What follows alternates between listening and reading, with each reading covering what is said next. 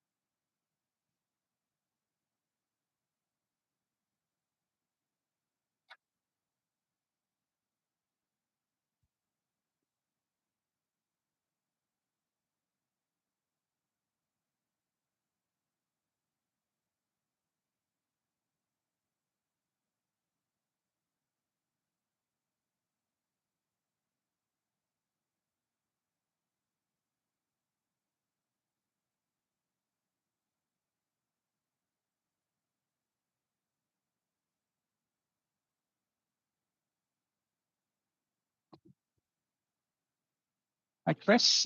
So we are live now. CJ is at the top of the board playing with the white checkers, and Becca is with the blue checkers. And I will now go and give them the thumbs up, and hopefully we'll get underway. Right, hopefully I can see. Right. Sorry, let's repeat that. Who's at the top, Julia? Oh, right, Becca and CJ. Right, okay, I'm fine, I'm good.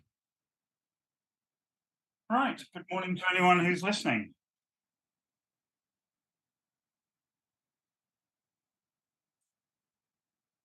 Okay, this is Chris Gray commentating from the calm of his own home.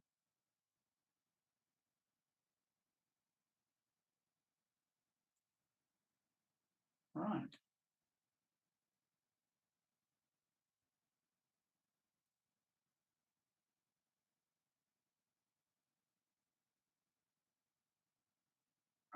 Okay, players coming to the table.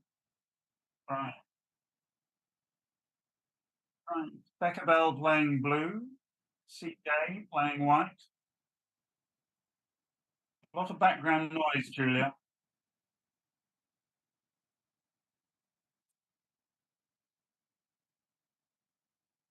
Hi, Julia, there's a lot of background noise. Right, the game is underway.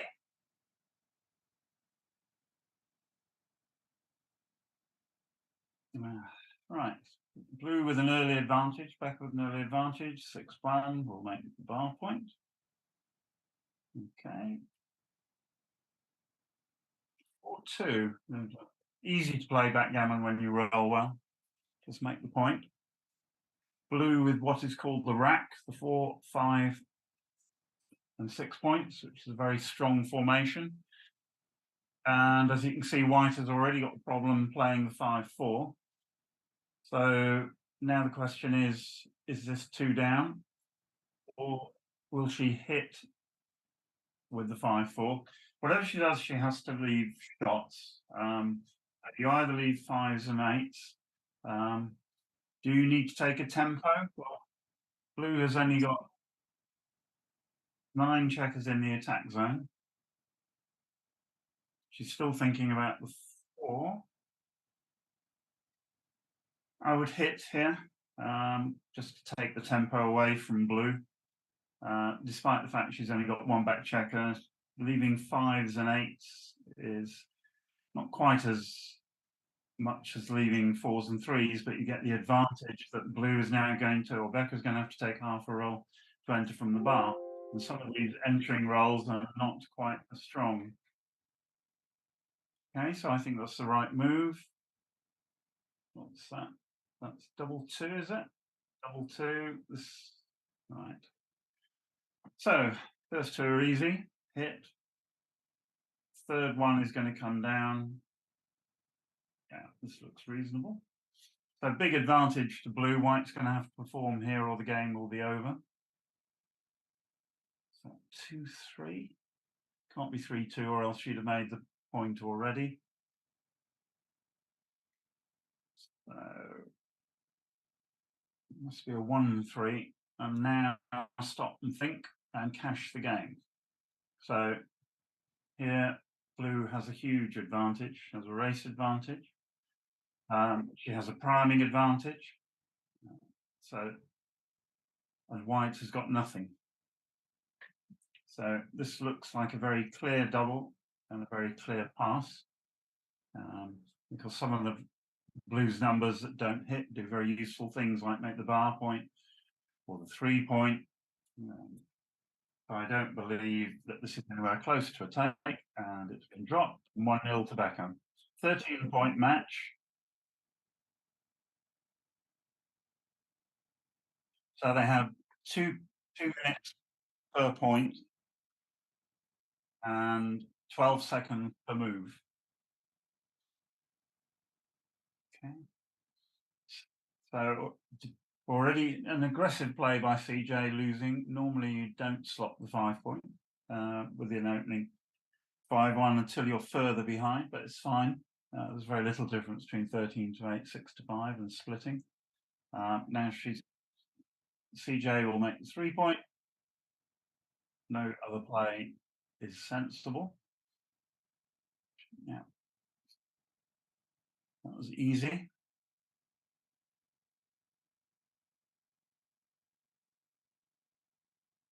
Three and one is going to hit. So blue again with an advantage. White's structure is a bit ugly here, and 1-6 is going to make it even worse. She's going to have to play 8-2, and now blue should stop, think, and very shortly thereafter double. So 3 checkers back on the X point is a terrible structure, particularly after you roll double 5. Ooh, that take, and this is a bold take. So this is going to be 2 checkers down. So blue will now have a 4-point prime. She's ahead in the race and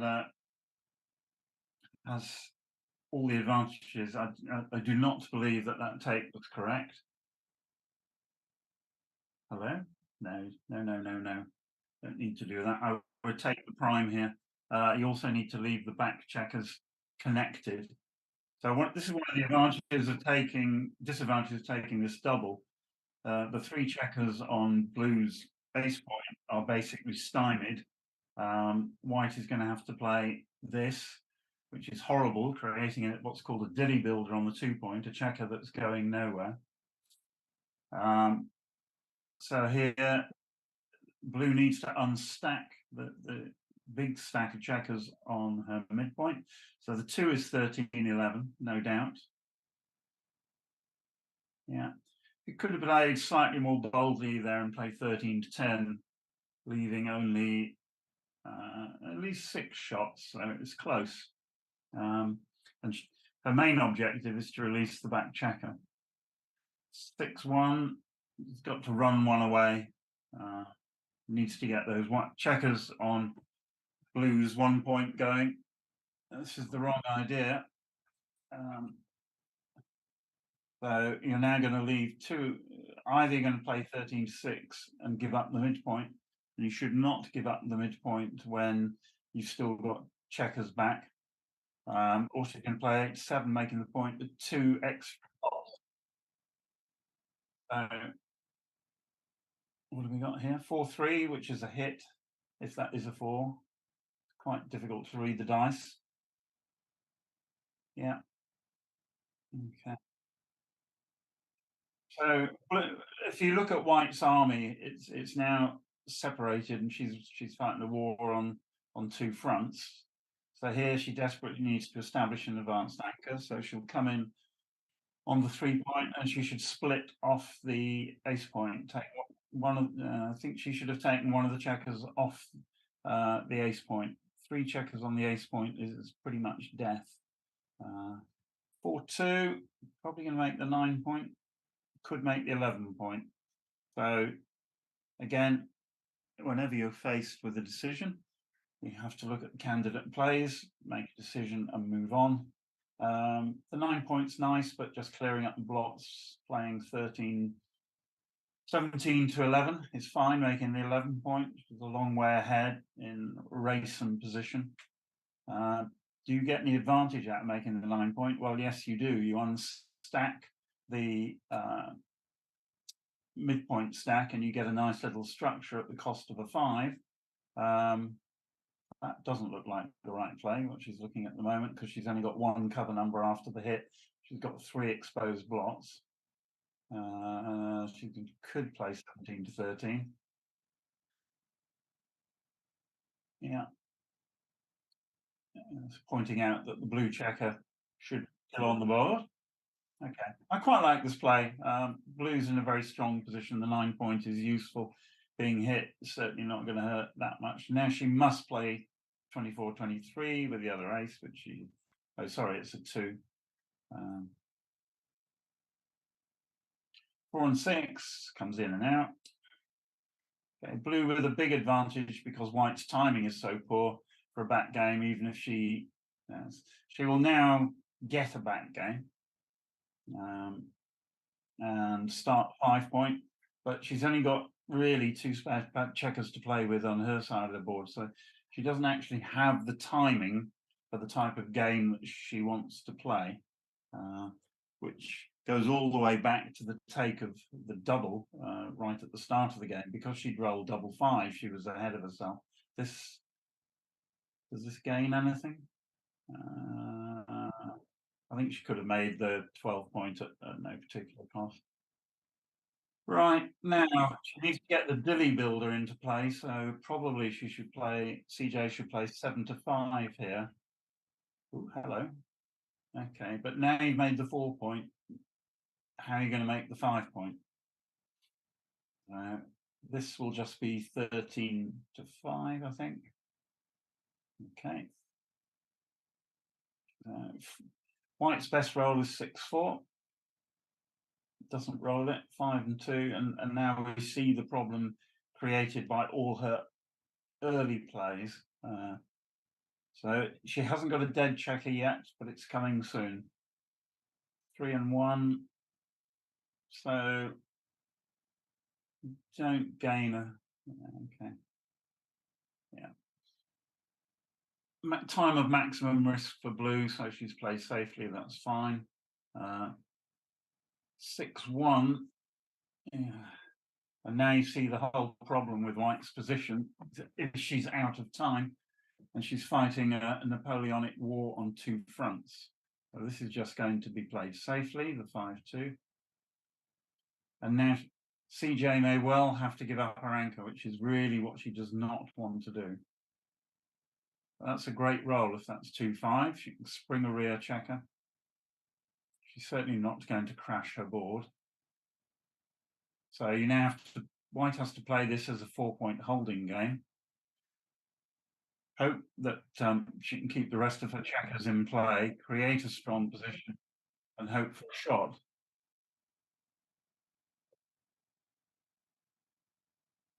So double 2 for blue, 2 down, and then think about the other 2. Probably going to just continue on. It's hard to see. It's not really worth slotting the 3 point there. So now CJ should run away. So with the 6 is very clear. She should keep the rear checker back, is what's known as a goalkeeper. So it doesn't give space for blue to dump checkers in unceremoniously. That's a good roll for blue, making the 3 point. And now, if CJ rolls a 3, she should come up, because otherwise she's going to be, well, now she's going to be forced to come up, but that's double three. So 1, 2, 1, 2, 1 up. So she has to accept the fact that this game is fundamentally lost. All she can hope for is a good race. So if she plays this, then she could be squeezed off the anchor next time. Yeah. So 5-2 is an interesting roll. So you're going to be leaving a shot. So you can either hit or slot the 2 point. I would slot the 2 point so that white is forced off the anchor with 4s and 6s. So if you hit, you could help CJ here. I like this play. Okay, that was a good play by Becker. 3-4 is a great roll. She's leaving because it's 4s.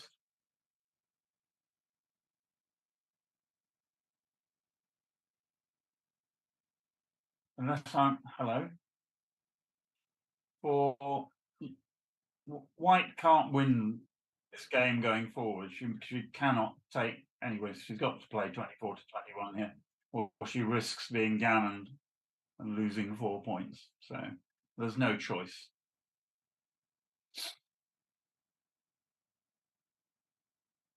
Now white has. So are you going to hit with the 4? With the 1? Yes, you are probably. That's close.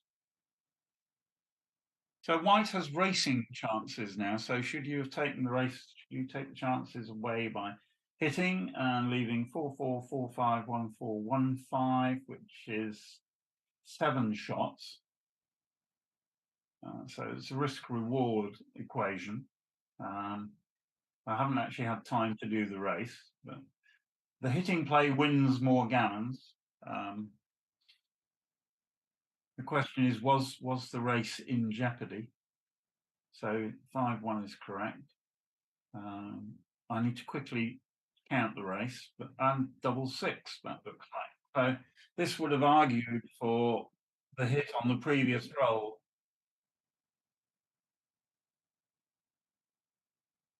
So now white has very real winning chances.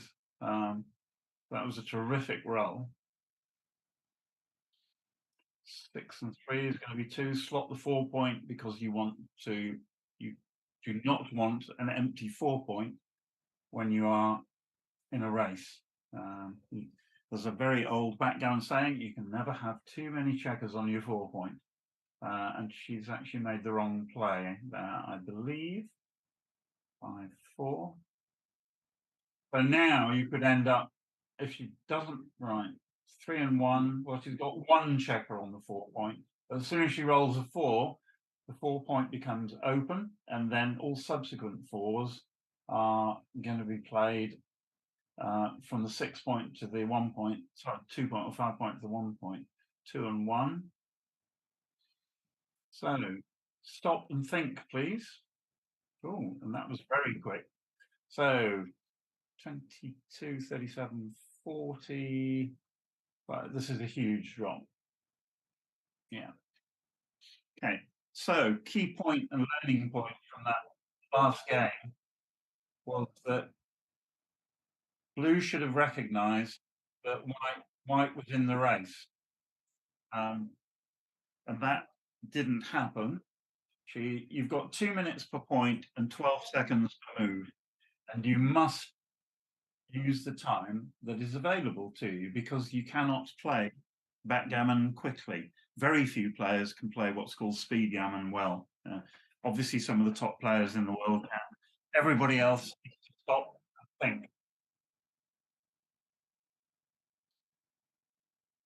think. Okay, so CJ managed to take a bad double, roll a double 6 at the right time, and win the game. So she's leading 2-1. But there were some misplays by Becker in that game, crucially the 1-4. So 3-1 is a good opening roll, and double 6 is a magnificent response. 5-3. Well, she's not going to make the 3 point, and she needs to split at the back. Yeah, it's fine. 6 and 5. Well, you can point, or you can play 2 off the midpoint. Yeah. So obviously, if you play 2 off the midpoint, you leave 9s, and you can do this as well. But if you're going to start the ace point, the old saying is you should probably make it as well. 5 and 3 is more awkward. So of course they're playing at such a speed that it's difficult to complete the commentary on the preceding move. This seems reasonable. So you want an advanced anchor. I think you should probably have started the 3 point with 3 there. 3 and 4, you can either make the 4 point or pick and pass. But you've started the ace point, so you might as well make it and not leave anything. So 3-4 to me looks like 8 to 5 to 1.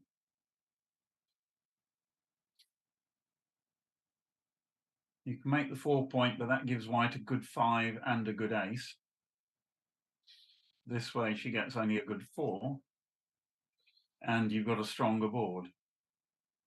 So there used to be a thing many years ago where you just didn't make the ace point, but now you do. 4 and 1, an awkward roll. And again, I do a lot of counting, and I do a lot of thinking before I decided to go in that situation.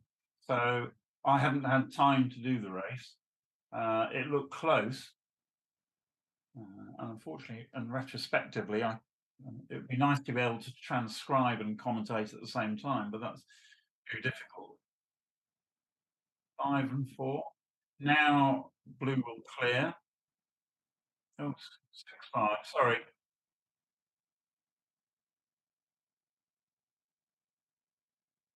So white to roll, 6-4. Right, and now blue should stop. After this roll, blue should stop, count, make a doubling decision. 55, 83, 7. Blue is 109.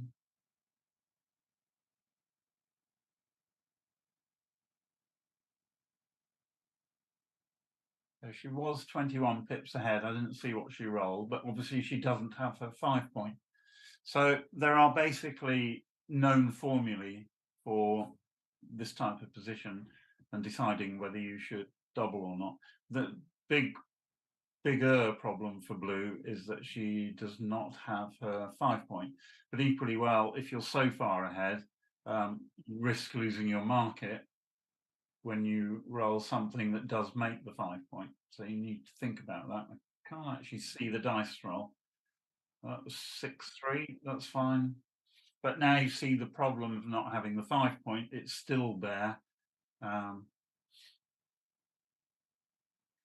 And white has caught up somewhat. So this looks like you can slot, if you slot 2 points, which is the danger here, she probably needs to keep, CJ needs to keep Becca honest by making a strong board. 6-5 is a magnificent roll, clearing the point. And now, what's that, 4-3? So down and slot, or this. 52, 76, 79, 83 for blue.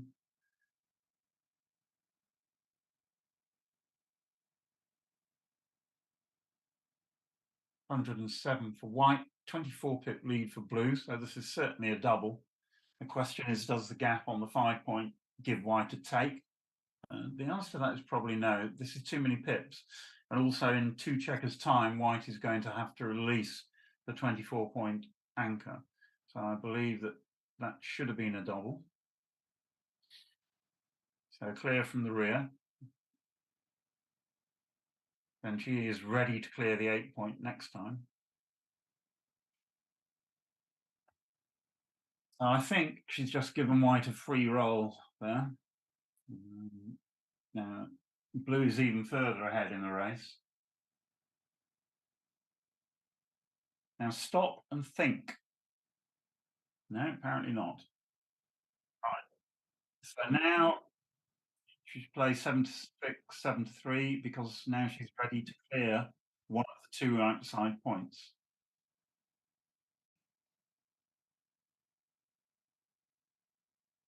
Ooh, hello. Now she gets into trouble on big doubles. So part of backgammon is learning through experience, and I would play 7-6, 7-3 very quickly here because I've seen it all before. And in the end, she's made the right move. 6-1. That's going to swap the 3 point.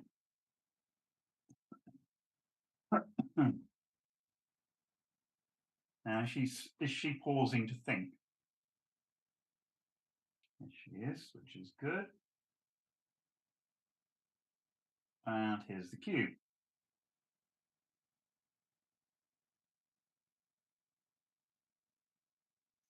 So this is a big double and a big pass.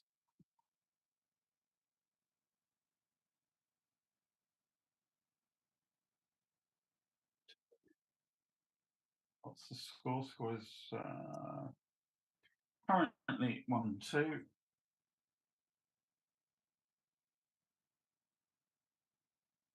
Okay. So basically, in this position, white is 25 pips ahead. CJ won't get a shot often enough to win, and unless she's very lucky, her board may not even be preserved. So the pip counts are 72 and 97, and she has correctly dropped.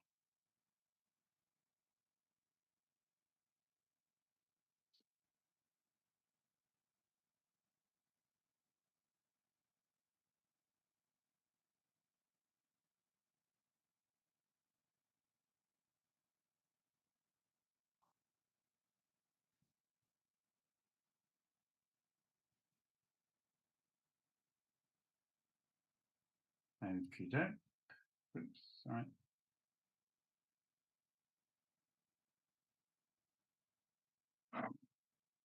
Right, here we go again. Sorry, missed the start of that one. So it's now 2-all. So it's effectively an 11-point match.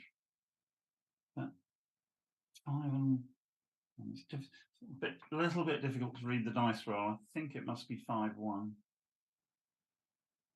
So white has already made a point, so you can't play fast and loose here. So that's a little bit asking to be attacked. Probably 23 to 18, 9 to 8 was the correct move there. Now she's got, I think hitting twice is quite overplay. She's got 4, 6, 7, 8 checkers in the attack zone, so it's hard to conduct a blitz with 8 checkers.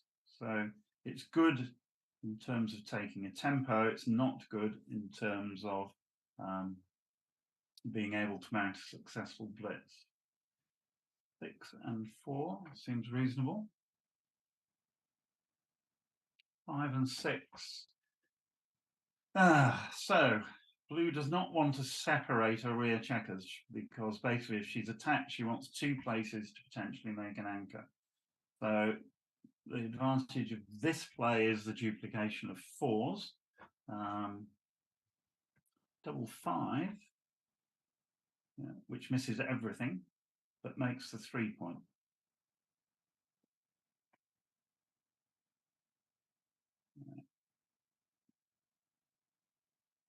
Okay, I don't think there's too much argument about what's going to happen here.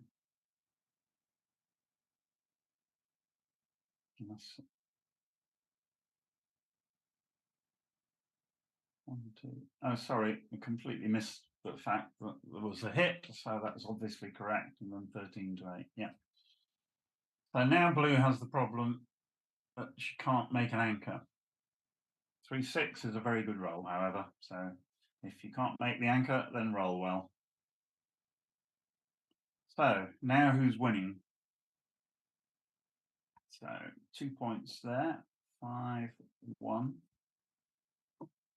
And again, the speed of play, and I did some commentary early in the year on the UK ladies match against the US, and the speed of play was just phenomenal.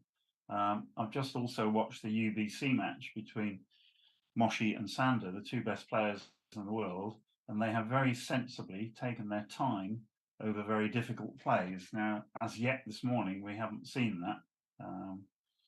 Question is here, do you come up with the ace to freeze the builders on blue's 8 point? Well, now that won't happen. So blue has a positional advantage, white probably has a racing advantage, 5-1. So now she won't come up, and blue should slot the 3 point and make the bar.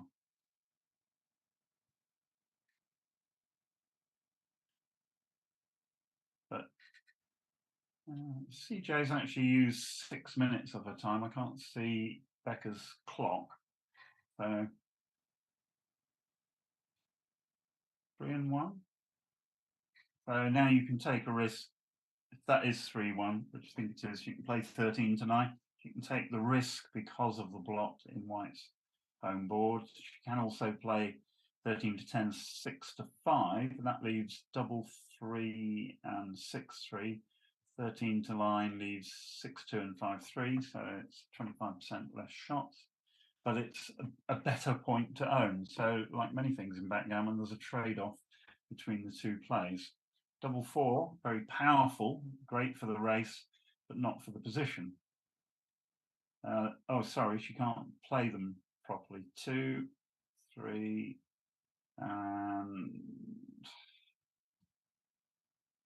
probably 8-4. She's going to have to, although this preserves a 6, which in some sequences may prove to be good. So now blue needs to be thinking. Now, see, blue has now made the 4 point. He's got a very strong position. So she's way behind in the race, but she's way ahead in position. So now white has got to come up. And again, all of these moves are creating doubling decisions. So that 2 was very good for CJ.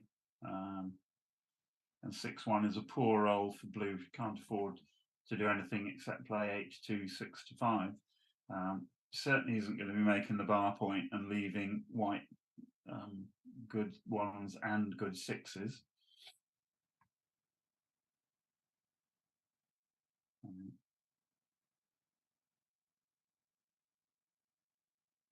not quite sure what she's thinking about, but we will no doubt find out in a minute.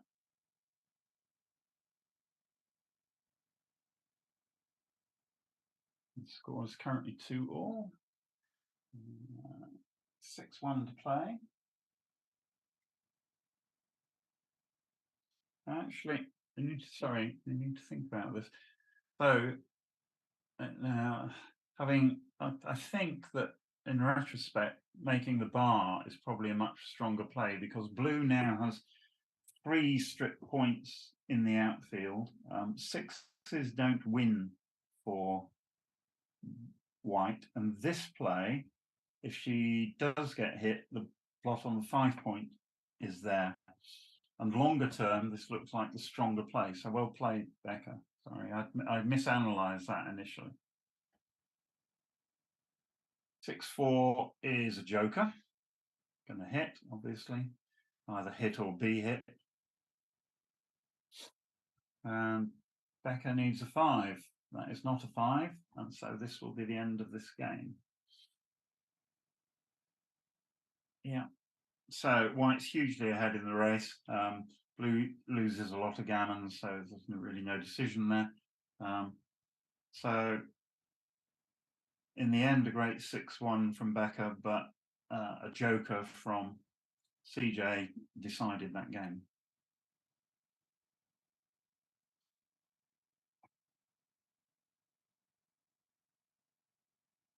Here we go. So it's now 3-2 to CJ. Ooh.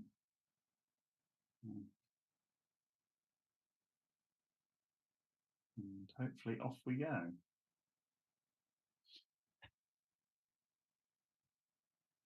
Right, new game.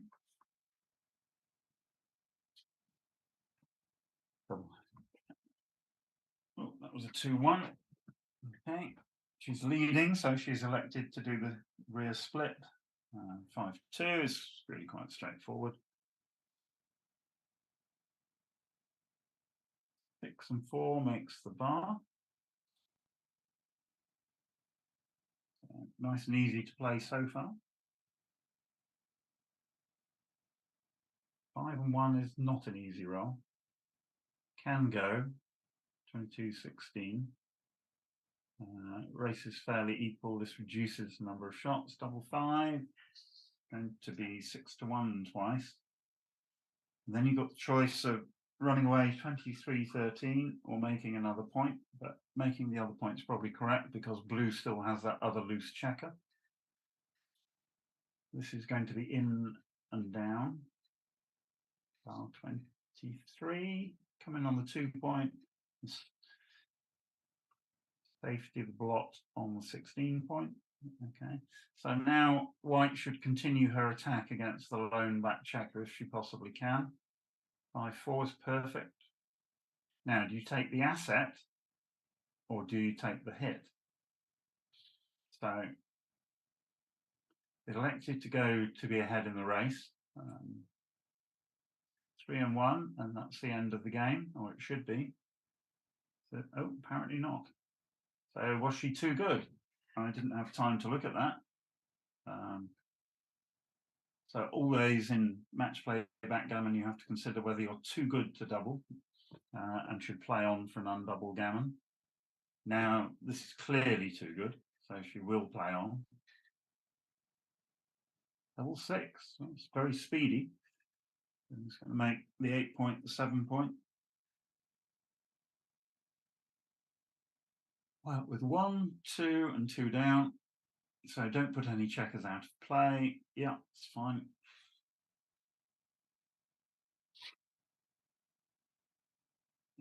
Blue rolling poorly. Can she get? Yes, she plays 7-6 with the 1, which gives her another attacker. 13-8, certainly reasonable. You could have safetied the other blot. 5. Now she will hit with any 1, 2, or 3. That's the 1, and she should still hit with the 1 and play 8-2 with the 6. This is not a time for safety because the cube is still available to her.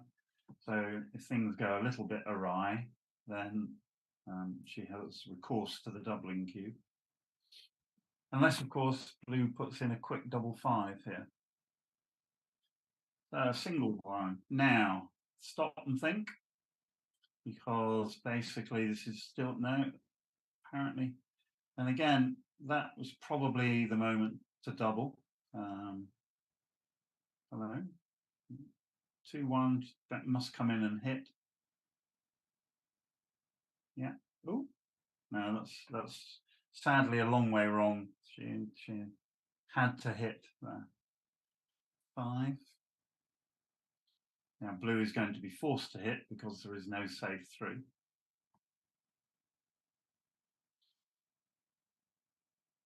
So you take the tempo from the hit, which is correct.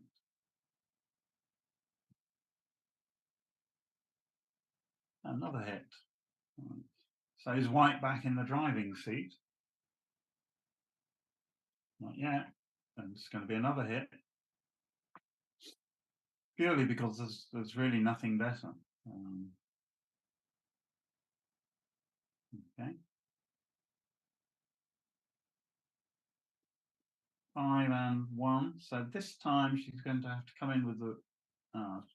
Sorry, you've got 2 choices. You can come in on the 5 and play 2-1, or in on the 1, keeping pressure on the blot on the 2 point. So white's ahead in the race, so she decided to race. Now, that is a 1-4. You've got to pick and pass. Yeah. So blue's slowly working her way back into this game. So the cube is still in the middle, I would remind you.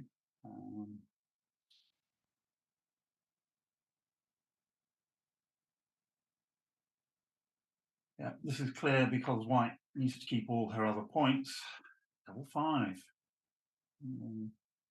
Unfortunately, blue already owns the 3 point. She's way behind in the race, but she may have to play 3 checkers out from white's board and 1 down. What else could she do? Everything else involves leaving a block unless she moves 2 checkers to the 3 point. So the big question in this position is, should blue keep her anchor? 1, 2. Right, she probably correctly is keeping her anchor, but 1 checker slightly out of play. B2, well, it's obviously not going to move her forward checkers, so how is she going to shuffle the checkers at the back? So I think she should come up with a 3 and play 18 to 16, which duplicates 4s very neatly. I don't see that there is another play here. Yeah. That looks fine. I don't think there was a better play. So 6s and 4s hit. Blue hasn't got anything here in terms of a double. And that's a very awkward roll, because she can't safety the block. She could hit, which leaves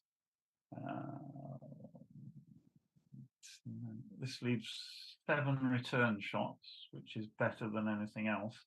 Doesn't get the 3 point. 3 and 1 is going to be an anchor. Okay. So now blue needs to make the 9 point to give her some comfort factor, which she's done. The 6 is clear. The question is the 5. So you want in backgammon to keep your checkers in play. So 15 to 9 is very clear. I think she's probably going to have to play 13 to 8, which removes the fly shots with 3, 6 and double 3. 8 to 3 just creates 2 dilly builders. Ooh, 6 to 1. A player had not looked at, but now she has no spare on the 6 point. Is it worth that weakness to do that? And there's the 3, 6, which with 13 to 8 would have been avoided. Now, if she fans, she's in trouble. 4, and probably that's the one. Again, all of these things take time to consider, so she could have risked it being back there. 1 and 2. This is going to be very easy to play. Right, so blue has a positional advantage in so much as white still has a rear checker. This is a joker, so she's just going to make 2 points. 2. You could make the 1 point, but I believe that making the 5 point here is correct, because any 1 is going to damage her on the other side of the board. So do this and then imagine 1, 5, 1, 4, all of these things are going to cause a problem. So that was entirely correct. 1, 4. So now we get to have some fun. Again, time to stop and think. Any 4 or 5 potentially gives blue a fantastic position, whereas white has to roll a 6. So now that block's going to get, it's just going to be safetied, 7 to 3.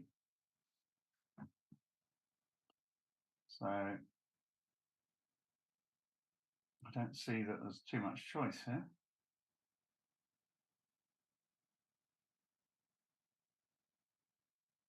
Now again, stop and think. Now 5, 4. Yeah, I like this play. So now white is in the situation that she must roll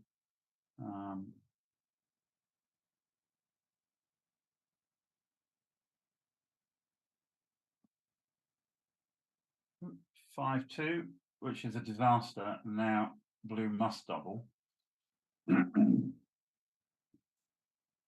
Because any 4 loses her market, she's going to win. She's not too good. Right? So that was a huge missed opportunity. And if white happens to roll, now again, stop and think. Please stop and think. Right?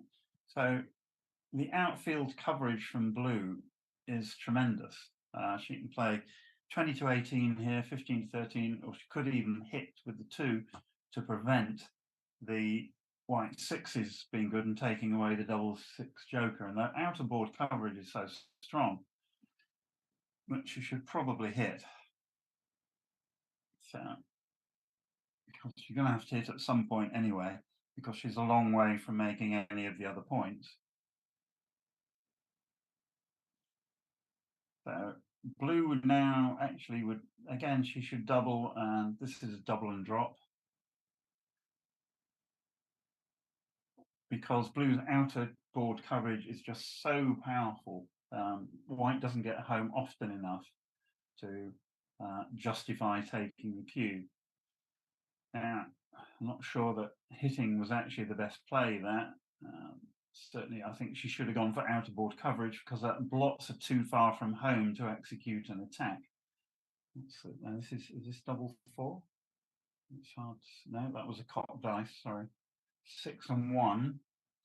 So now look at how the doubles play. 1, 2, 3, 1. She should play. Yeah, this stops white's double 5 being a joker, and I can't see anything better. But there was an error in execution of tactics in this game from Becker. Because her army was separated in 2, it was not the time to mount a blitz attack. It should have been played as a priming game, not a blitzing game. That is a terrific shot.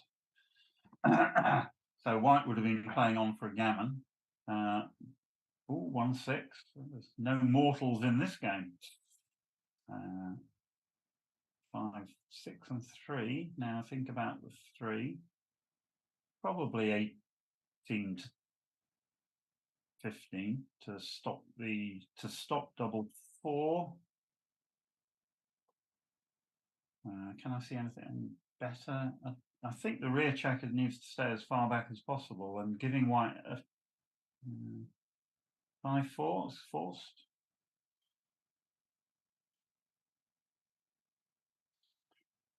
Now this is not a double. Only 1, 2, or 3 hits, 6, 5 misses, and now white will be playing on for a gammon. So blue has paid the price for not understanding the position in this game. So 3, 2, double 2, double 3 are bad for white. Everything else, and double 1 is great. Everything else is fine. So she'll now play on for the gammon. 6, 8, and 12. So 13 crossovers required for blue, 14 crossovers required for white. So this will be very close. White's probably a gammon favourite here because she's never going to miss. All her small doubles play well, whereas blue's doubles play very poorly. So she needs to optimise her crossovers. So my prediction is that white will just edge this with a gammon, but we'll see.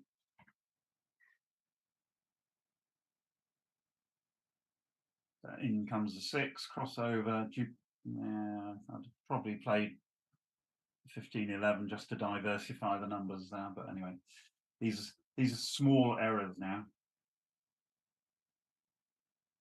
6 is good. 2, yeah, okay.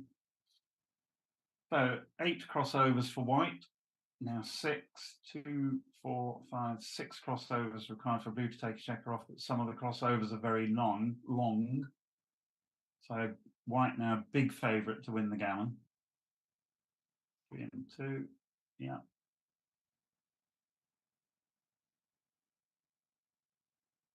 6, 2. So she gets double 4, but can't get double 3. Okay, so double 4, double 5, double 6, save the gammon. Not good enough, 4-1. So that gives CJ a lead of 5-2 in a 13-point match. So obviously it's a long match. 5-2 up in a 13-point match is 55, 11, 17. So despite the 3-point lead, she's probably only about 63, 64% to win the match because there's still a very long way to go. The match is not near enough to the end of it to get really wild differences on the doubling decisions, but obviously the leader will be playing or should be playing for holding games and races, and the trader will be playing for blitzes and primes.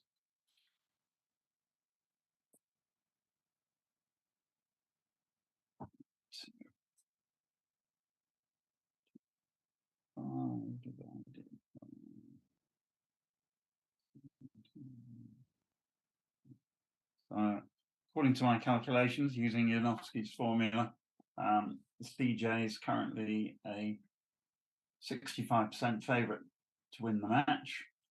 They need to update the score, which they haven't done yet. So it's actually 5-2 to CJ.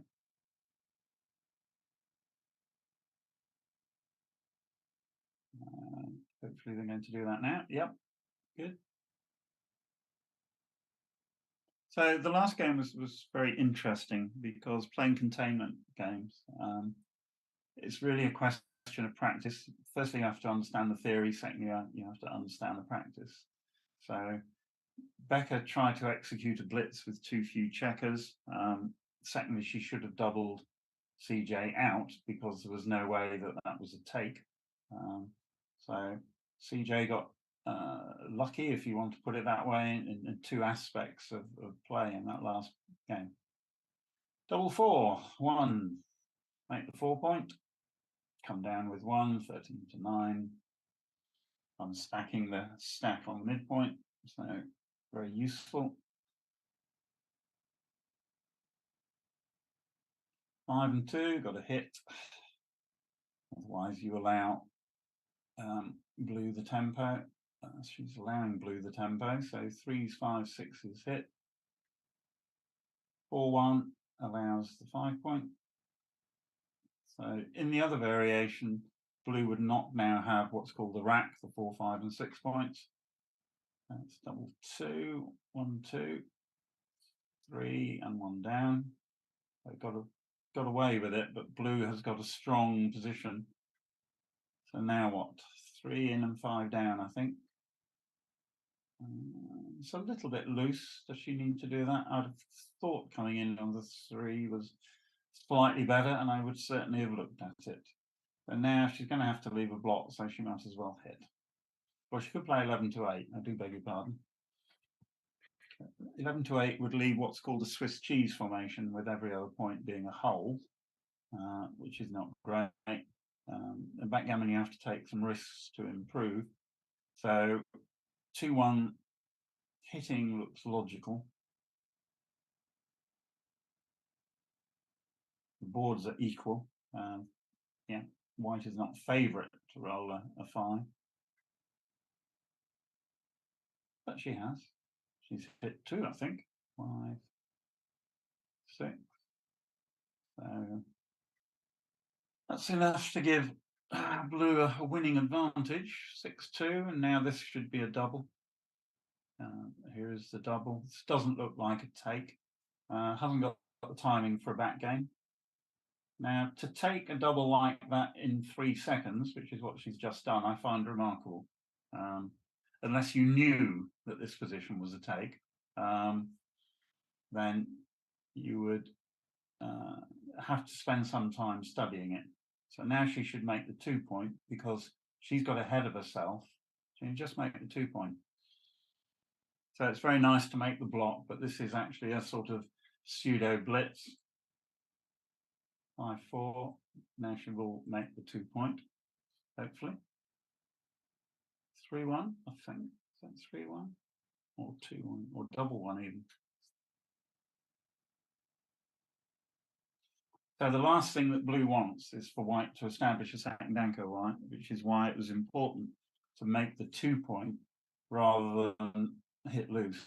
So if white now makes the 2 point at any point in time, blue will regret that. Now she needs to hit again, but she's fanned. White's position is still pretty awful. 3 and out.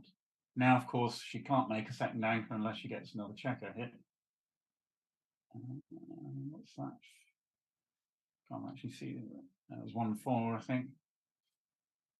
Now, again, you need to decide. Blue needs to think about what she's doing here. 5-2. Oh, sorry, I'm looking at the wrong person rolling. That's good. 5-2 makes a point.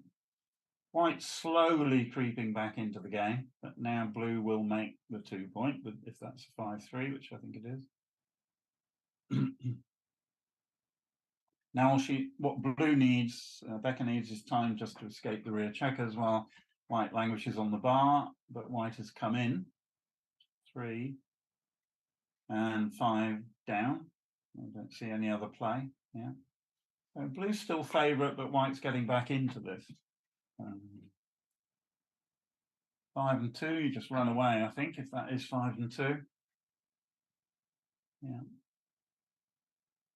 Okay. Now, if white can roll a 6 to release a back checker and potentially do something useful, 6-3 is good. Thanks. The midpoint could have made the bar a 5 point, but having the outer board coverage looks better. 6-3. That's an interesting roll. So she can play safe by playing 13-4, but the back check is still trapped. If you come out 24-15, it only leaves 1s and 3s to hit, and white has to give up a point to hit. Blue does not want that checker trapped back on the 24 point. So I believe that she should actually run that checker away. 6-3. I think you just run it all the way. But only post-game analysis will now tell us whether that's true. So in this variation, white could have hit from the 3 point, but it would have been fraught with danger. This 3, no, safety the 2.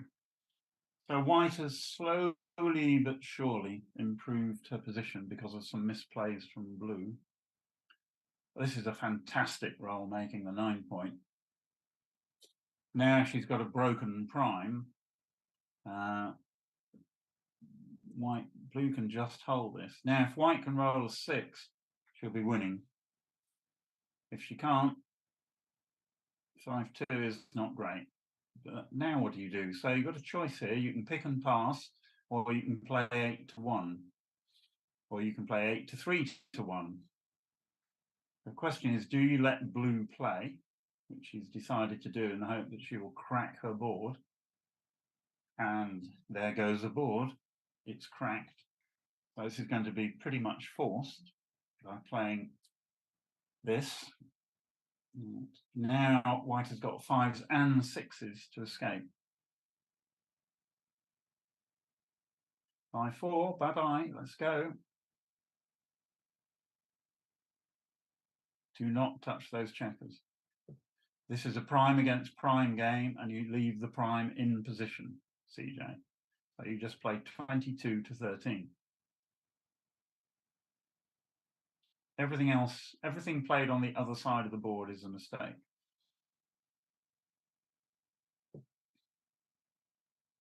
It looks like she's going to execute the wrong game plan.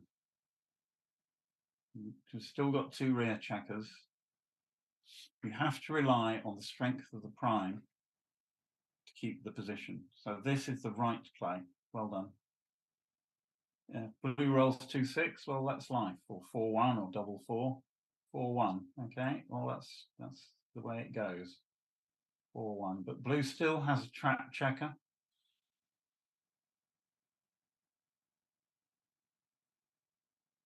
Six and 3. Time to stop and think. Could this be a cube? Okay, 2 and 4. So again, I didn't have time to analyse the position, and I'm a reasonable backgammon player. So I would have thought that it would have been worthwhile taking the time to analyse the position to determine whether or not you had a cue. 1 is good.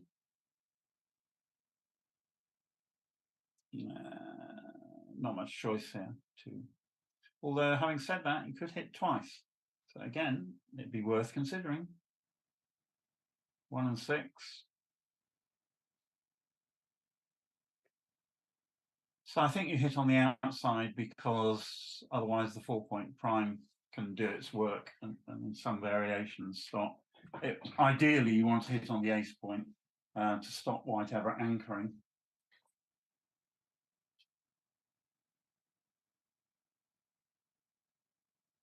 So now she's anchored. So now white's going to have a well-timed ace point game.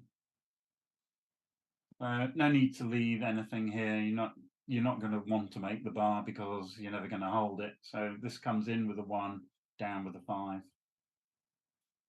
Or even in with a 5 and along with a 1, but actually you want to end up killing your numbers as blue so that you've got time to release the rear checker before you break your board. So this gives more pips to play with outside, and it's a nice structure. So she needs a 2 or a 4, but a 4 is a fantastic shot. It's frozen. 1, 2, and 2 down. Yeah. There's still winning chances for white. 1, 2, 3, 4. So now blue's a little bit advanced, but she's very happy. She's on her way to winning a gammon if white does not get a shot. So white needs to hit a shot to save the gammon here. 5, 3, forced.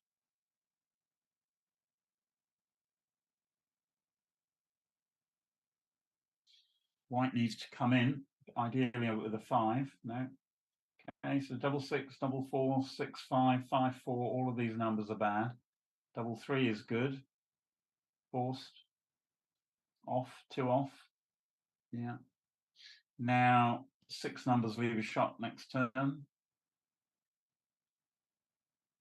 3, 1. Start the 5-point. You're not going to win without hitting a shot here, or save the gammon without hitting a shot. So she probably should have started her board. Right, so now a couple of things have raised their heads. Firstly, the backgammon. Oh, hello. That's one way of getting out of it. 1, 2. Well, I think you go with 1 actually. So this gives 2, 1, and double 1 as jokers to blue. It's close because there are only 8 checkers left, but now 2 would make the game rather interesting. If not, she'll just have to go and concede the gammon. I don't think that's a hit. No point in staying at this point. What's bad? The only bad number is double 2.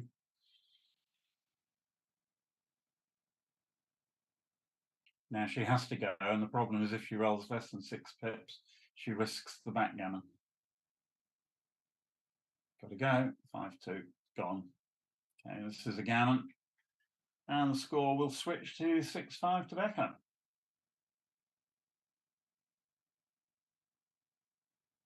Okay, so as with every game of backgammon, there are always learning points in every game that you play.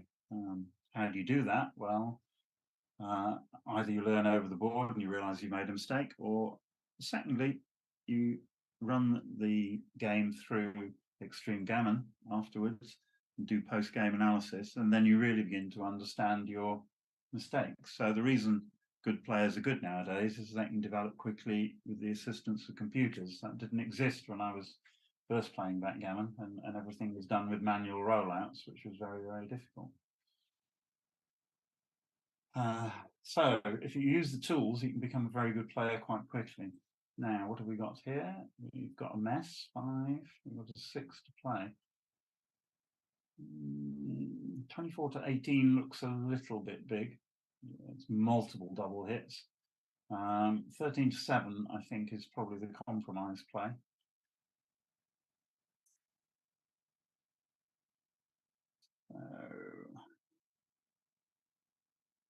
The only problem with this is it's less shots, but it separates all the checkers. 5. Now you can afford to bring one down, I think. I don't think you need to advance the rear checker. Is it 5? Oh, it's 5-1, is it? Yeah. When you have a single rear checker, the worst place for it to be is on the 23 point, because it blocks. It's blocked by 6s, so I think actually the correct move there was just to play 11 to 10 with the ace. 4-2, well, I think she comes in on the 4 with the idea of establishing a high anchor and plays 13-11. Yeah.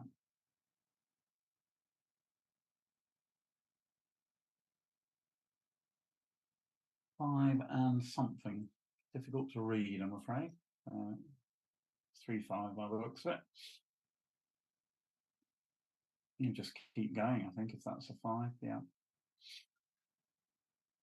So 1s and 3s are good for it. So 4-1 is a good number, in and hit.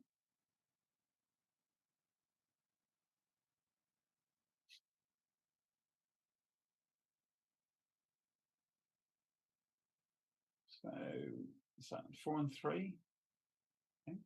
Is that 4-3 or is it 6-3? I think it's a 4-3. So you can come in, all right, you come in and come out. So use the checker as a distraction mechanism. 6 and 4. Now, do you hit? You can hit on the blues 11 point, which is probably the right play. 6.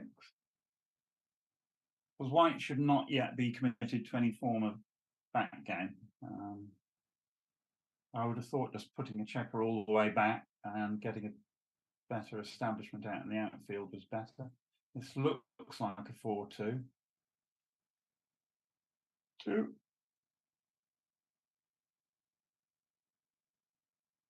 So 4-2. Well, I think we can play that safely, provided I've read the dice correctly. She's going to make the 4 point.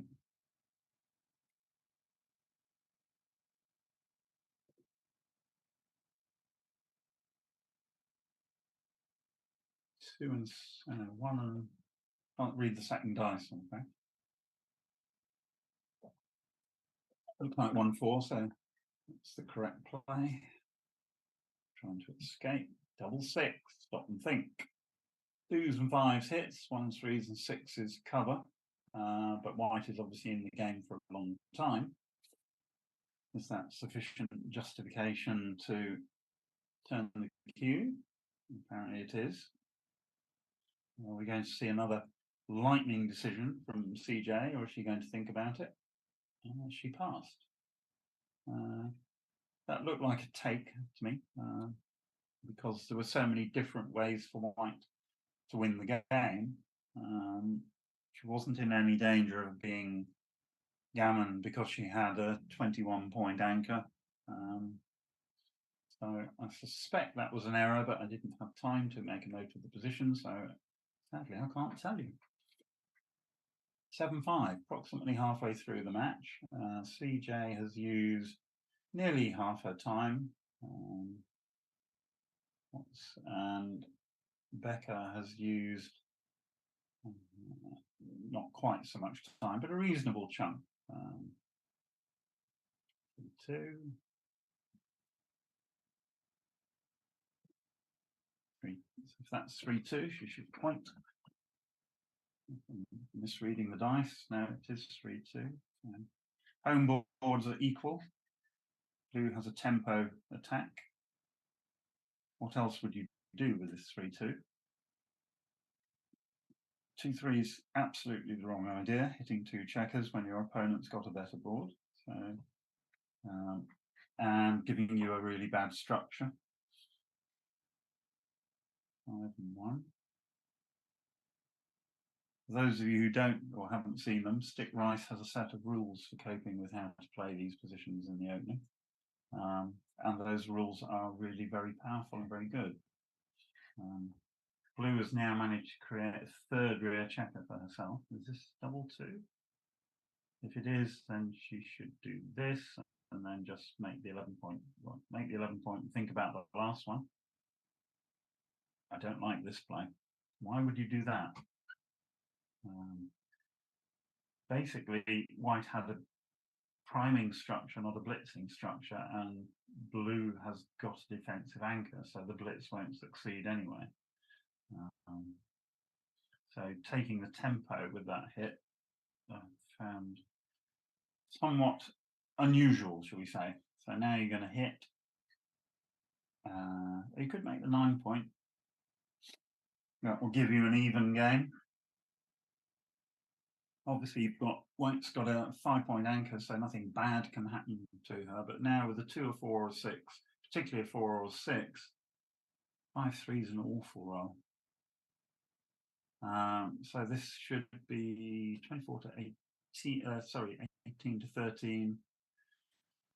Then either 6 to 3 or 7 to 4. Probably you want to build the points in order. So I would play 7 to 4 here. The only other option is to come up 24-21, but that allows white the blitz attack which she would like.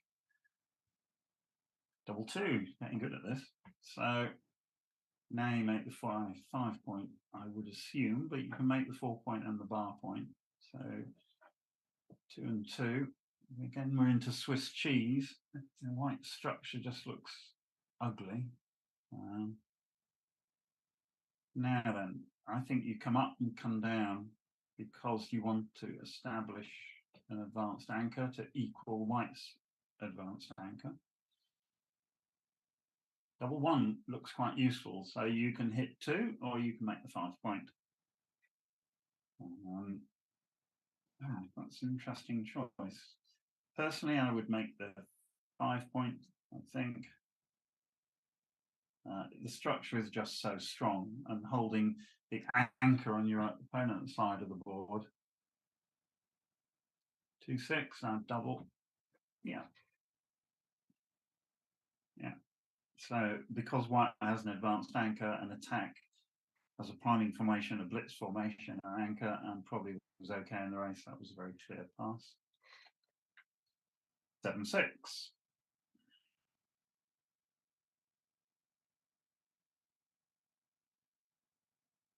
Okay, so if you're leading, you do this with 4-3. That's entirely correct.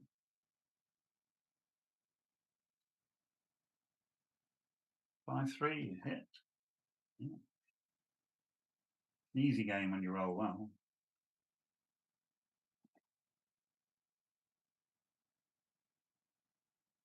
2-1. If it is, I think she should come in there and slot 6 to 5. So that would have duplicated 4s and developed one of the checkers on the stack on the 6 point. This will make the bar point. But the point about sorting of the preceding roll is you want to make a board as quickly as possible. Now she will in all likelihood make, now she's going to make the anchor, but in the other variation, she'd have made both the anchor and her 5 point. 6-1. I think here you probably just run away. I think you play 16 to 9. You can't play safe.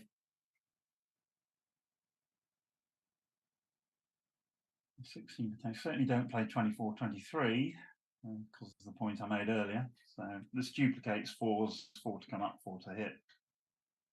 6-1. You make the bar. Okay, now white would like a 4, firstly, to make the 9 point, or a 5-2 or something like that. 5-1, you just play this safely because you're ahead in the race. You don't want the excitement of contact, and all you're interested in is escaping the rear checker. And this is the wrong plan. Why would you do this?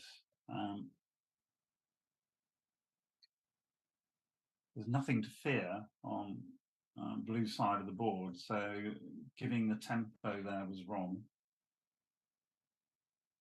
Now white set herself back 24 pips in the race, but with a nice number, she's established an anchor. But now the positions are very equal, whereas before they were not. So Blue will just play 10 to 4 here. There's no excitement to be had. There's nothing to hit. So you might as well try and build a board.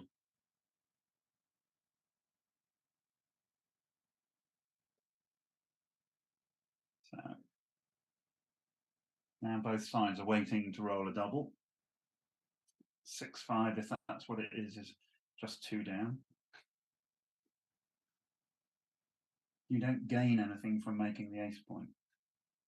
So you can just put these builders in position to make future points. Now you can look at the race here and decide what's going on.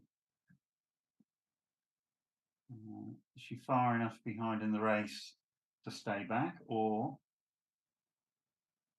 and again another relatively swift decision. I hope she's done a count and has decided on a strategy. Now you are going to hit something, so you might as well just hit 6 to 1, 8 to 7.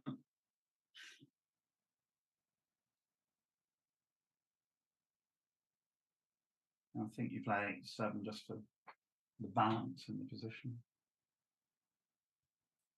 5 and 6, you run away.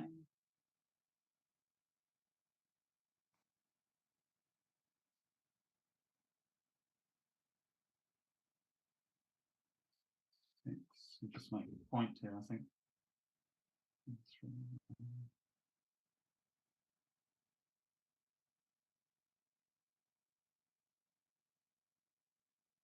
The race is actually now pretty close.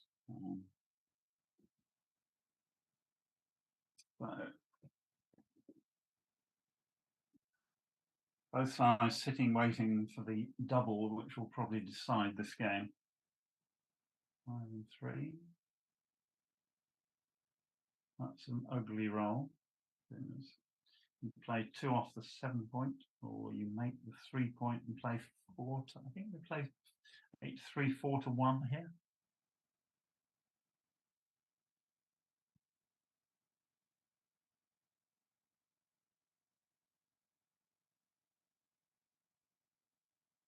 This is okay. It's either this or 2 off the 7 point, but then you haven't got the bar point. So now you swap a slightly stronger board for the fact that you haven't got a landing point to the bar point for your blocks. Now I think white will just, now if you can run away, and again, it would be nice to do just a little bit of arithmetic. This is going to be 8 to 1.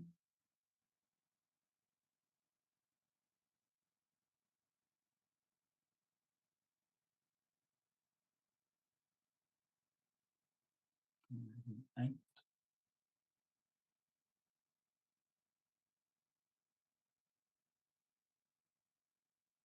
So white was 6 pips up before the roll. She'd roll 7, so she's 13 pips up, I believe, but I will check that.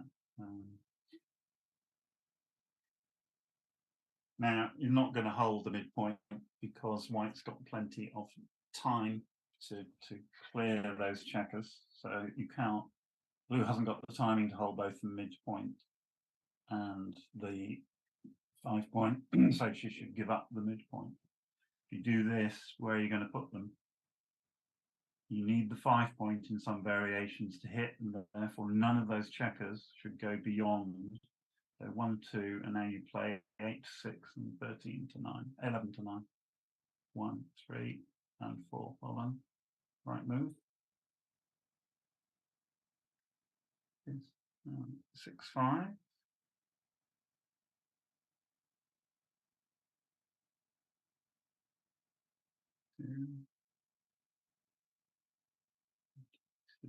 Now, how do you play the 5? Probably just in from the 11 point. Oof. I don't think we like this. Time to do the racing count. No, apparently not. Now you've got the choice of playing 13 to 6. It's at least worth looking at while your opponent's got 2 in the board blocks. Well, 3-1, perfect board from blue. The blue's perfect board is 42 pips worth, and now you don't leave anything. Well known that you don't leave anything against a perfect board. Probably I would clear the 8 point here to give myself, I've then got 3 checkers I can work with that equally well. The problem with this is that blue can now run 1 checker if she gets the right number. Didn't get the right number. But white's probably going to have to give up one of those points now anyway. Apparently not. Just roll double 5. It's much easier.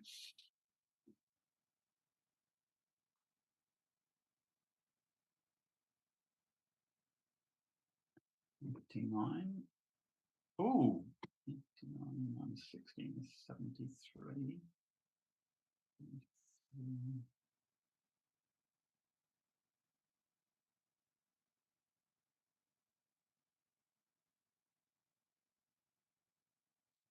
Now I think that blue's just a couple of pips light of a take here.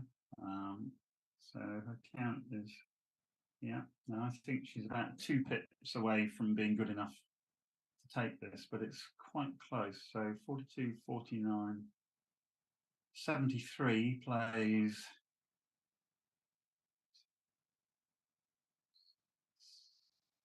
64, but the checker on blues, white, the extra checker at 64. I think this is a borderline take. It's right on the borderline of being double or take or pass. Slot both points.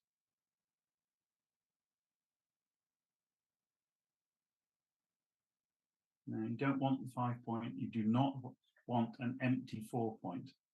Double 6 justifies the take brilliantly. And it's going to be pretty close to a redouble and a pass, I think, after this. So now you see the danger of having an open 4 point. Every 4 will be difficult to play. Blue's count is 49.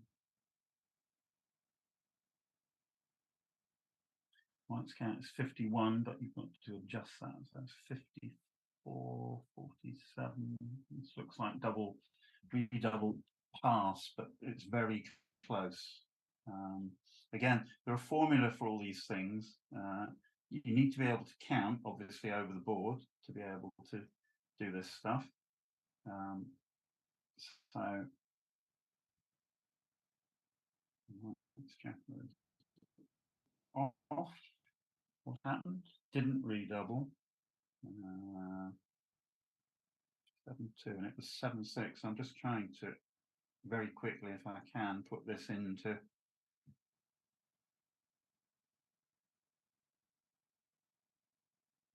and according to XG, that position was where Becca didn't redouble, was a redouble and a pass. Now she's redoubling. I missed a couple of rolls there, sorry, because I was trying to put the position into the computer. 36, 42, 44, 45, 45, 45, 49, 50. Yeah.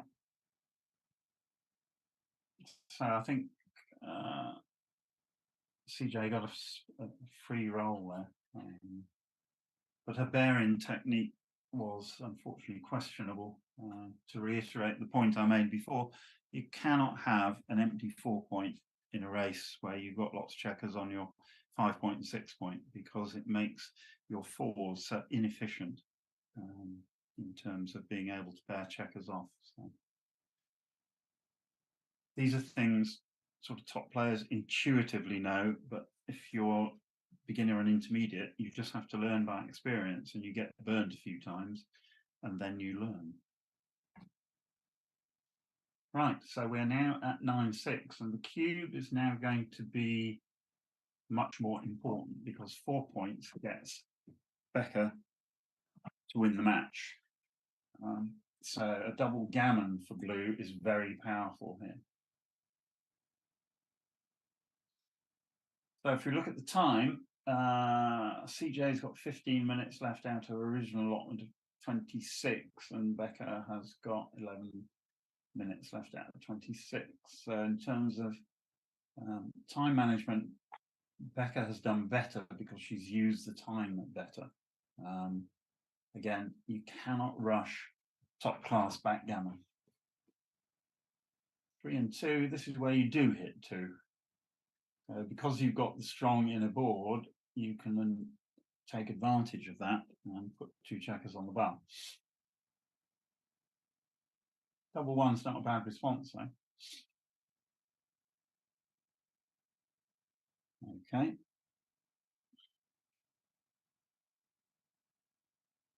Double 2. So I've got to make the advanced anchor, I think. So in with 1, up with 2, because your opponent's got a very priming structure. So you need to counteract that priming structure by making an advanced anchor. And again, I think this is the wrong idea. I'm prepared to be proved wrong, but now blue will just hit. That's a 5-4. So you need to take the tempo away from white and potentially make your own 4-point. So white would have been a lot better off if she had. This is okay though. She's got away with her preceding play.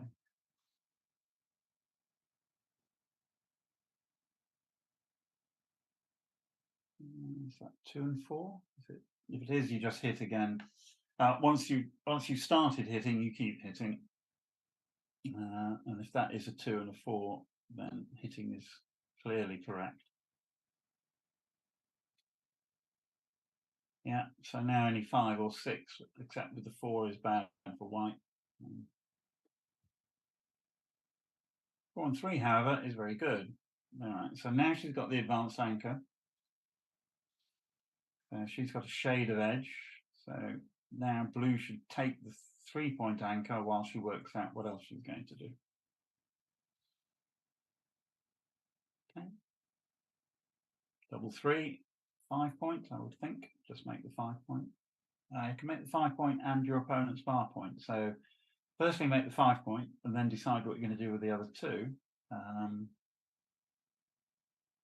So I like this. And then I'd probably make my opponent's bar point. Although I'm trailing, so actually you need to think about this one a bit more in depth. So if she's not going to have any trouble escaping, then I like making the 8-point, because obviously the checkers on the 11-point are now slightly redundant because they haven't got a landing point to go. But this has effectively separated blue's checkers, so it's quite a nice play. I think in retrospect I prefer this slightly. So blue's not moving the checkers off the midpoint. She's not going to hit 2, so she's going to be moving a rear checker. The question is how. So 24 to 18 looks logical, and then think about the 1. Or you could just do 23 to 16, keeping a checker well back. Yeah, I quite like this play.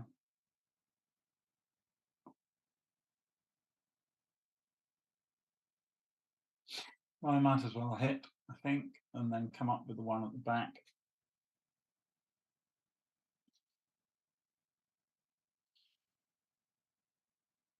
So she's ahead in the race, so ultimately she will want to race. So I think 23, 22 with the 1 is the right idea. I suspect this is not a huge error.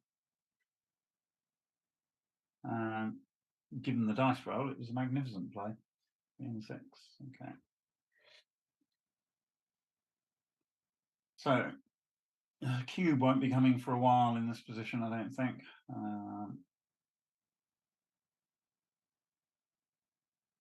So point made. Blue will just come in and come out. Yeah. But whilst white owns blue's bar point, would be very little. Now, would you hit? Do you need to hit? Do you give up the 8-point purely to hit? It's not unreasonable, certainly.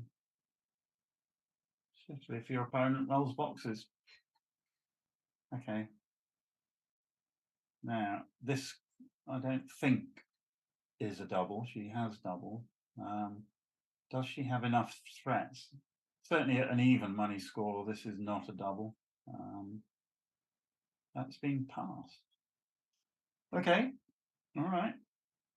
Again, blue had many ways to win that position. She had an anchor.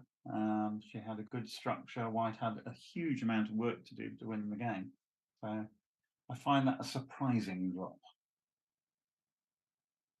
And also, reiterate what I've been saying all morning, that was a very quick drop.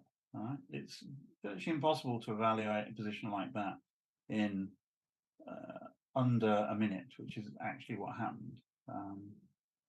Time management is my biggest bugbear. You need to learn to use the time. You still come up with a 4 here, I believe. Puts pressure on the 11 point.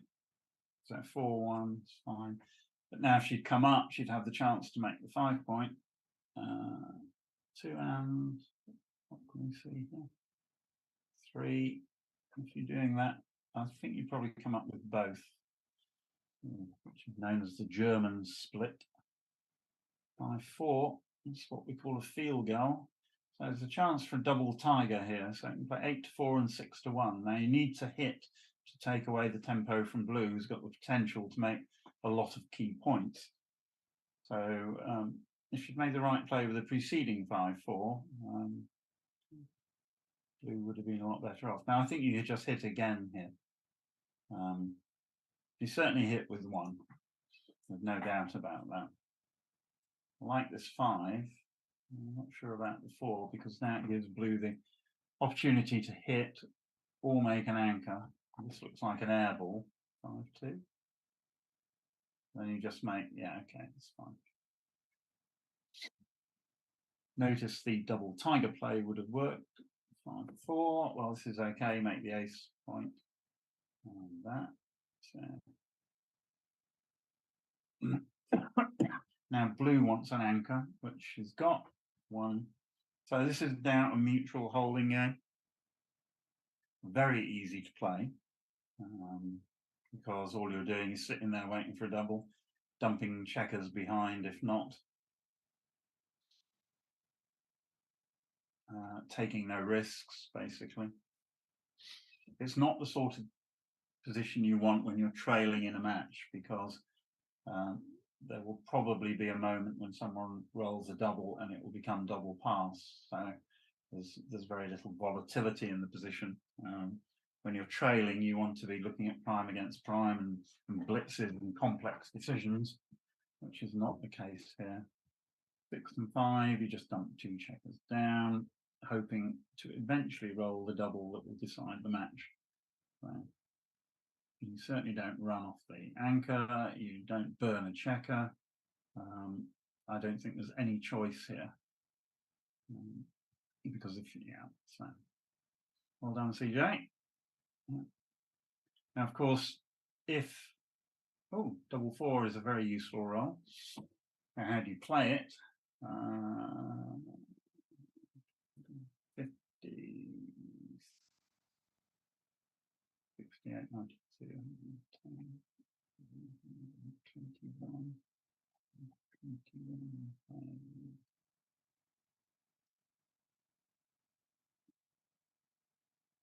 The race looks equal to me, about 4 pips in it. So now you make a point, start a point, and basic technique, you make a point, slot a point, cover a point, slot a point, cover a point, roll a double and win the game. But the last part of that's the more difficult one.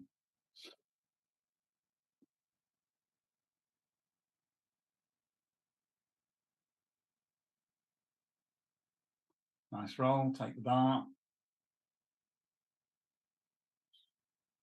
Only these 5-3 and 6-2, and white's got a blotting board, and long term, having this point will be very useful in terms of getting the checkers home.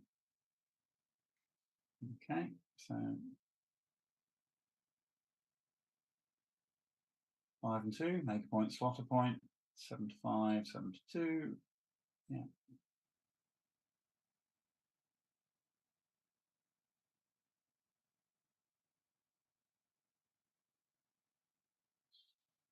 Okay. 4-1, no excitement, just all the way down. So both players should be keeping a running count and making a decision on doubling based upon that count. This obviously will help. So I think you actually play 6-3 twice here. Now that open 3-point.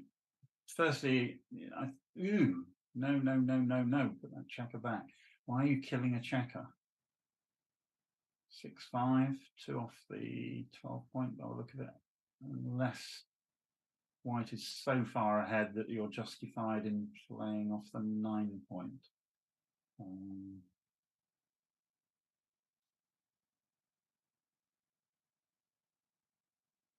10. So blue's count is now 99. Was that the right play? 99. Now you make the 3-point here.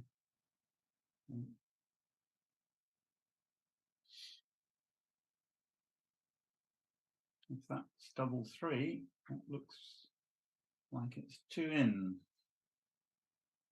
Or you make the ace point, depending on the pip count.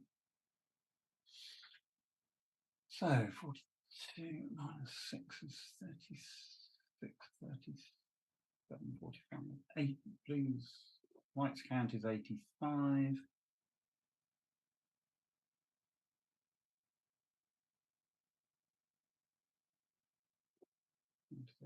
How many of these has she played? 5.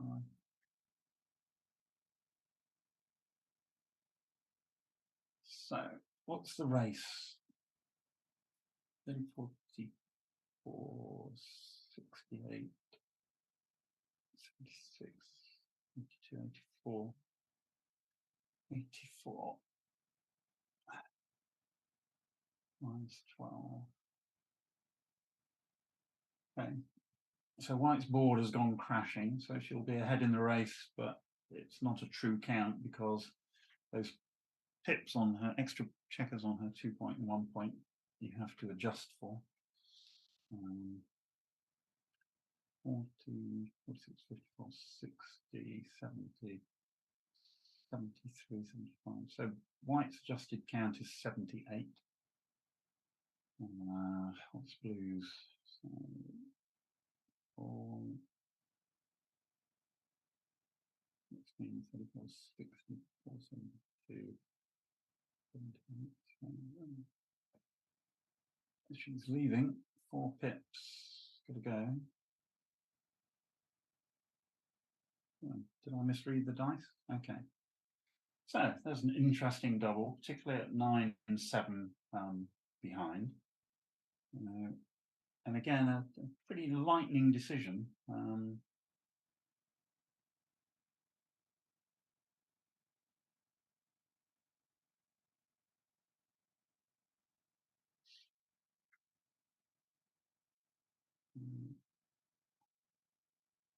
What was that? That was 6. 6-3, gotta go. So blue may be facing an interesting decision about picking and passing in a minute. So now do you hit and cover, or do you play too safely in board?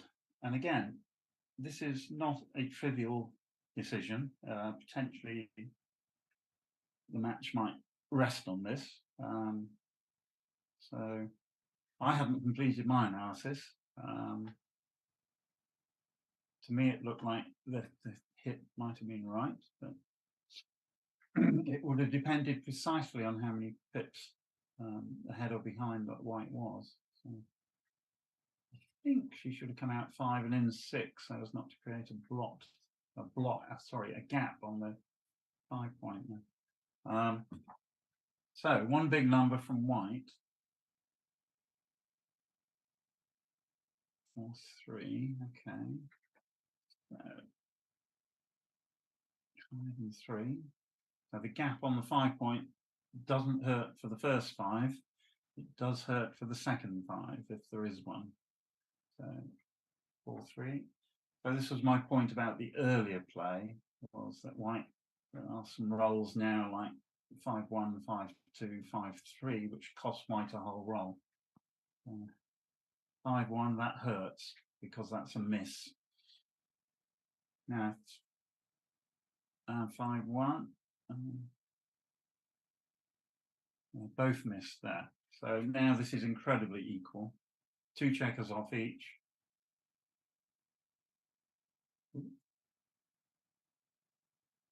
1, 2, 3, 6, 10. So, sorry, blue's got 1 less checker. So okay.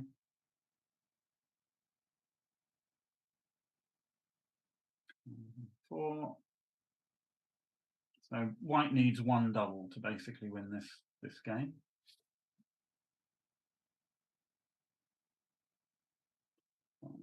One. Can she roll a double? Not yet. So 8 checkers play 7 checkers. 4 rolls against 4 rolls. That 27% winning chance for white before blue had rolled there. So now down to 22%. That is the end of that game because I think she rolled double 5. Yeah. So 11-7.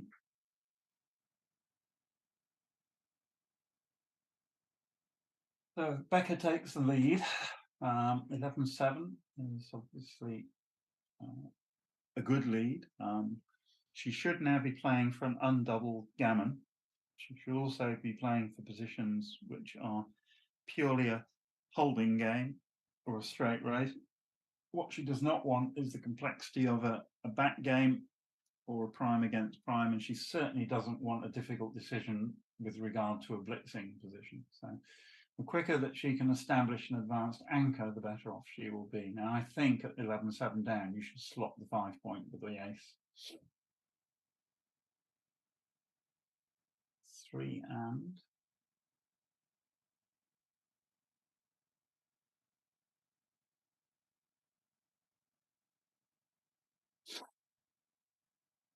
Interesting. 3-2, that 3-2 is potentially quite good. 5-4, which one do you hit? Well, you hit the one with the least returns.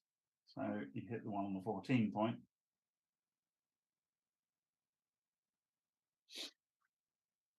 I think Becca had just played CJ's 5-4 for her. So this is the right hit with the 5-4. And CJ won't need much excuse to double.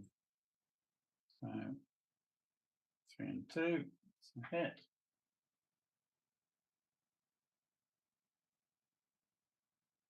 5 and 3. Again, I would hit here. You want complexity. You don't want to play passively. You're giving up shots anyway. Blue's threatening to make points. So this is the wrong hit. I think you come in with a 5 and you hit with a 3. Now she's got a stripped 8 point. She's slotted the point that she doesn't actually necessarily want to make. 4, and you just make the 10 point, presumably. Yeah. But white's attack structure is not quite right now after that last play. 2-1's good there, if that's what that roll is. Let's tidy that up. Sometimes the dice come to your rescue in backgammon. 4-3, perfect for blue. Just makes the anchor. Yeah. So now she's got precisely what she wants with an 11-7 lead. She's at no risk really of losing a gammon because she's got that anchor.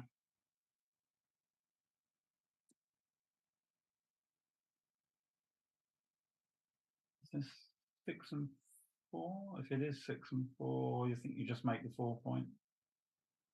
I prefer the offense to the defense there, to use the American pronunciations. 3-3. Double 3. I think you do this and you make the 5 point because you're trading 11-7 and you want the stronger board. So it's very nice to make the bar, but it doesn't look quite right in this position. Blue is not going to give up the 4-point anchor to hit. So I would have been more aggressive at this score with that roll. 5-4 is quite nice. You make the 9 point. Yeah. that's good structure. Ooh, double one, 1, 2, 3. You probably want to split at the back here because those rear checkers are primed, and you need time to get them out. So you want to be able to get to your opponent's bar, and you want either a 4 or a 3 to do that. So got to think about what you're trying to achieve here. 5, 3, bad. Interesting. It's an easy take because blue is in this game forever.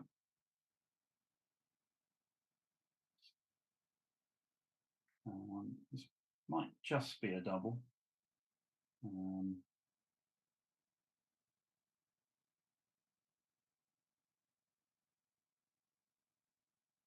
So what's the score? The score is 7.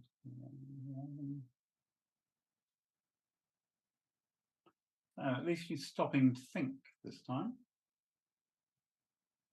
So she's taken that.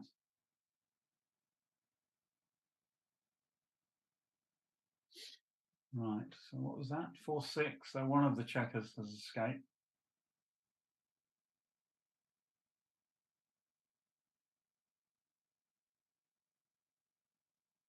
I think both players got the double and take decision correct. So 4, 2. You don't really want to put checkers behind, and also putting a checker in on the. So the 4 is clear. The 2 is much less clear. 8 to 6 gives you 6 checkers. So the question there is it worth slotting with the ace? I think that's 5 and 1. So blue should be well behind in the race here. 4, 3 is really quite awkward. Really awkward if that is a 4, 3, which I think it is. That's a horrible roll. They can make the 5 point. You can hit loose. You can hit actually with moving 2 checkers off the 6 point, because white is only likely to hit one of them. This looks dangerous because now you've got 2 blocks and you've opened up white's escape route. I suspect that 2 off the 6 point may well have been the right play there, just to keep the block. 4, 3. Well, you've got to develop that stack, surely. This minimizes shots by a couple. If white can escape now, there's gammon potential. So off she goes, 6, and probably this. Yeah, got to get it home.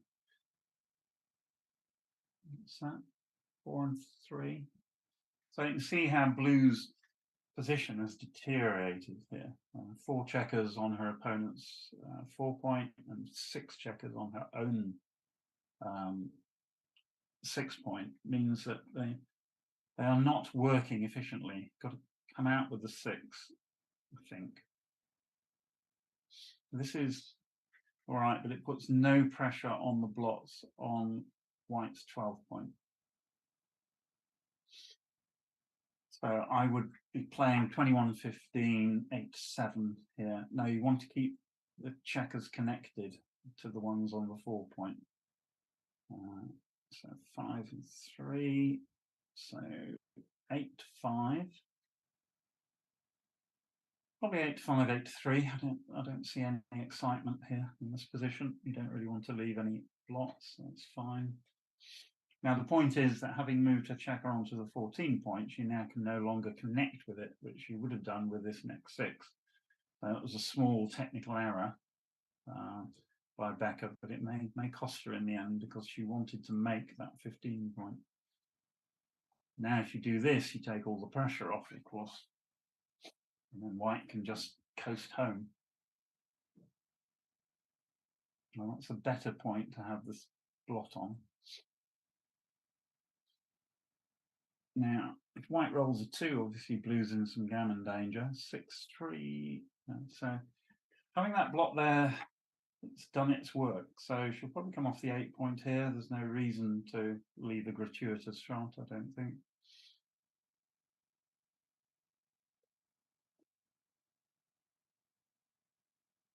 Play 6.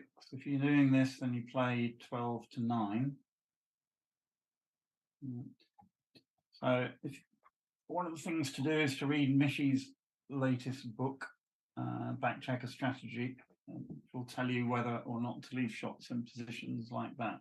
And there, the risk was not worth the reward. So I believe that that was a mistake. But she has got away with it.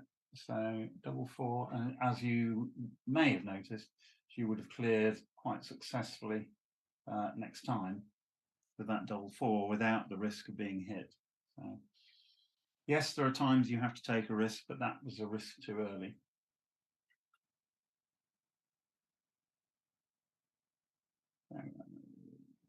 Is this 1-1? 1, 2, 3.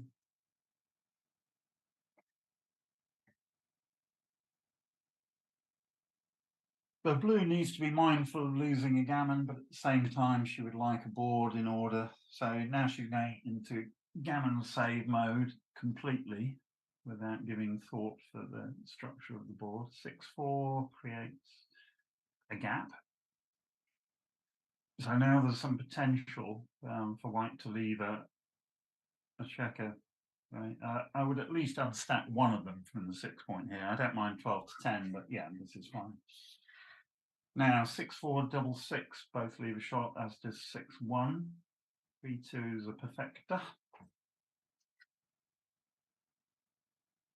4-3, 4-3. Okay. The blue's in very little gammon danger here, so she 3-1, but white should rip them off, which she's doing.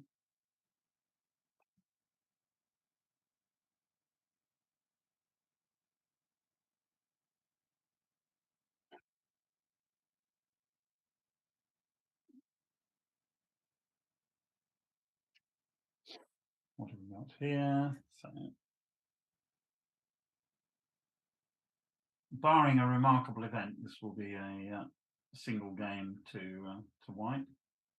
But a quick 6-6 by white, and blue will be sweating a bit. Actually, with a 2-1. Yeah.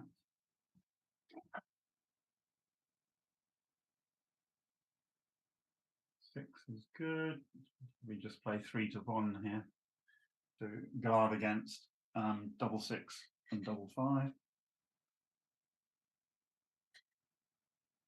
Yep, that's good. Like that. Time for blue to go. 5-1, off she goes.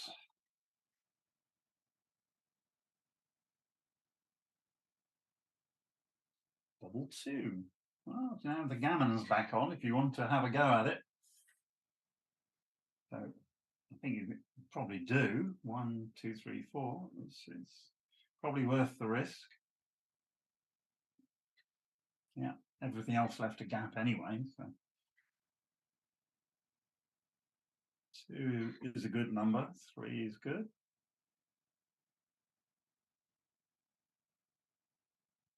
6-1. Excitement's going out of the position slowly but surely. Yeah, I don't think that blue can afford to stay for another roll. I think she should have gone 4 out and 6 in, which would have optimized the use of the pips that she rolled, but this is fine. She's very unlikely to lose a gammon. But hope springs eternal. Yeah. Small roll from blue. That's not a small roll, so that's the end of that game. 6-5. Okay, so it's going to be 11-9. Right, Becca's down to 6 minutes. The question is, does CJ know the right tactics to employ what is 4 away, 2 away? So she's trailing 9-11. So the correct tactic is to double with any sniff of a gammon. Certain rolls you play differently with the opening roll because of that. And you try to make sure that you've still got an anchor.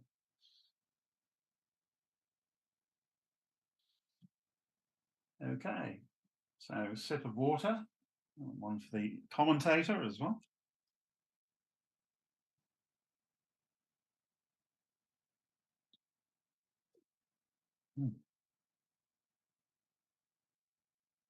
Right, are they taking a break? They are taking a break, so there will be a small gap while we wait for the players to come back, and I will also take a short break as well.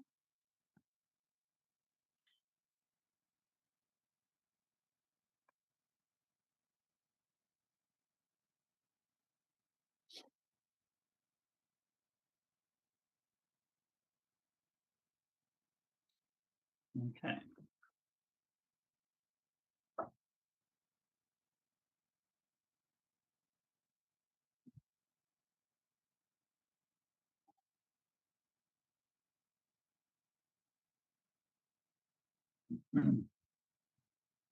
Still going, but nearly finished. So with you shortly.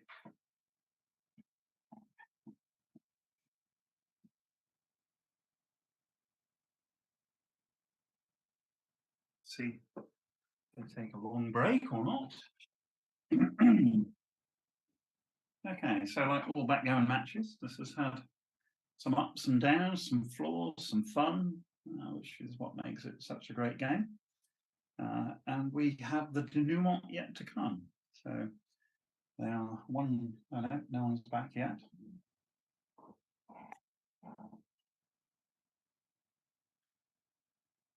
Fifteen, 20 minutes.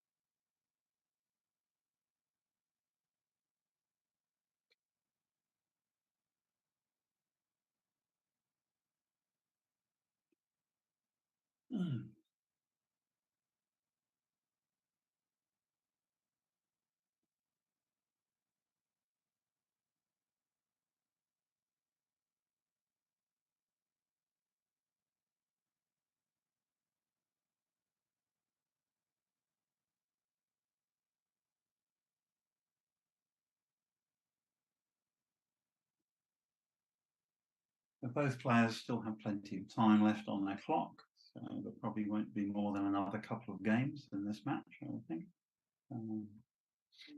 The cube is likely to move fairly quickly. Certainly, it should move very quickly from CJ, because if you lose a single point at 4 away, 2 away, then you are obviously 4 away, 1 away, which is not a good place to be. So White should be playing this position very aggressively to try and generate gammon chances. And if the cube is on 2 and she wins a single game, then the next game it will be 11 all, and that will effectively be double match point, because the first player to whom the cube is available should turn that cube at 2 away, 2 away. So will be interesting to see how this develops.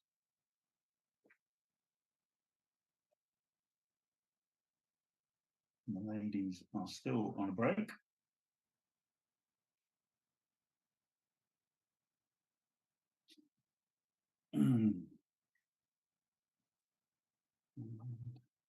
Next round. It's not for a little while.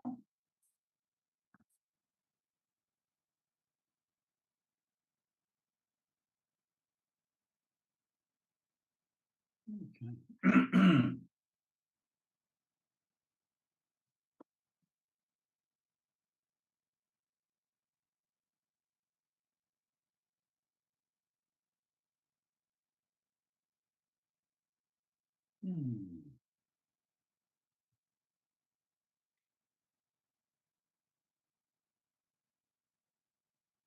So I'm not sure how long the breaks are permitted to be in this particular tournament. I think I heard a 5-minute limit, so hopefully the 2 players will be back very shortly.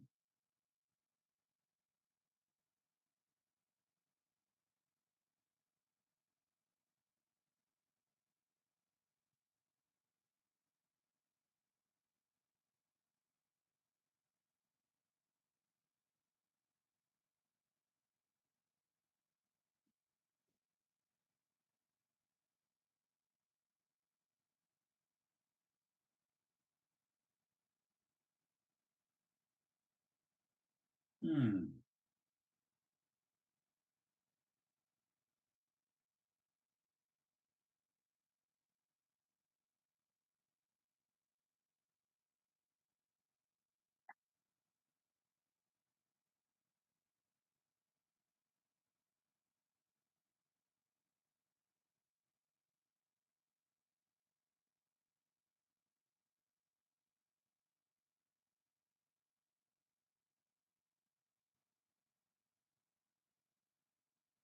Hmm.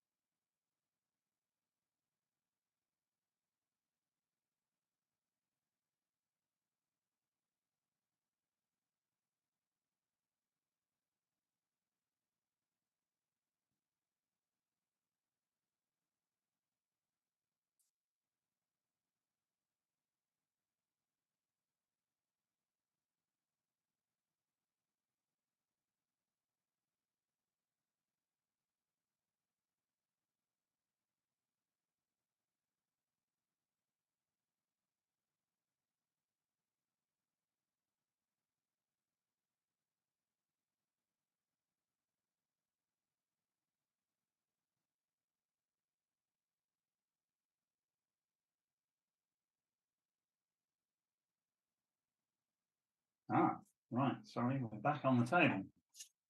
Away we go. So it's 11-9, and it looks as if white has rolled a double six. This should be a cube, whatever blue rolls in this position. Sorry, I missed the start of that game. 5-3. So, and now double. Must double. Absolutely crystal clear double. Right. So that should have been double and pass. So it's the sort of thing you just know, again, through experience partly. And now blue fans, white has lost her market or doesn't hit. It's a good number, very good number. Irrespective of blue's roll, that should have been a cube. 2 and 6 isn't a very awkward roll, but you keep the structure, I think, by hitting 7 to 1. Again, white has got some priming structure, but has also got some blitzing structure. So worthwhile taking the shot here. Double 2. Very useful roll. 1. Hello, where are we going? I think you just play as blue. You absolutely take the anchor here, irrespective of what else you do with the other two. I think you do this, and I actually just think you play 8 to 4. Yeah, you don't want to give up that structure just in order to point on the 2 point when white has already got your anchor. So now I think white just runs away with a 5-2.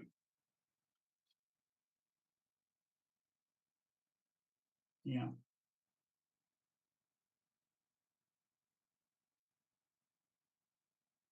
5 and something. 5-3. Yeah, okay. Right, blue's made another point. So now you've got a mutual holding game. This is awkward, but not that awkward. You just play 16 to 11. Yeah.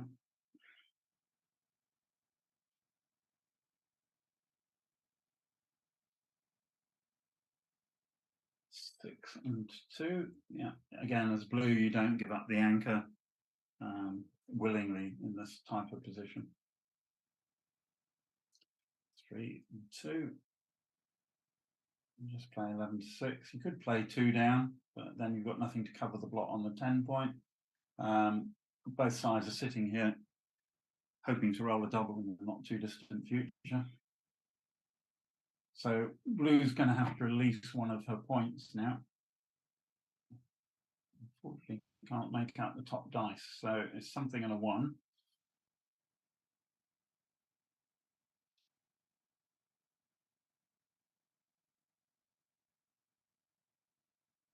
Looks like 6-1, in which case you definitely do this. Has white got anything?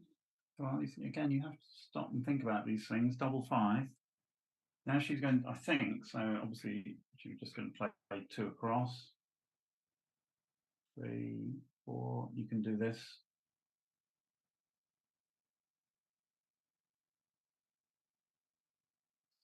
This is going to be 2 down.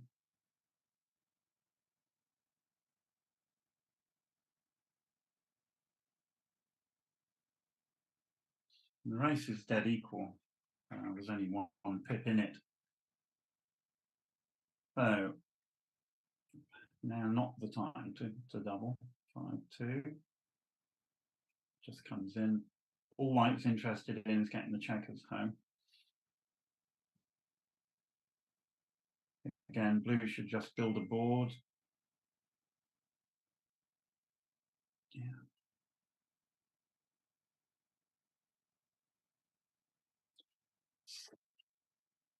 6-2, that's awkward. So you either do this. Right, so blue's got a nigh on perfect board. So the decision is between clearing the bar point, like this, but that gives you a weakness. I think, would you give up the 4 numbers, basically? So she's given up 5-4 and 6-3. That hasn't happened. Now, is she far enough ahead in the race to Q? 37, 15, 75.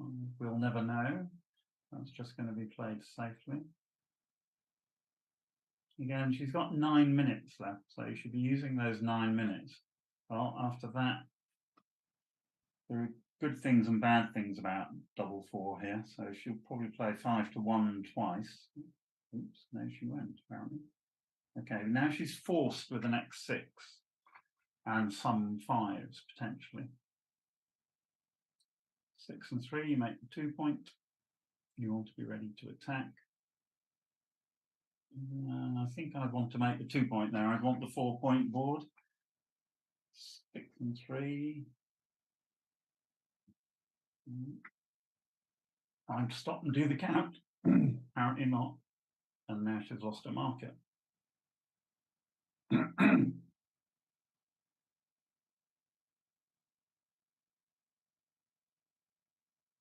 She doesn't need to leave the block because she's going to be cashing next time.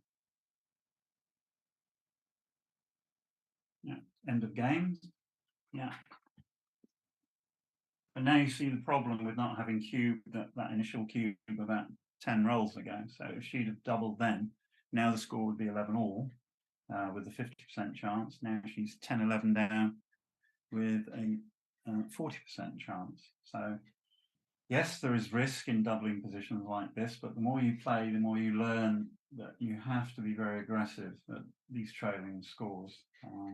And there were times even towards that bear off there when she should have been looking at potentially doubling as well. So it was all too quick, basically, and that is a very strange way to play a 5-4 opening. You separate the checkers. Now you can probably hit and split here.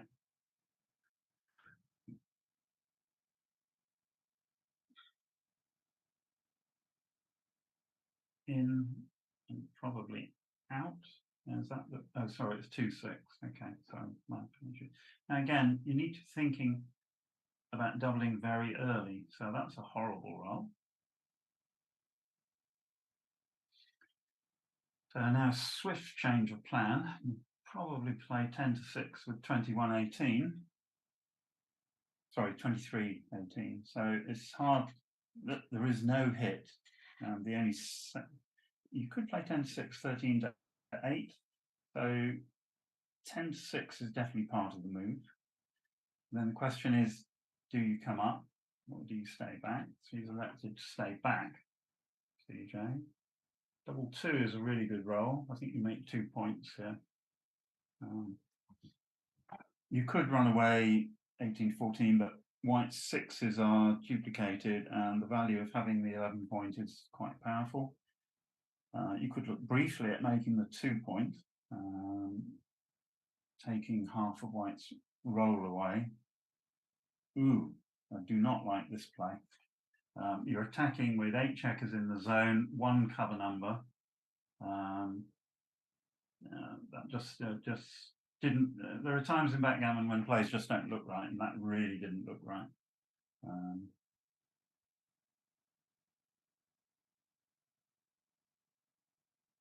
On 6 from the bar. 3-6. It's a pretty ugly roll. I think you hit here. Which one do you hit? You probably hit this one. You don't want to give up the midpoint when you've got so many checkers back. Double 6 and now double. Please double. No, apparently not. So you can do this and then make your, yeah, this looks good. But now, of course, she hasn't doubled. 3-6. Now you please must double. This is a huge double and probably a pass. It's not too good. Now you can hit again. You can continue the blitz by playing 6-3, or you make the 5 point. Now, if blue anchors, you've got a fairly even game, whereas blue still has a blot on her side of the board. So she made the play yet? I think they stopped to pour some water. Okay. 6 and something. 1, 6. Now, to my mind, this is still a double for white. There are loads of gammons here. Blue's got a terrible structure, and now you hit and come down. Hit with a 3. You can think about the 4 as 24-20, so that's a security play. In fact, that's not too bad. And you've got to hit with a 3. You must hit with a 3. Yeah, well done, CJ. Oh, no, apparently not. Backgammon is not for the timid. This just gives blue too many options. It does nothing. Blue will be laughing that she has not been double there. Blue obviously will not be cubing at all in this position. 4 and 1. It's awkward. It looks like we have to play 13-8.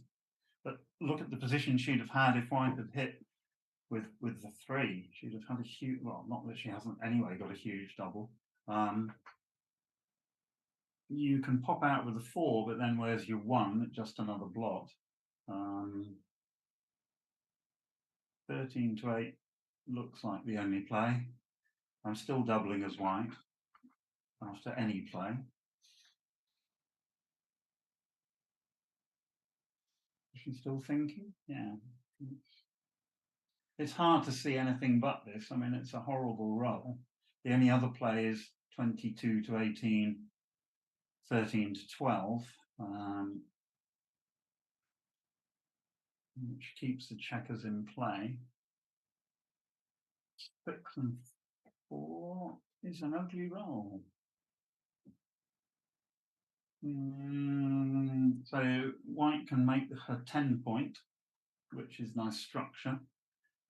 There's very little risk from blue's attack given the position of her checkers, or she can make the 4 point, preparing to attack herself next time. So I quite like this play. 3 and 1 is a cracking roll. Anything but making her opponent's 4 point will be a mistake.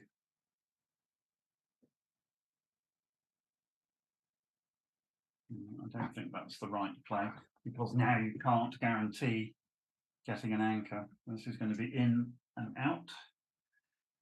In, out with the 4. Hello. And creating a dilly builder. 2. Now, finally, is she going to take an anchor? No, she's going to play the blitz attack with 9 checkers in board and leading 11-10. 5-2. So, I mean, blue ideally wants to win an undouble gammon, but her position, she's rolling to support her theory anyway, if nothing else.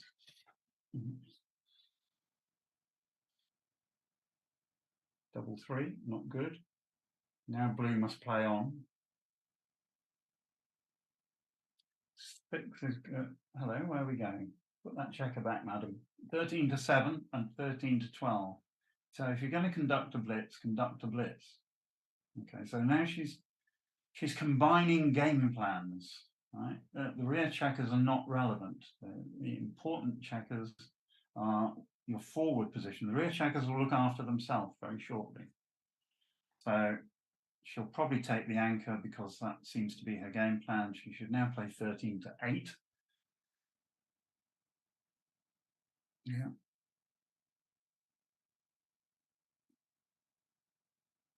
And white needs a 5 or an ace fairly dramatically. Okay, so now blue dumps checkers to aim at the 5 point. 6-2, 2 checkers down. Or 6 certainly down.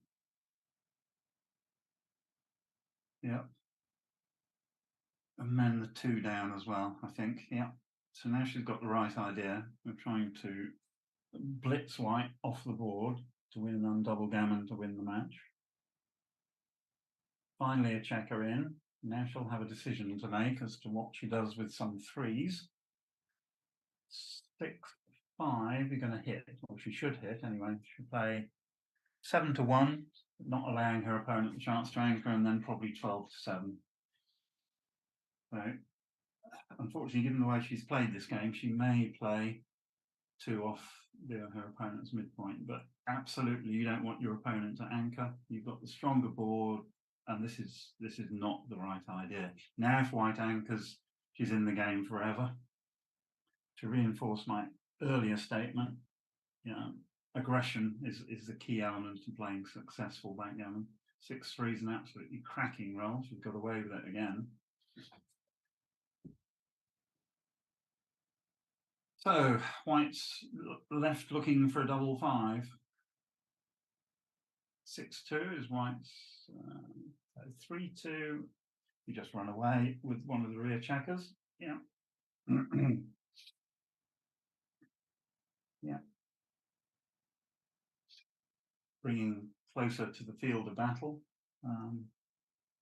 Even if white is closed out, she still has some game-winning chance. Oh, sorry, she will save the gammon quite a few times. What's this? 2 and 1. So now you can pick and pass because your remaining checkers are close to home. There is a moment in positions like this where you don't have to leave the point slotted. And blue had just about reached that point. Ooh, now you make the 11 point, I think. Because A, it's 2 attackers on the 5 point and it guards against 5-6. So you do this and then you play 2-1 or 4-3, whichever takes your fancy. Right. Now, if CJ could roll a 6, which he hasn't done, right.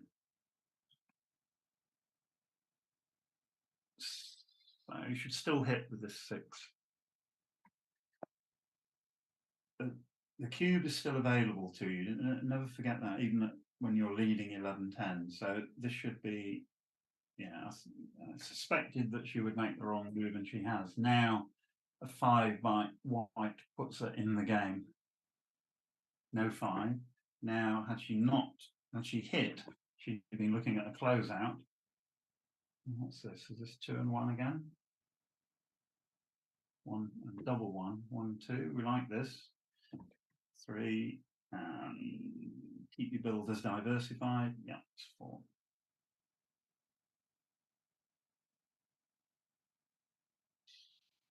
Now, double 6 for white. That's the next objective. 5-3. So blue just now wants to bring the checkers home. Double six leaves it doesn't leave a shot. It's brilliantly played. 1, 2, 3, and 1 off. Now, if blue doesn't roll a 6 in the next roll, certainly the next 2 rolls, then blue is going to be favourite to win a gammon in the match.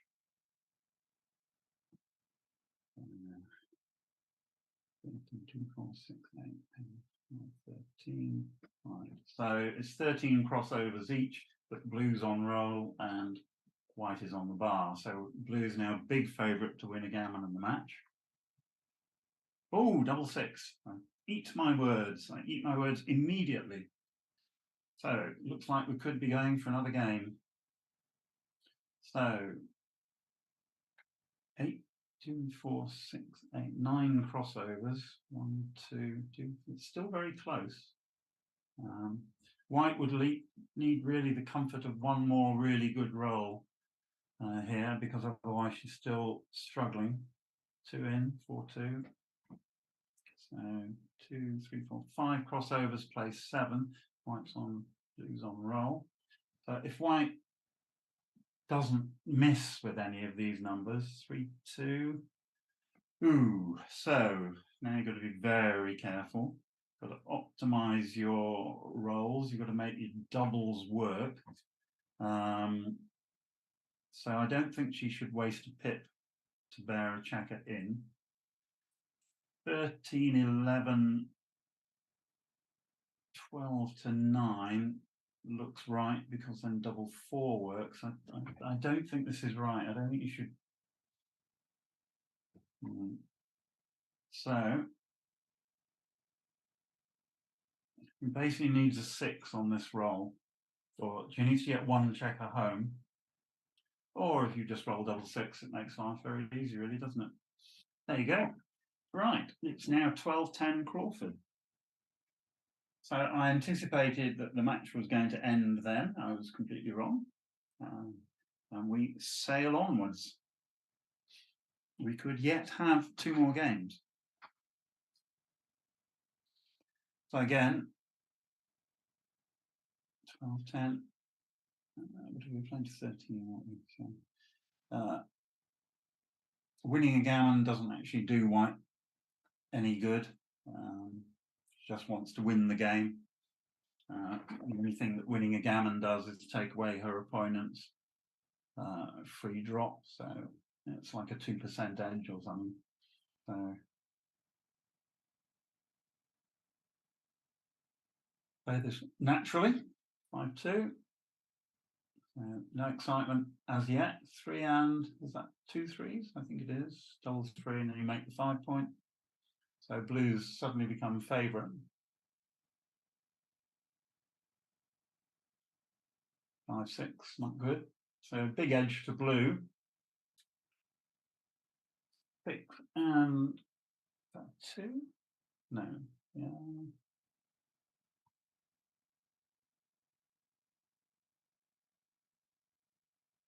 No, if you're going to run out, you want to run out. So this duplicates 4s very nice, triplicates 4s very nicely. 4. Now I think you stay back because you want to create an anchor. If you come out, it just gives blue a big attack. You're not going to hit with 7 to 2. I think you've got to play 13 to 8 here in the hope that you can make that anchor next time. 3 and 1. 3 and 1, I think it is. So you can't play this safely, so you could hit. Hitting looks best with now you're duplicating white's 4s by hitting, so it looks right. 25% of the time she'll stay on the bar. 2 and 3 is a good number.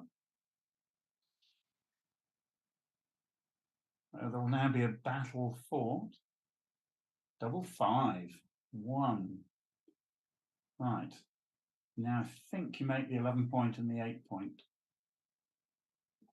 You certainly make the 8 point because that's a really good blocking point. And then we can discuss the other 2, or the other 1, sorry, 2, 3. Now the only logical one is to play 16, 11. Yeah, it's fine. So CJ desperately needs a 2. 5-4.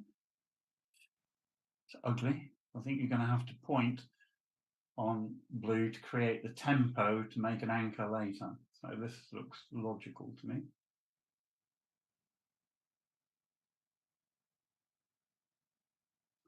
Five and 2. You probably hit on the bar. It's close, but you probably want the 3rd checker back, because otherwise you've only got one cover number, particularly if your opponent rolls double 4 in response. So you can play 13 to 9 twice and 8 to 4. You can play 8 to 4 twice and 6 to 2. Probably the only realistic choices here. You want to keep, one of the things about games at the end of a match is you need to play purely and keep the checkers in play. Sorry, you could hit as well, just for fun. I just wanted to point that out. I suspect she's going to end up playing 6 to 2 and creating a dilly builder. It's not the worst play in the world, but that checker is now out of play. So this is going to make the anchor and play 11 to 8. Probably the alternative is to run away 18 to 13. Given your opponent's only got 3, 5, got 10 checkers in the attack zone, so it's not to be ignored. 5 and 4 is a horrible roll. So you're not going to run off the anchor. Oof. You're way behind in the race. You could play 2 off the 8 point. It's about as good as it gets here. It's a real mess. You could play 2 off the midpoint, but that you basically set, at least this way you begin to create a board and none of the checkers are out of play. 6 and 5.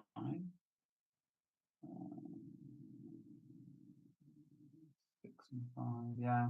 I think we basically run for home. The only other play is to hit on the 2 point, because again, let's think about that one. Because their opponent's checkers are so badly placed. Now, okay, 1.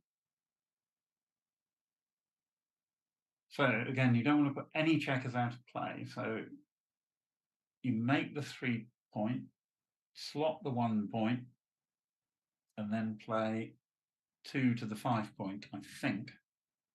That's 2, 3. You can make the 2 point or the 6 point now.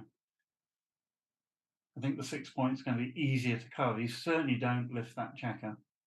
You need all the points you've got. So that's an error. That checker does not belong there. 6 and 5, you just play this safely. Yeah, a la Mishy's instructions in his book Backgammon and Back Checker Strategy. Once you've cleared, you leave as few shots as possible. 6, is that 6-1? In which case you just come off the midpoint. Yeah. But notice that had she made the right ace last time, she'd be in a position to make a 5 point, which is not at this point in time. 4-2 is ugly. That looks like a shot. 4-2? Yeah, it is 4-2. So it's just an indirect shot. Yeah, that's fine. So 7s and 9s. Double 3 doesn't hit. 6-3 doesn't hit. 5-4 does hit. So what is she thinking about? Yeah, good. Nothing worse than missing a hit. I did that in Cyprus this year. Cost me the match. 1, 6. 1-6 is a great roll. Now, can white come in? Yes, but not in the right way. So she was going to come in and remake a midpoint.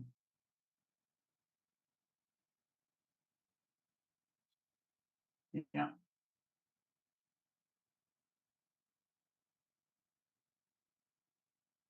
Okay, so now we've reverted back to a classic hold'em game. Gotta go. You can't kill checkers. You don't allow that. 6-2, checker in, pairing to clear the midpoint.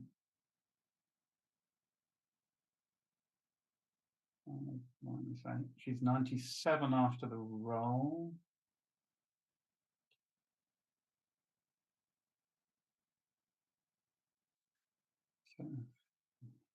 So blue is 12 pips ahead in the race.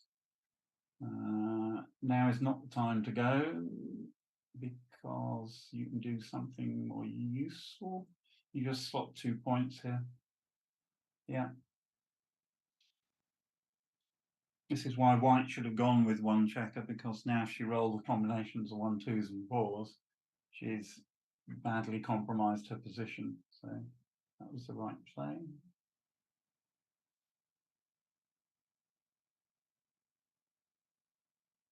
Three-two. Now you've got to go. You cannot, under any circumstances, give up another point in board. Blue will hit with very few numbers here. That might be one of them, though. Was that 4-1? You should have hit if that was the case, surely. Because gammons don't count, and all you want to do is win the game. You play 13-9, 2-1, and leave about 8 numbers, but the rest of the time you're looking good. Your percentage chance of winning this way probably higher than winning the other way. So I believe this is the right play.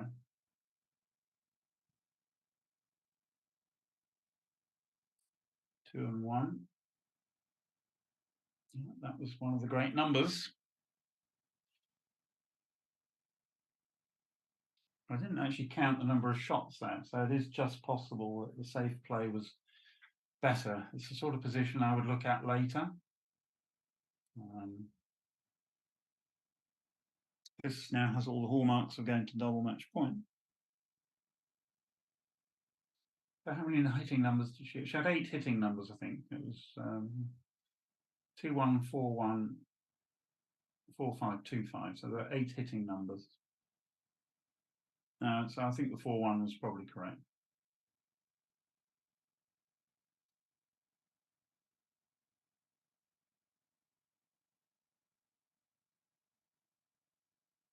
Right, so now white needs to focus on making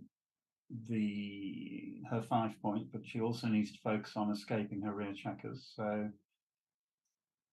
13-11 is certainly the 2, I believe. You can take so you can get 2 attackers on that point, or you can get 1. Again, the gammon is not the most, no, that's definitely the wrong 2, because you want a number that's acting on the 5 point. So safety, again, is not the prime requirement here. Now she could make the 10 point, which blocks double 5s, which could be useful whilst you bring the rest of your checkers around. So making the 9 point is okay. But I think she should have made the 10 point. We'll see. Right. So now play this and that. Okay. I might have played to the 8 point there, bringing another attacker. To quote Bill Roberti, everything matters. So no matter how much you don't care about a single play, it's important to, I think, again, white could diversify the checkers with the intent of making the 5 point. So she played this very, very safely, which I think is the wrong idea. Now she should definitely play 14-11 with the idea of bringing another attacker. Yeah, that's the right idea.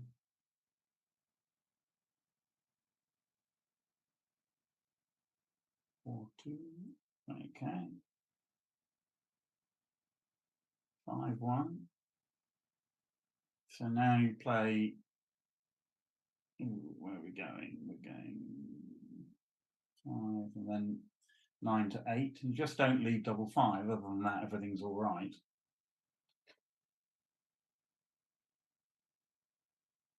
No.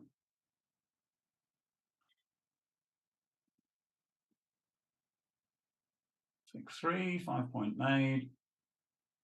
All right, don't roll double 6.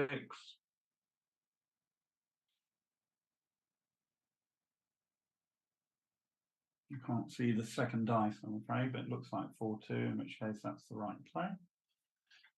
That's good. On we go. 6-1, checker off. Oh, must be a 2, sorry. 2 and 6.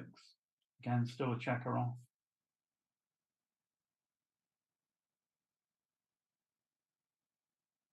3 and can't see the second dice. Oh, 4-3. You just clear from the rear. Clear from the rear and don't ask questions is the old motto, because winning the gammon is only worth 1% in match winning chances. So. Now you don't want an ace. Double 6, that's easy. Of course, we've got the small outside chance of a backgammon and white winning the match on this game, but it's increasingly unlikely. Now she could roll another double and be in trouble. 3-1, just play this safely.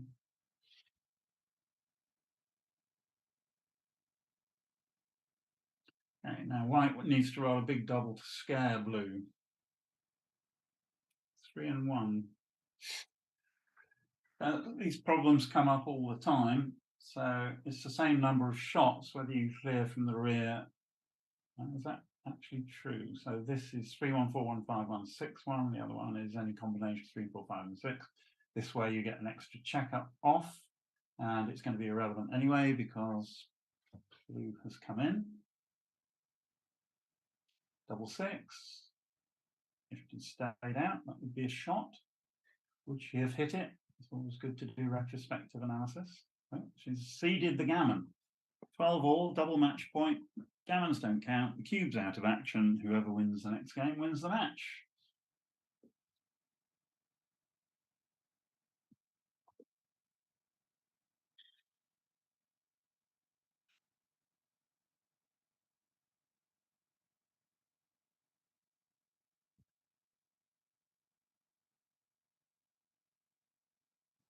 Are they taking a break? No, they're not.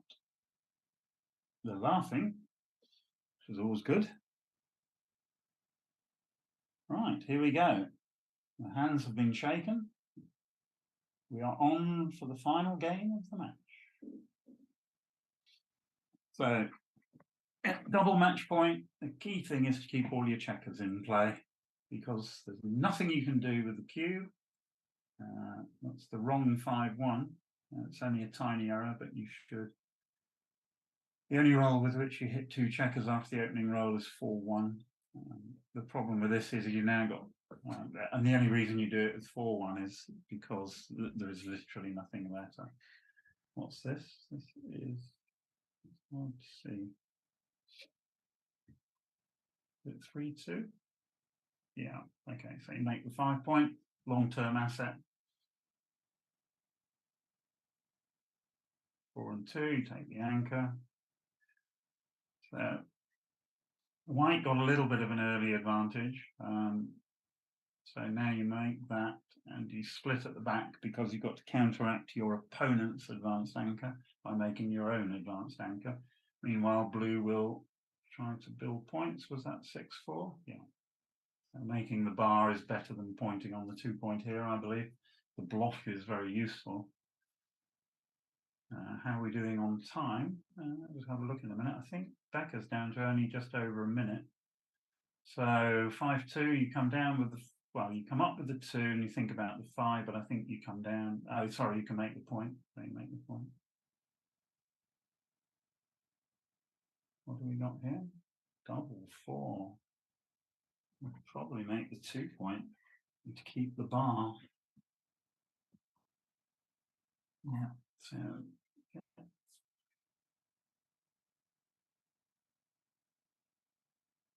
double three. One. I think you're going to play, make the 10 point and play 6 to 3, unless there's something else to be seen. 1, 2, 3, 4. Well, that's interesting to know who's winning this position. Double three. Wow, this is fun. Yeah, there's all sorts of plays here. You could go blitzing by making the ace point. You can come out to your opponent's bar. If you do this, what are you going to do with the other two?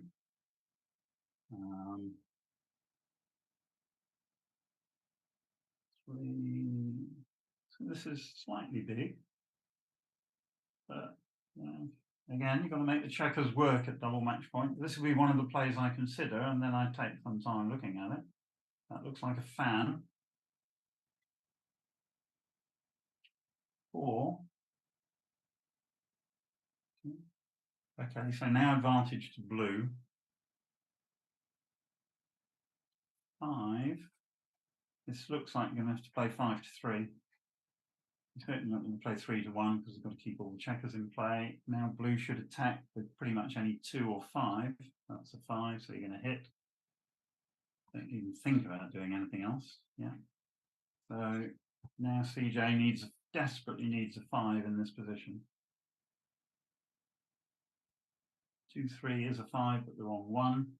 Now 2s and 8s and things like 6, 4. 2 is great and makes the prime as well. Now you can make the prime, and you could at least have looked at hitting with the 6 to prevent the anchor. So ideally she wants a number that hits. I think now you just come down.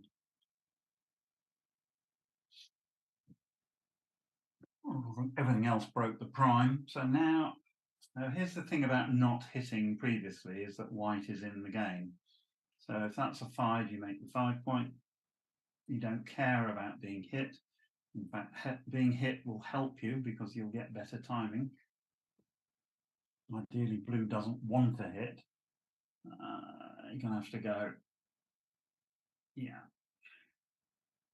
Now, white's not going to be able to counter prime blue because she's already made a race point. So the chance of getting anything working efficiently is very small. Staying out, that's fine for blue. Blue's happy to stay out all week. She should make the 4 point here, because then she could remake the bar, and then there might be some crashing numbers a little bit later on. So it seems sensible to make the 4 point. Yeah. Now if blue comes in with, let's say, double 2 or something like that, every time she doesn't come in, her winning chances probably increase here. Ooh, horrible. 1. You just got to play 8 to 3 twice and 7 to 2. Hope to get hit and then stay on the bar for the best part of a week. No. So now white's board is going south for the winter. 2, well, you can hang on. That's all right. No.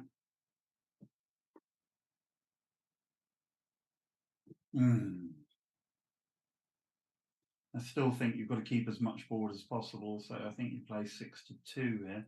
I'd want to be hit. Because basically, if I'm hit, I can keep my board for longer. I would have left the bot on the 6 point, I would have been hit. The problem with this variation now is that the board goes completely. And now there are lots of variations where blue doesn't want to hit that checker, but this isn't one of them. There's 6, 2.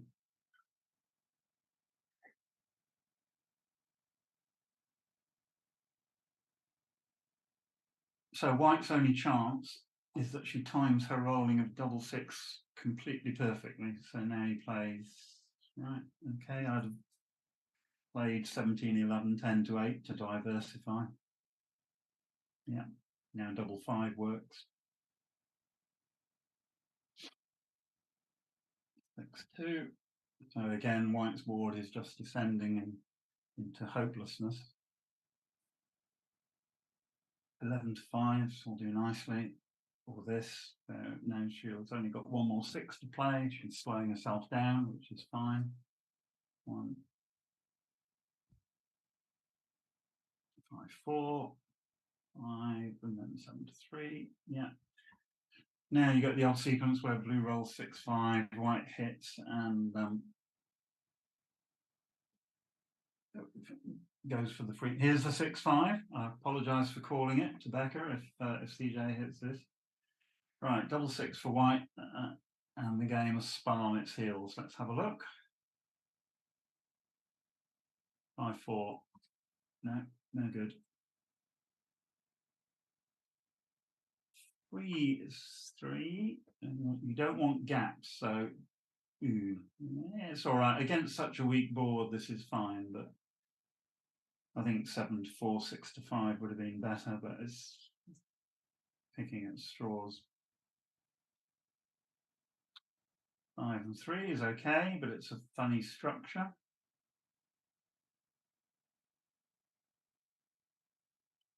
There's the 6. Now 6-5, 5-4, double 6, double 5 all leave shots. 6-1 is all right. She's not going to hit. No.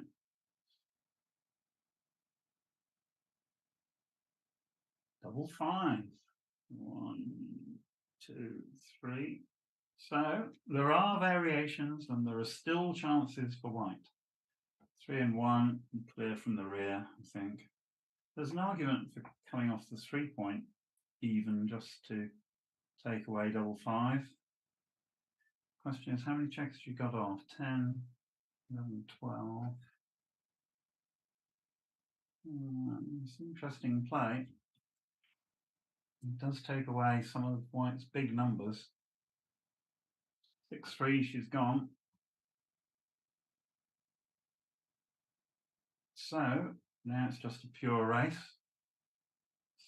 6-4. I think blue would be very, Becca would be very unlucky to lose this, obviously, but I've seen stranger things happen on a backgammon board, certainly. 4 and 2. I mean, 4, 6, 7 checkers left. White will need 3 doubles, I think, to win this game. 2-1 is not what is required. 4-3 doesn't take anything off. 5-1, 6-3. He's got an odd number of checkers, so another miss doesn't hurt. 6 and 5. So 5, 2. Okay, we're getting down to the wire here. White needs a double for the spectators to have any interest at all. So she will now need 2 doubles to win the game after this next roll. So she needs to roll a double on this roll to keep the spectators' interest, and has failed to do so. So that is basically match to Becca. Well played to both players. Thank you to everybody who's been listening this morning. And the next round will follow. I'm afraid I haven't got the time in front of me. So shortly, I think, is the answer. So I hope you've enjoyed watching the match, learning a few things as we went, and plenty more backgammon to come over the weekend. I'm going to sign off for now. Right. Thank you very much, Chris. It's been really interesting watching this match. It's been a tremendously long one as well. It has. Yeah. There are still others going on in the main room, so it's been a long round. But thank you ever so much. Just a quick note for the audience: we'll be back shortly with Gazo in versus Reese Hodges. A quick note for our sponsors, Art Gammon, who have provided this wonderful board as well. And do like and subscribe to the UKBGF channel so you get notified about upcoming matches. But yeah, thank you very much. And we will sign off from round 1, and we will be back shortly. Cheers for now. Right. Bye. Bye.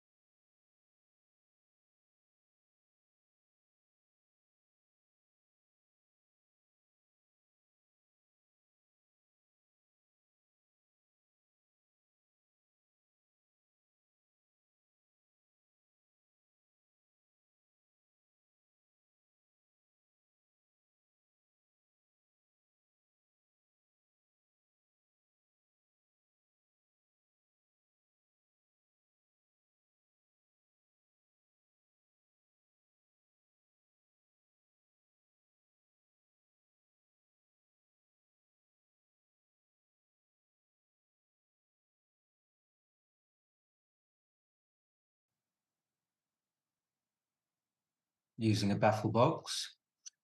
4-1, I would probably slot, but you know, nice gold clock. So I think, oh, it's a 13-pointer. So Gaz's favorite now because he's made the 4-point. 4-1, you'd like to double hit, but you probably can't afford to do so. In fact, maybe you wouldn't like to double hit because you only got one man back. I wouldn't do this. I think this is wrong. A bit dodgy. You get hit back. It's so painful. 4-1, I would probably slot, but you know. Okay, I need to turn Nice gold clock. Thank you very much. Cheers. Right, didn't realize I had the stream. Okay, so a little delay. And although Reese got hit, he managed to make the 22-point, which is some sort of consolation or compensation or both. But he didn't want to get hit, so he shouldn't really have hit with the 4-1. I'm gonna suggest 5-3. You want to come in on the 20, and if you do, the question is, can you afford to leave the block on the 9-point? And if the race is reasonably close and you're not desperate to assert a big race lead that you have, then he chooses just to come on the 22. Then it's not that bad to leave the shot, because if you're not winning the race, it doesn't matter so much if you get hit. That's as far as my understanding goes.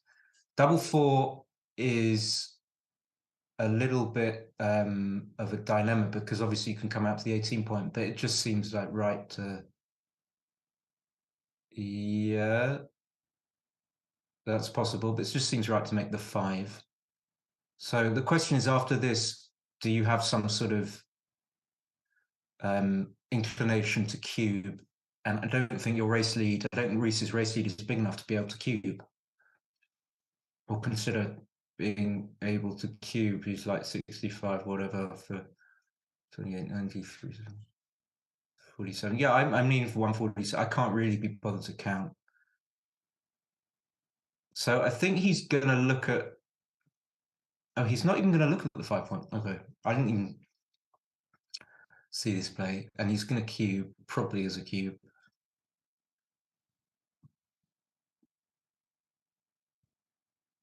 I mean, he can think about it. He can take as much time as he does, but he's absolutely, definitely cubing. It's like we make up our minds already. We're just sort of checking. Or in other words, it takes a lot of sort of resilience or patience almost to like not cube in a position like this. It's just a strong player will have such an instinct. Okay, it's an easy take because Reese has only got 3 points in board. He's going to hit because it's better than switching and better than making the 2-point, although making the 2-point is an improvement. So I kind of like Reese, the fact that Reese considers lots of different plays, but I think there's a danger that he gets seduced by a non-obvious play, which is something that definitely happens when you're a very good player. You overshoot on the obvious play. So 6-2 is pretty obvious. There's no hits available. You just make points, you escape the checkers. And the idea is that if Gaz comes in, you can just get an opportunity to bring your checkers home. Double 6 is not 100% obvious because you can hit on the ace point like this and then make the 5. Or you can just make the 5, make the ace point. But I think you can go for it. In other words, you can go for it, meaning you can make the 5-point and leave a block if you want, because Gaz's board is weak. So you can do this. It's like it's the Sander play, taking on the ace. And now when this happens, you've got the 5-point. It doesn't even matter if you don't cover with a 12 or a 5 or a 5, because you've got a prime in place already in it. This one I don't know how to play at all. This is awkward. This is just awkward. This is what I don't like. I don't like the fact that you have 5 checkers on the 5-point, but you don't want to. So if he comes in, do you prefer to have the 16 point or the 13 point? I think you probably, on balance, prefer to have cleared the 16 point, so clear from the rear. But I'm not 100% sure about that. So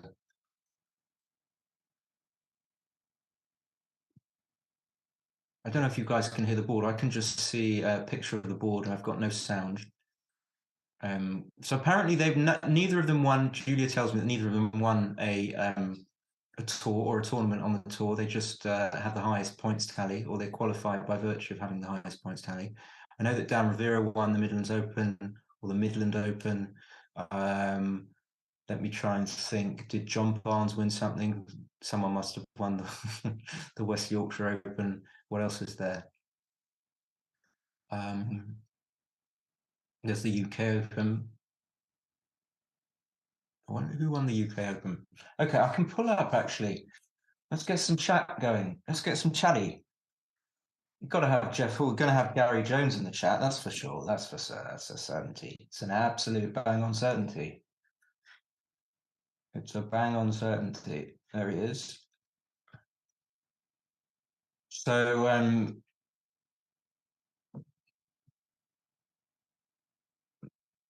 oh, the feed has gone.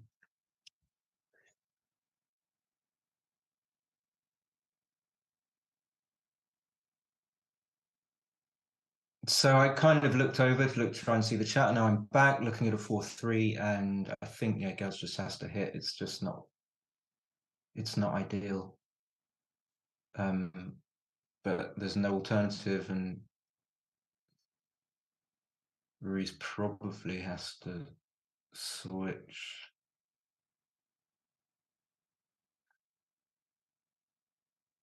This is tricky, just cause yeah, it's tricky.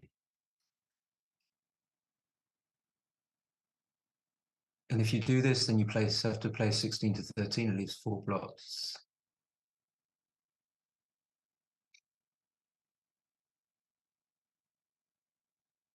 If he just lets him make the ace point, he doesn't always make it. Jeff's here, Jeff is here.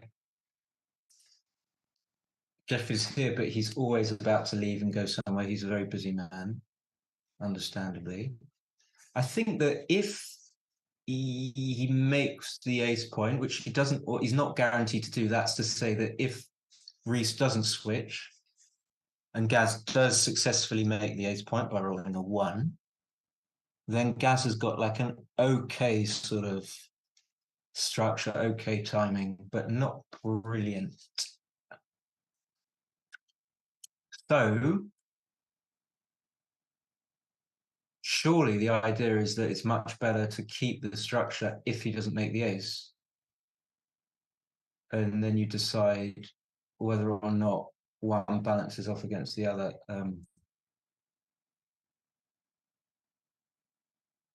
You decide anyway. I won't finish the thought because there's more.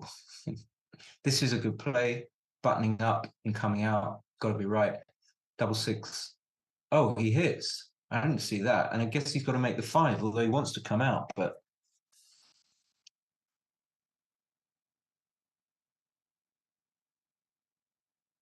one thing I noticed about making the 5 is that there's a dilly builder on the 4 point, which is just a slight thing against making the 5, but it looks very clear to make the 5. So he's just got a checker to, he's not favorite, but 6-4 is pretty good. And I think you probably have to make the blot on the 12 point safe. Probably.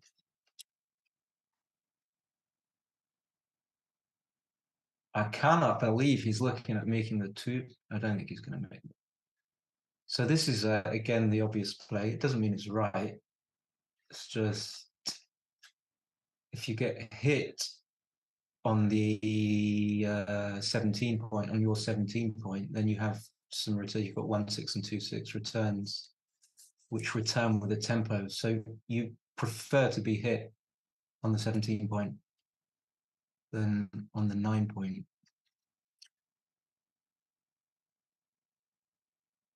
There's sorts of men from the boys, double these big rolls. I mean, it's very nice to be lucky, but actually, when I get lucky rolls, I have to say that I have a different worldview to you guys. I just like think, oh shit, I'm going to make a blunder. I'd rather fan and play 0.08. But it looks right to come out and what's going on? I guess he could have hit or something, but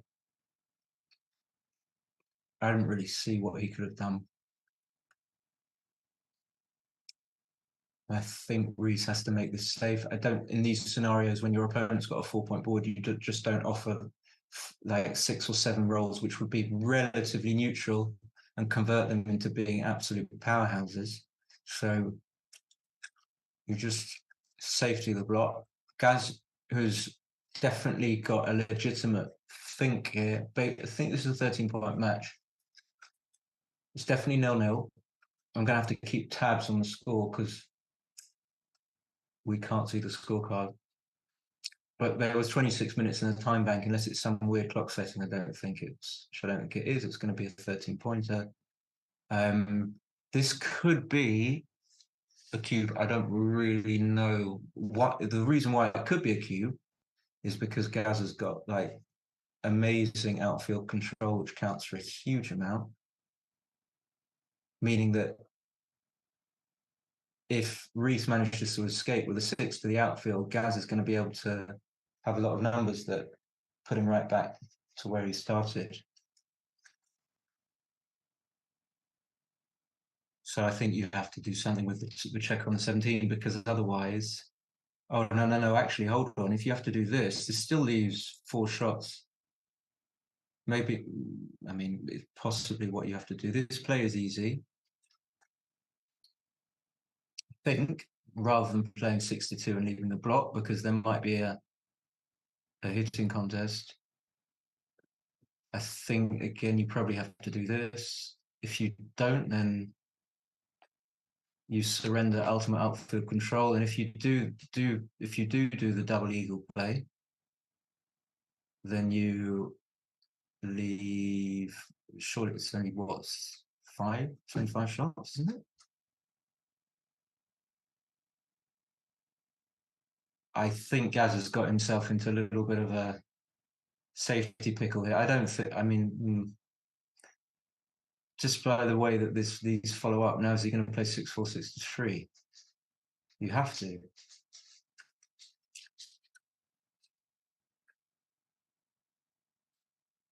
Yeah, I think from just going on this one game rollout, judging from the sequence of rolls, I just don't think that was what the doctor ordered. I think he had to split with the 5-4. But then again, Gaz is an extremely good player, so you've got to take it. You've got to take what he does with some sort of seriousness. You've got to give it credit.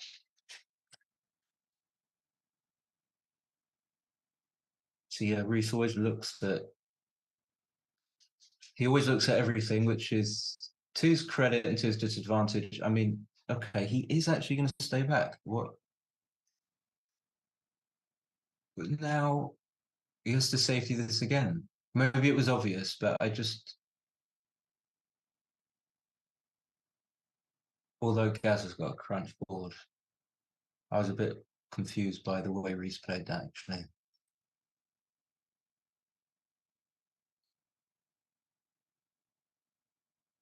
I mean, is it possible that even if he is behind, that he shouldn't leave a shot? I think the answer to that question is probably no. So he probably made the right play.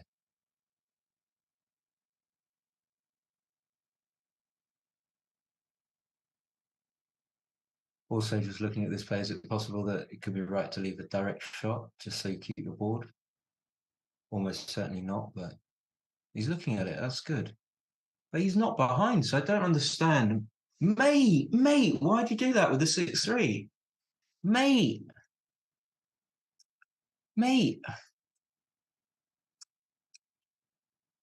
Like, this would be... Okay, he comes forward. If Reese was holding the cube, he'd be a favourite for sure. Definitely after that. Is that cocky? Is that nice? No. But Reese's cube, so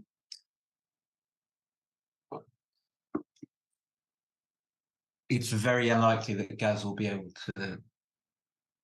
Well, maybe with 6-2 that helps. So get to a position that he can recube in.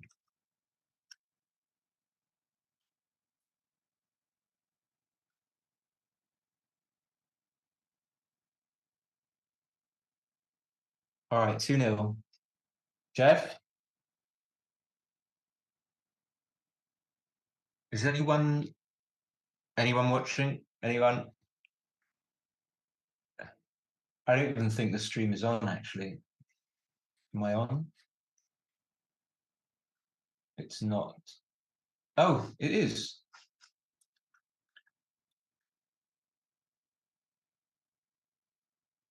Hi, Jeff. Yeah, it's not really got 11 viewers, which is reasonable. Yeah, but it's not working. The stream actually isn't working, so maybe that's why there are only 11 viewers. It's just a black screen with a white circle turning round and round. So Reese is winning 2-0 to 13. You can't see the scorecard, even if we look hard, it's behind the baffle box. I like this play coming up.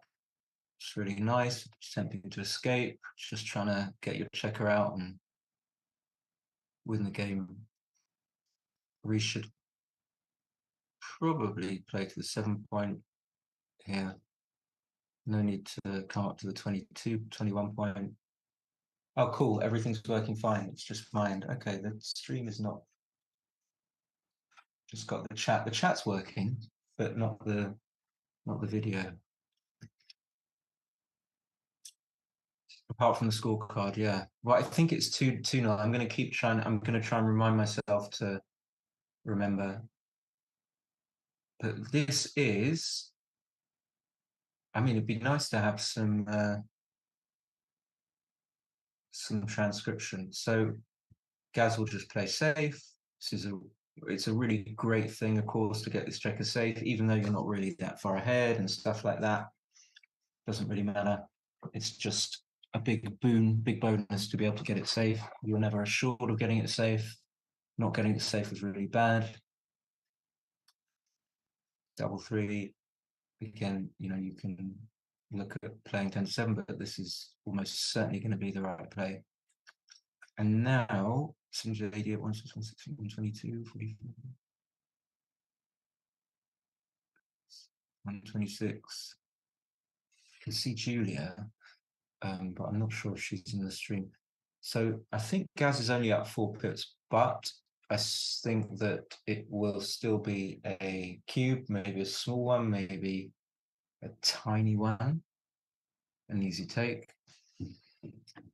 Being down in the match in backgammon always matters, and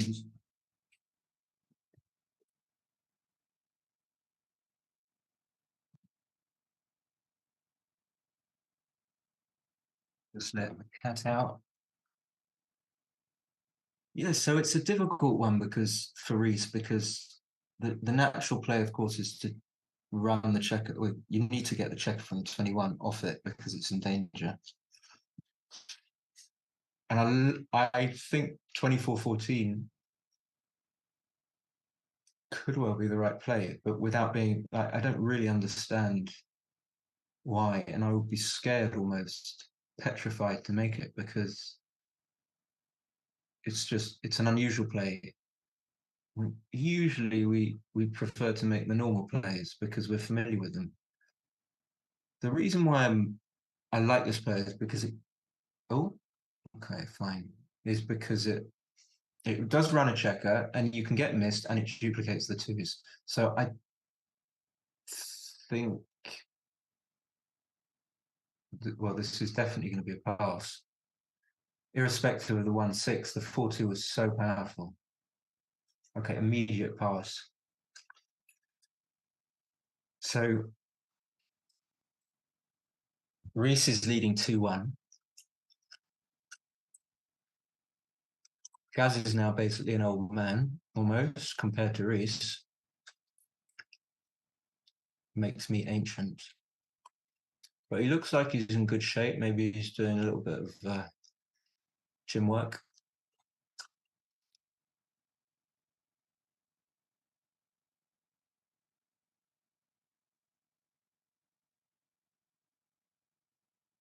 Very difficult to resist the temptation of slotting with a 2-1, I find. Very difficult. Yeah, they're like almost equal at any score, it doesn't matter. I mean, of course, if it's like gammon, if you don't want to lose a gammon, then you probably shouldn't slot. But it's funny that very few people will split. It's kind of the herd instinct or whatever it's called. People, beautiful, beautiful. Reese will roll a 5-4-1 or something, I think. So that makes him like 57% something. Oh, maybe Gaz should go to the bear. I think he should. But I don't know. It's a much better place to be. If you have to do that, you know, if you were going to get a shot and then you had a checker slotted in board such that when you hit, you had a checker slotted in board. It's not ideal, but also, does he really want the 3-point? He wants the 4-point, not the 3-point. But I'm sure the plays are really close. And it possibly could even be the right play. But so Gaz is trailing 2-1. Reese leading 2-1.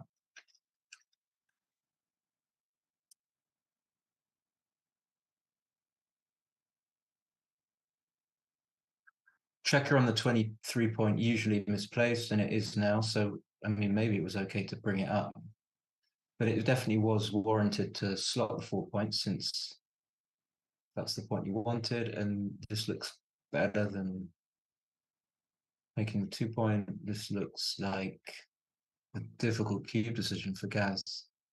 So this is an obvious cube. He'll think, I like that to some extent. I'm not sure. It's debatable. I do this myself. I think a lot, way too much. I know I'm going to cube. It's just like a habit, just checking. I mean, I don't see. I tend to take way too much. I don't see wherein lies the take here. I mean, there don't appear to be any bad numbers. However, Gaz has got the 3 points. So he's got a better board. So I don't know. Just I'm a bit immediately confused. It's not completely obvious, but it could be quite a chunky pass. 2-1 plays, 3-1's obviously really good. 4-1 plays, 5-1 plays, 5-2 plays, 5-4, which is usually a crappy number, plays 6-5 is a shot lever, but it points. So 6-5 so far is the only number we found which is bad. 6-3 plays, 6-3. It's usually 5-4 and 6-3 are the cruddy numbers, the shot levers, but they don't leave shots. So I like the pass. I mean, even if it's wrong, it makes sense to me. If Gaz was my pupil, which of course he would never. It would be the other way around. I would congratulate. I would say I don't care that XG thinks it's a huge blunder. I like the logic. Oh, there's a scorecard. Okay. So Reese takes a 3-1 lead. He must make him like quite a decent favorite, like 50, 56, something like that. That's in backgammon, that's enormous.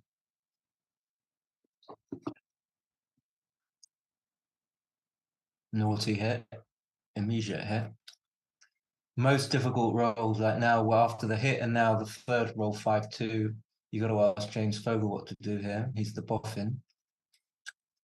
I think that's reasonable. I think that I have no confidence whether that's right. And now the fourth roll, it could be right to hit the guy on the 7-point, but it could just be right to hit 2 in board. The logic being that he can't anchor that easily. So now if he rolls a 1, he anchors, whereas if you'd hit twice, he wouldn't be able to anchor. I think those plays are close.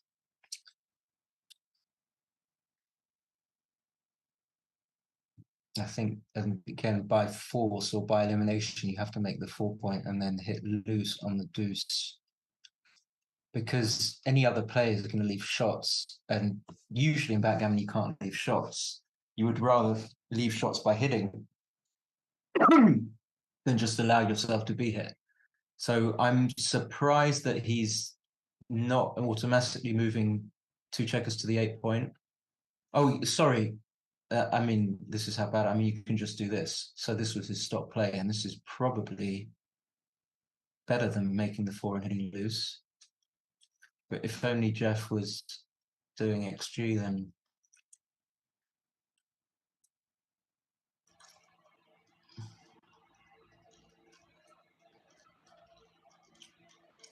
three, 6. Which one do you hit? Usually people hit the guy on the 18. It's probably right, but I know that after 6-2 split, 2-1 hitting down, 5-6, you if you can imagine that, you hit the guy on the 14, not on the 18, because you don't want to get hit back. So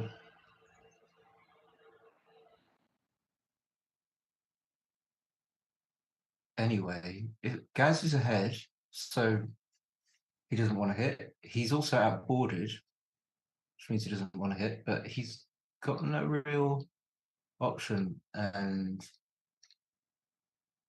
although he's outboarded, Reese's extra board point is a bit weak. It's the 2-point. It doesn't really, it's not that scary. This is just like forced play because, there's nothing else he can do with it. He's not going to leave a shot, an extra shot.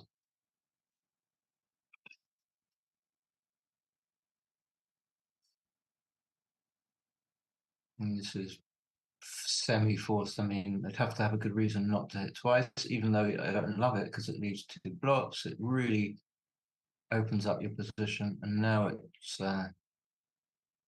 could be passable in some universes, but he's trading 3-1. So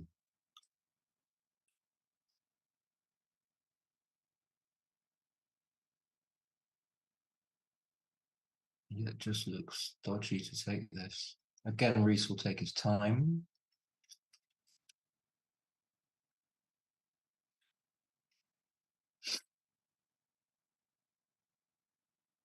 Very easy cube decision. In fact, some of the easiest decisions of backgammon are these decisions where your opponent's fanned. And it's just the difficulty in the decision is on the take pass side, but Gaz has decided he's going to take, and it's definitely reasonable. I mean, in other words, I just don't know without really thinking, without crunching it, like what the best take pass decision is. Which it could well, even being 3-1, well, even not after this, but being 3-1 down, it still could be a pass, even having 4 checkers back. But it's much more likely to be a take. Again, this plays by default. You just can't leave a check on the 9-point to be hit. So this is where kind of backgammon's often about. There's just no brainers. There's like no decisions to be made in backgammon, like this one.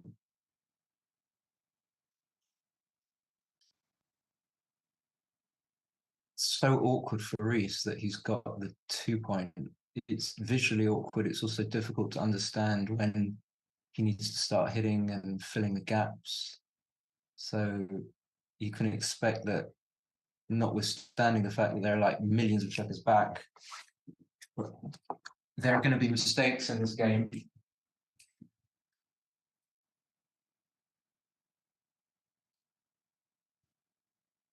That's back.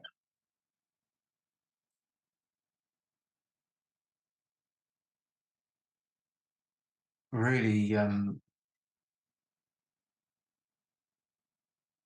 not an unusual position, but just not something. What's the best way of describing it? It's just not particularly simple. Very, very complicated as soon as you have more than like 3 checkers back on either side, or just one side. it becomes a different prospect, and you can make just mistakes like this is Reese's 6-2. I mean, you could just play normally, but you have to check that what you're doing meets the demands of the position. So the normal play is 20 to 14, just taking the spare check off the 20 point and then playing up. But probably the right play, but I love I like the fact that he sees that. I like this. I think this play could be better, but why? So the first thing I would look at, I think, is to see if I'm winning or losing the race. If I'm losing the race, just going to try and put my checkers in the best positions to make new points, to try and prime block my opponent in. If I'm winning the race, I'm much more likely to win the game by just winning the race. So much less requirement to build points. And now just looking at the position, Reese can't be winning the race. He's got like 5 checkers back in the home board, and he's got 1 checker there. He's got an extra checker on the midpoint. So that's why it was definitely worth not playing the obvious play with the 6-2. And Gaz can certainly play 29, just 29 standard. Probably on balance wants to keep the front anchor and go from the back anchor, but there's also coming out twice. Sorry, there's also this. I'm just missing the obvious plays. This is obviously good. This is good too. I don't know how I would decide. I think having the outside anchor with those 2 checkers there makes sense. And now with this 29 play that was which I originally considered, there is some chance that you can get stuck on the back. So I think I like this play, and you don't have that downside when you make this play of being attacked, because the only number that can attack you that Reese can roll is basically double 2 and double 1. The only number is double 2 and double 1. And look what he's rolled. So then I was thinking, how do you play double 2? There's some inclination to switch, but I don't know what. Yeah, maybe.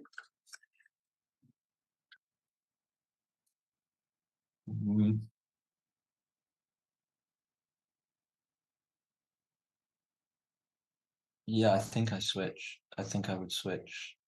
Just cocking my head, just engaging the brain cells.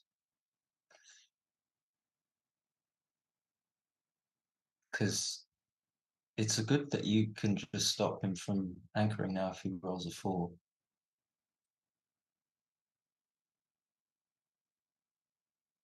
I wonder if they're close. I think this just feels right. Such an overused backgammonism. It feels right. But yeah, it feels right.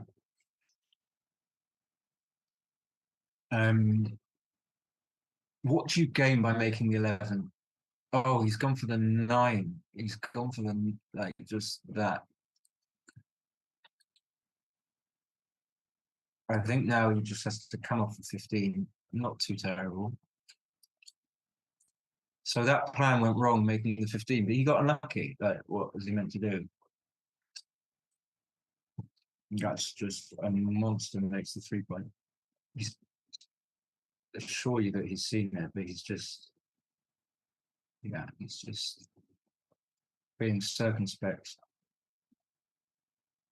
He's not going to come in on 24. He's just checking, doing the Reese.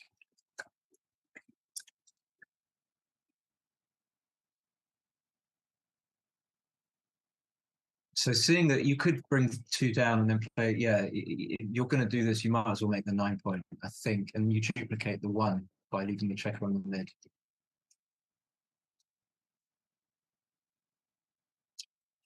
Really nicely balanced match. Yeah, I'd love just to know the numbers, like give me some PRs, just meaningless numbers, but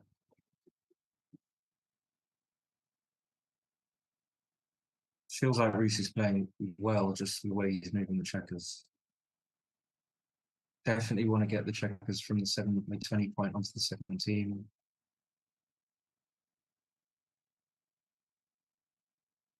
I think probably not hitting. No,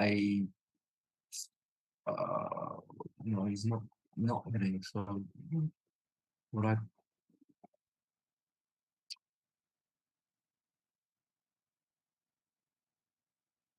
yeah, I don't think I would have hit there. Just reconsidering it, I don't think I would have hit.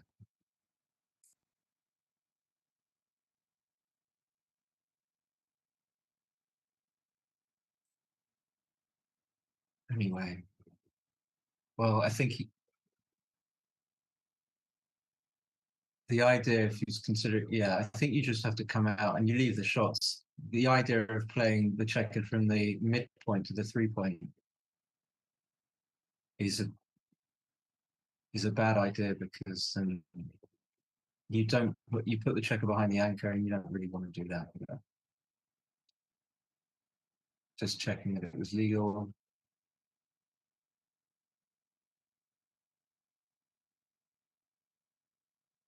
Well, how you can't. There's just again. I remember Gaz posted something on Facebook saying, "We got Barnsley, RH." I don't believe that. 8.7, 12.6. I don't believe that. That's a troll. Barnsley's trolling.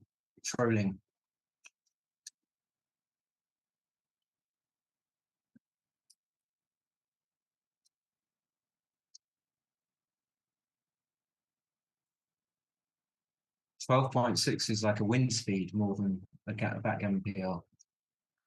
8.7 is some sort of baseball statistic.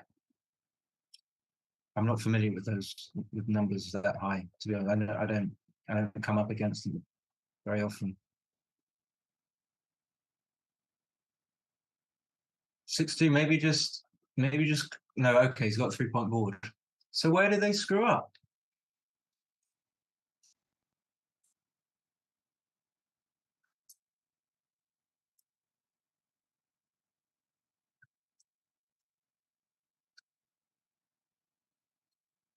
Not leaving now?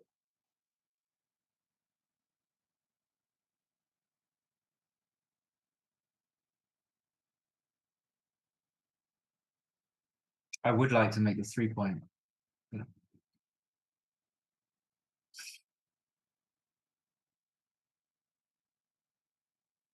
Some of us are intermediate. That's the reason yeah. Well, you need to improve, Gary.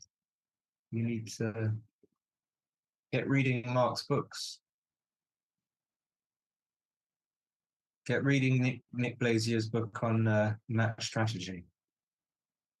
I had an inclination to run off the anchor like a few goes. It doesn't mean anything. I just would have. It felt like it was something we needed to do. Again, it doesn't mean anything. I don't know. Don't really profess to understand. And then, so one of the things that I would consider as to whether or not leave the shot, he's immediately doing that. So I'm going to go with him. Is that I'm behind in the match, so I'm more likely to make a risky dynamic play, which is going to win me the game more.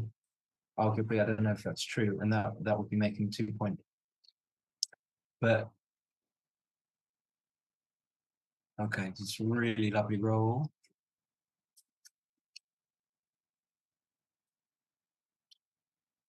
Awful to if he makes that play really quickly. I guess it could be okay. Gaz maybe should come out to control the outfield. I don't know. We didn't want to get in this position to start with as blue, but maybe he made all the right plays and couldn't avoid it. I think Gaz could have thought about coming out. Of course, it would have got picked and passed on.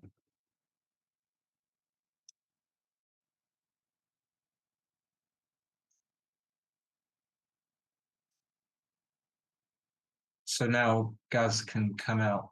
He doesn't want to. So if he comes out with both, so he's within 6-4, 6-5 range. But then like 6-3, 6-2, 6-1, don't they leave extra shots, blah, blah, blah. So is this a requeue?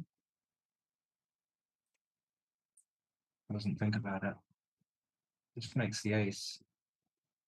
I think you just make the ace. So maybe Gaz is just not playing well, and maybe that's why he's assume. I don't think John's joking, but I wouldn't be sure.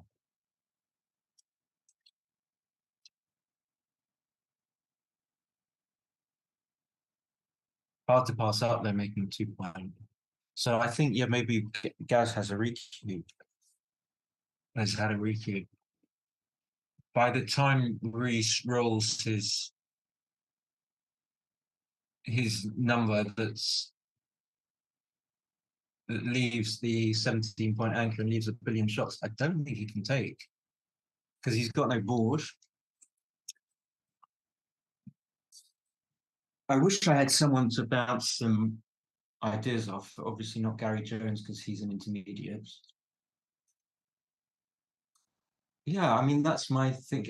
I'm missing loads of things though, for sure. I don't see how Reese will be able to take once he's forced off the anchor. Even if Gaz has to clear the 9-point, yeah, I think this is just a pass, isn't it? A pass. I wouldn't want to take this for money anyway. I don't see how those checkers are coming around. I mean, I do have the advantage of I've got my little database of positions, and if I'm remembering correctly, I've got a position similar to this that I had to. So like now, you get like, you know, force play. It does achieve the forms though, so I'm talking rubbish. But maybe I still think this is a requeue. This is probably a take, just because there aren't that many shots. Because if you miss, of course he's joking. They're both saying stuff. Sure, maybe so. I thought, well, I didn't know, because they only played 2 games. So it's possible. It's possible. But so just what fours aren't you? What am I talking about? Yeah, he just passes. So why did I see the position as fours being duplicated? And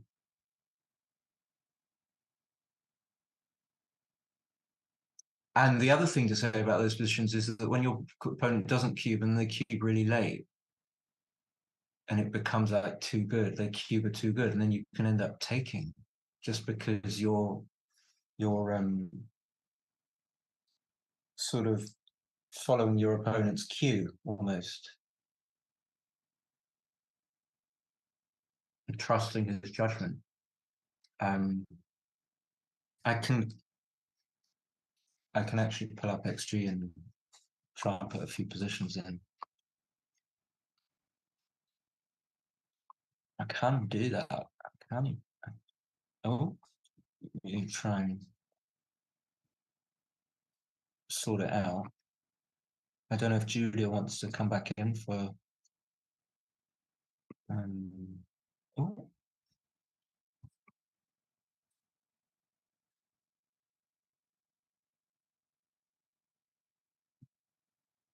Well, if I can manage to put some positions in, I will. I'm just trying to configure my computer.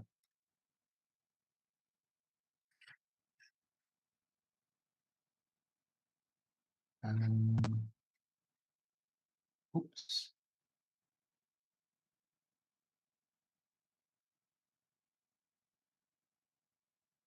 Okay.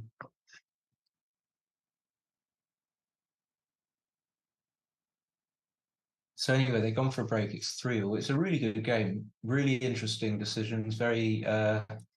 Why is it doing that?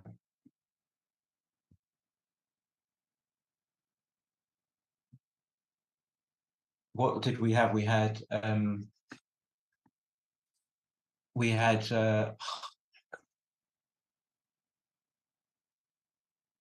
recube decisions there, I think, and we had some pay now, pay later, and they didn't take Reese didn't take an inordinate amount of time. Maybe I would have taken a little bit more time over those, just with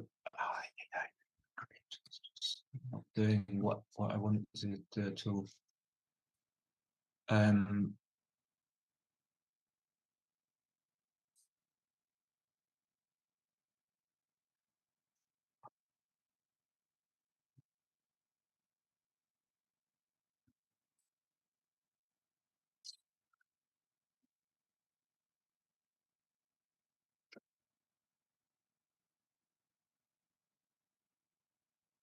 Okay.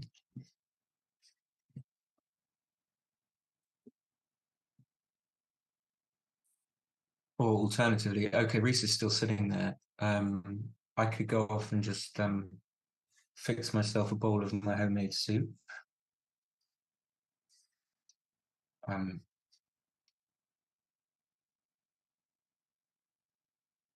Or maybe Julia has muted me. I think she might have muted me. Yeah.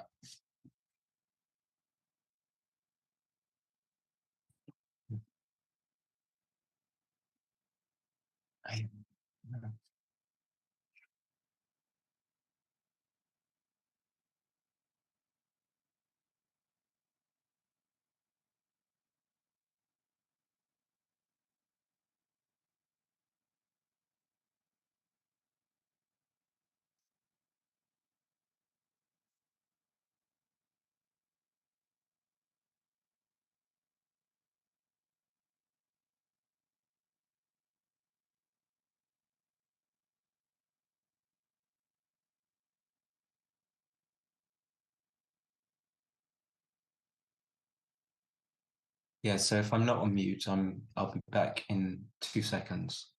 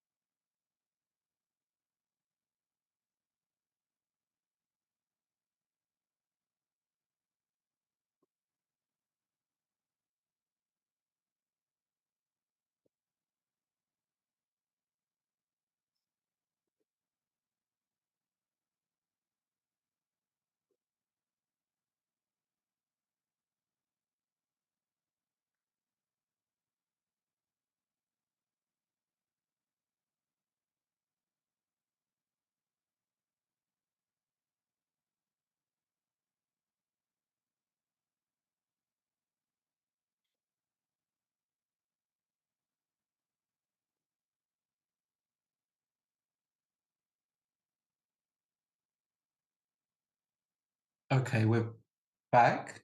I hope that you can all hear me.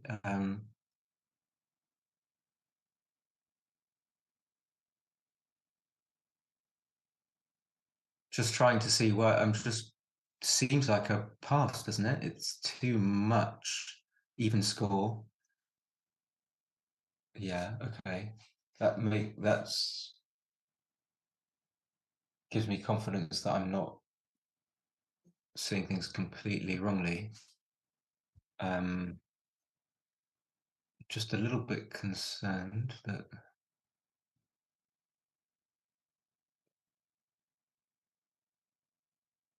yeah, okay. That's gives me confidence that I'm not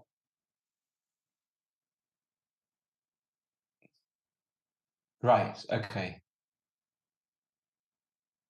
So Gary says that Reese he looked up both on WBAF 131 matches. Reese plays a poor average of 4.02, and for match Gaz plays 3.6. Yeah, that's very impressive. I think to play somehow playing online, playing low PR is actually almost harder because you just don't have enough pressure and enough reason to think and I could never play 3.6 online. I don't know if I could even play it live, but so Gaz is now leading 4-3. This is really exciting. I don't know if this is allowed, but maybe because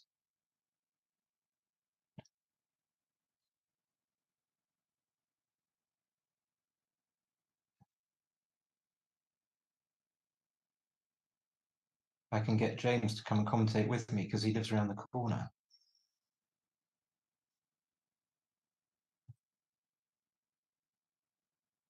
A nice sunny day in Cheshire, where they are.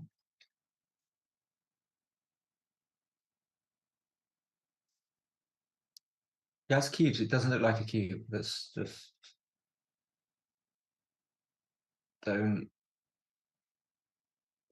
Yeah, I don't see. Is he going to come all the way big play and come all the way up? It looks scary to do that, but it could be right. But then again, if he's not ahead too much in the race, and the very worst has happened. It looks automatic to slot the 5, but he didn't have to do that. He could have just played 7-2, and then this looks like a definite. He's not even thinking for more than a few seconds, and I don't see why. I mean, Gaz has got like no board effectively, and Reese has got like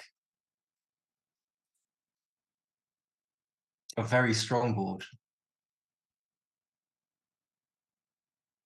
So I'm interested to.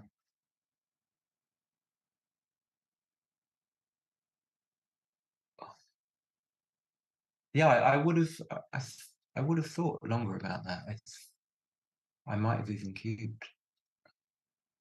I didn't get long enough to see it to be able to judge whether I would have actually cubed it.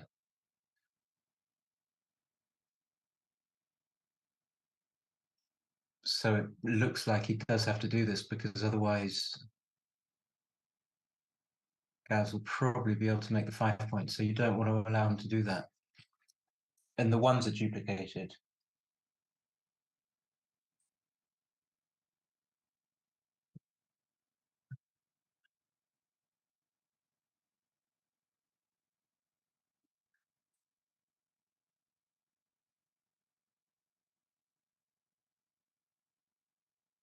But he doesn't in the end. By no means an easy play, really difficult. Again, this is like eminently cubable. Just the 4 is so destructive, and then the other numbers aren't so bad.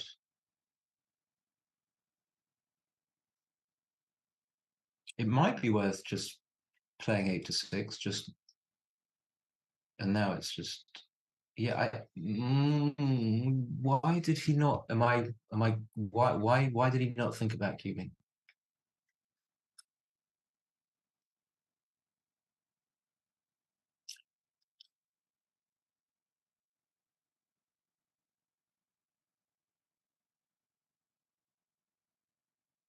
I wonder. Okay,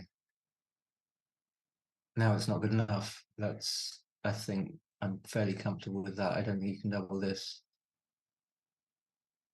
I could be wrong. So this is the kind of thing that Reese could be tricked into if it's wrong. I mean, it could well be right to double. But my first reaction was as I said it. I didn't think it was just after double 2, but Gaz has got 3 checkers back.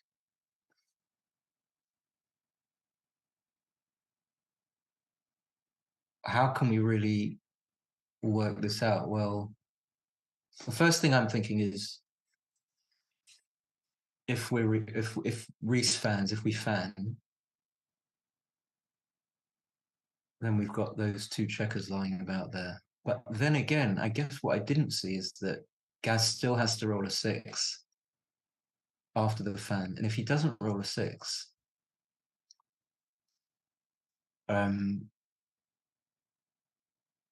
yeah, he could be in trouble. So that suggesting that fanning isn't that bad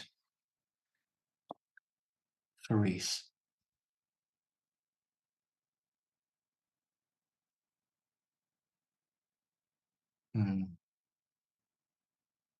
Yeah, it probably is a recube. Major clues, the fact that Reese cubed and that Gaz is taking a picture. He's taking that, okay. But I still stand by the fact that he should have thought about cubing. So there's a fan.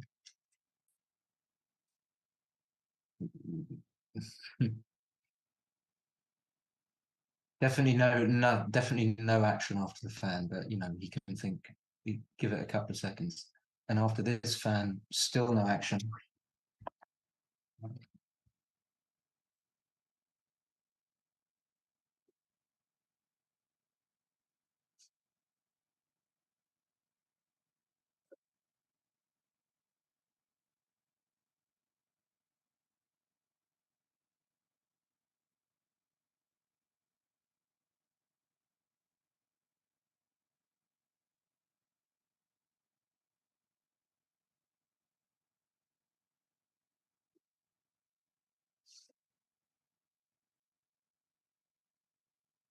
I'm back. I just had to let someone in.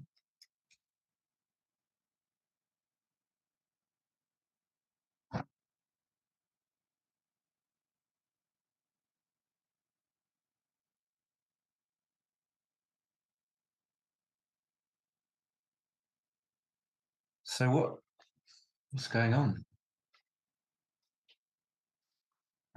What's up? You've been sure. Have a seat. How did you guess? Have you? Yeah. First mitzvah. Oh, really? Oh wow! Look at this! What a match! Very exciting. What tournament is it? So this is, I think, the winners of.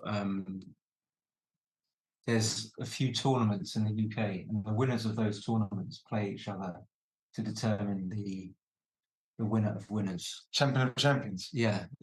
So, would you like a drink? I bought my. Are you commentating on this? Yeah. You're live. Live. How many people are watching? I can't see actually, but everyone, 17,000. I don't think it's quite that much. I've just been joined by my buddy James Fogel, who lives very close by. So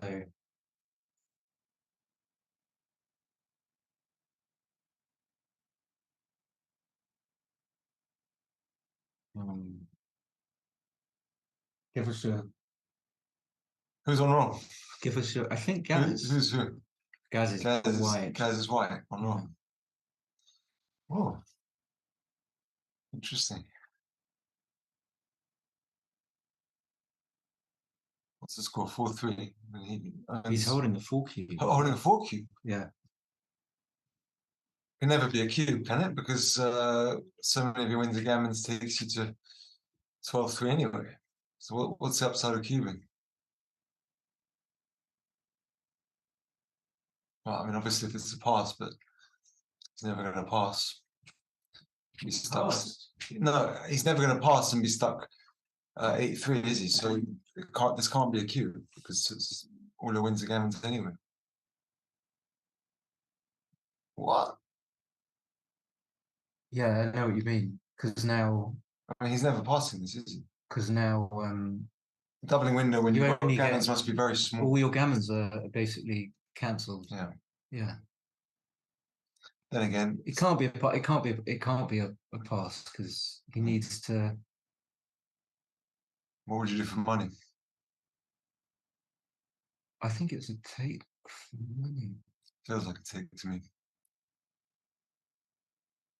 Just because you can just roll like a 5, and then you can roll a 3. Yeah.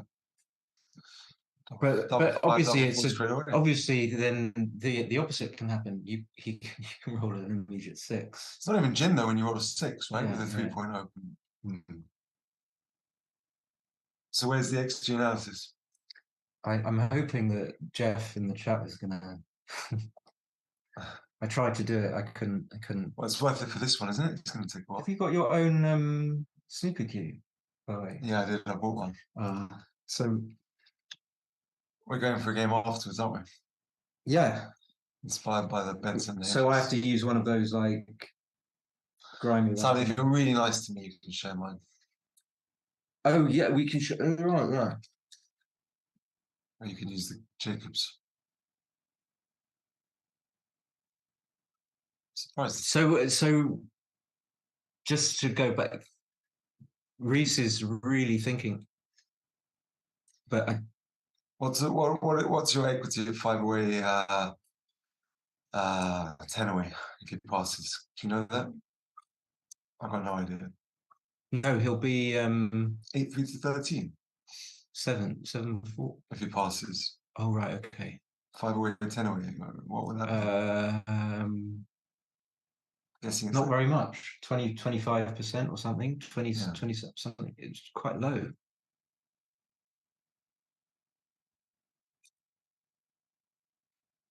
feels like it's easier to take them for money.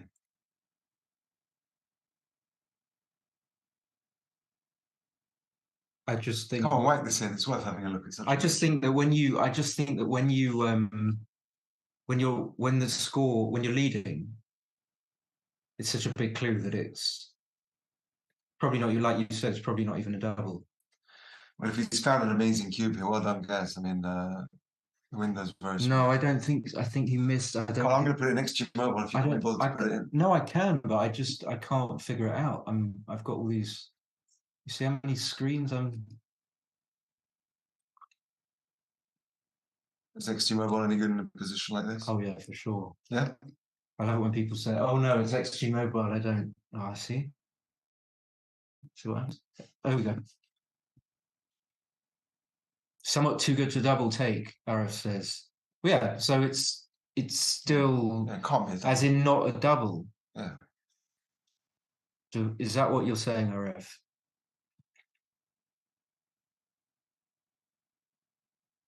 Sorry, I'm going to swap the windows around. I've set it up now. But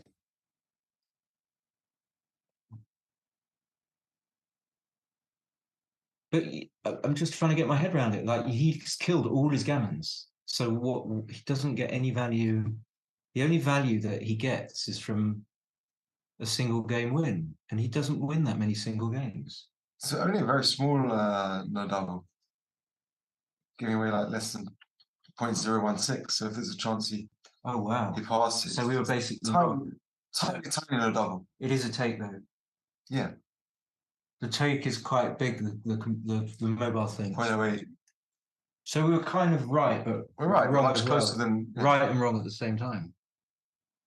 You're winning 75% games and 48% gammons, basically. Wins enough to take percentages. Arrow's absolutely right. I think which is what we were saying, but he was much clearer about it. So he. That's what we said. Couldn't have been clearer. The stream is delayed. What's going on? Which one are we meant to be? What? This is the live. It looks like he's still thinking. No, he's taken. Oh, he's taken them. Well, he knows we're in a rush. We want to go and play snooker. That's why they pumped the cube up to. Do you book? Are you a member, or can you just turn up? I'm a member, but Are you like it's £20 to join on the spot. Do I have to pay £20? You can be my guest. Okay. Right. I probably would on a one-off basis. Feeling rich, pay £20, but it's quite high. So guys didn't come out. He didn't come out, and Oops. That's some. Don't roll. Obviously a recoup being down on the match note, and obviously a take. You can't lose you don't want to lose out on 2 points. Well, why would you ever want to be stuck 12-3? I mean, it's got to be a cube. No, you're right. Yeah. Yeah. I mean, it's an easy decision, isn't it? This is an easier decision than the other one. Because you can just roll the 3, good 3, 3, on- 3, good on 4, 6, BT. 3, 6, 6, 3. Even just coming in and then him not rolling a 6. Or staying out and he deteriorates. But it's not actually, it's weird because it's not a mark. There are no real market losing sequences because he's not gonna pass next go, is he? 6-3, 6-4. He won't pass if he rolls 6-4 and fans. Double 6. Is that a pass? Huh? He can't pass after anything. So let's say Reese rolls 6-4 and then Gaz fans. Can Why he can't pass? he pass in the 11-4 then 2-8? Because you've just got 9-0. like no. Theoretically, you've got no. Still got 10% match chance, no? So no hit. You And don't this hit. is only small to good. You don't according hit. to XG Mobile, but I would. Well, You don't hit here, right? I don't think so. But you can you can trick yourself into hitting because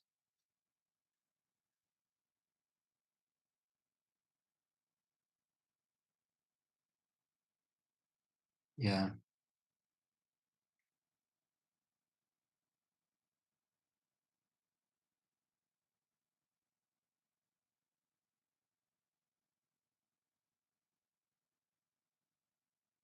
He did hit. No, I don't think that's right. Well, it could be. Like with anything, never sure. But I'm pretty sure you leave the back of the prime slotted. Because you need to, because you can just come in with a 1. Hi Mob Up. It's one of my fans.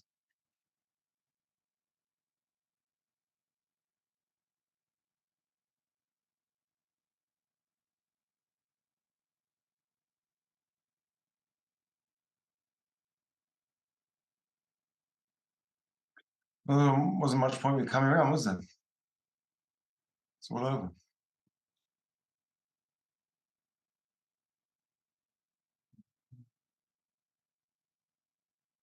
Blunders here, Chris says. Yeah, it's just like a standard thing, isn't it? It's a Because he standard. was deteriorating as well. You know? He was 4s. I remember when I first started playing, I always didn't know whether to hit or not in those situations.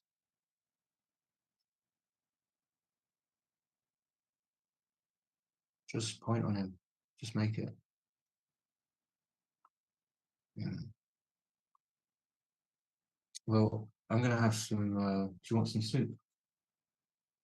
Lunch. I need to be back for 6:30. Do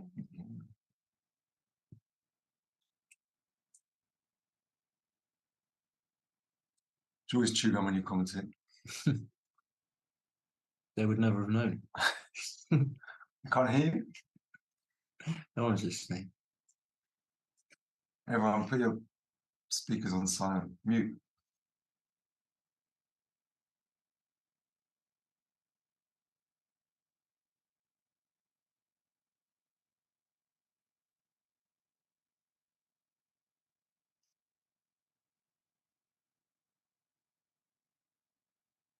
It just says all the results merchant will say you shouldn't have queued this. He's lost the match putting it on the line, but it was only a less than 0.02. I mean, it wasn't even an error to cube according to the mobile. It was that close. If there's any chance your opponent can pass, it's probably not that bad. I don't understand why it was a double. Oh, what? You can't win that, can you? It wasn't a double, but Yeah, but no, it was wasn't a very big deal. close. It was very close. It doesn't seem to make sense. Well, he's still winning 75% of games. It's not bad. Yeah, I didn't really see. We can still win. That's it. Well done, Reese. So I think that was the second round. Yes, that's the second round. So Reese and Gaz were both on 1 win, and now Reese is through to the last 8 tomorrow. Gaz has another chance. Oh, even though they both won 1. Yeah. So it's 2 wins gets you through to the next day. Whether that comes in 2 rounds or 3, it doesn't matter. Oh right. So okay. Gaz is going to play I think he plays Steve Bibby next as one of the other one out of 2s. Right. Okay. All right then. Okay, thank you ever so much. It's Thank you very much. one of the fastest matches I've seen here. Yeah. Just a quick note to the viewers. We'll be back at 4:45 with Tim Cross for one of the intermediate rounds. Quick note for our sponsors, Art Gammon, who have provided this lovely streaming board for us, and they've also provided the prizes for today. And do like and subscribe to the channel so you can find out when we're next broadcasting live tournaments. So thank you ever so much, Simon, and Thank you very much.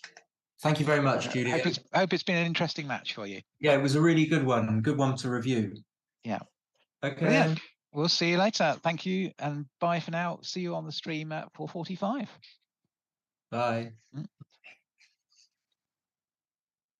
Not me. No, Who was that? Julia.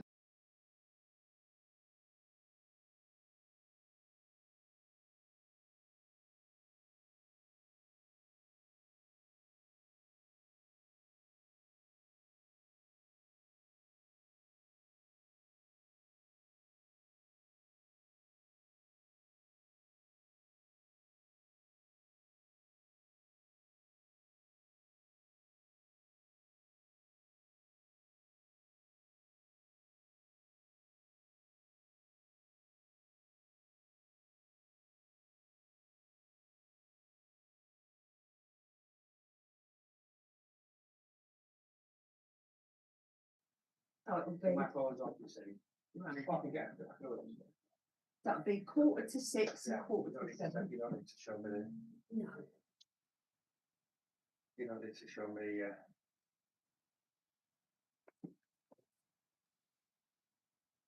you don't need to show me the clock thing. Okay, thanks.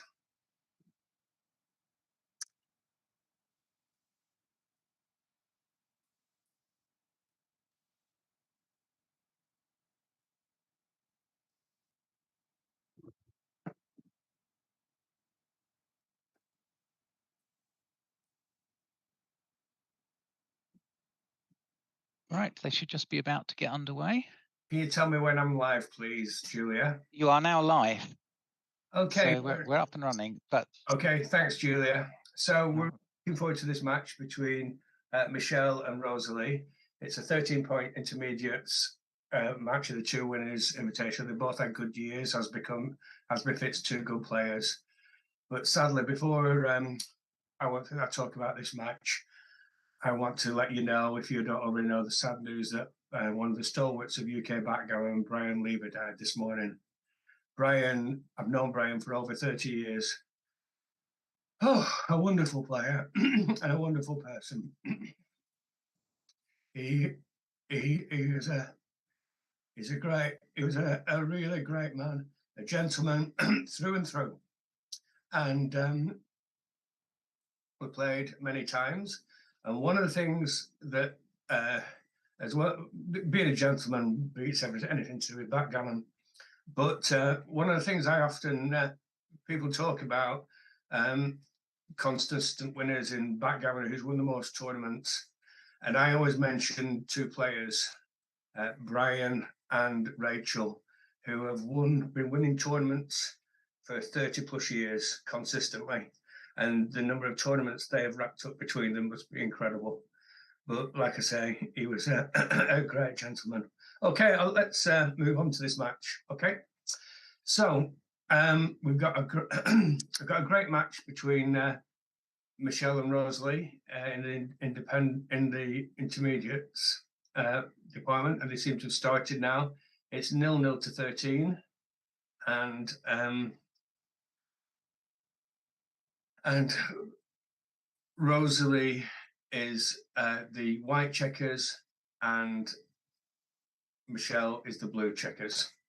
It looks slightly that Rosalie has had the better start, having what I term the glory point of the 5-point made. I term the 4, 5, and 7 points the glory points in backgammon. These are something you should aim for to win as soon as possible.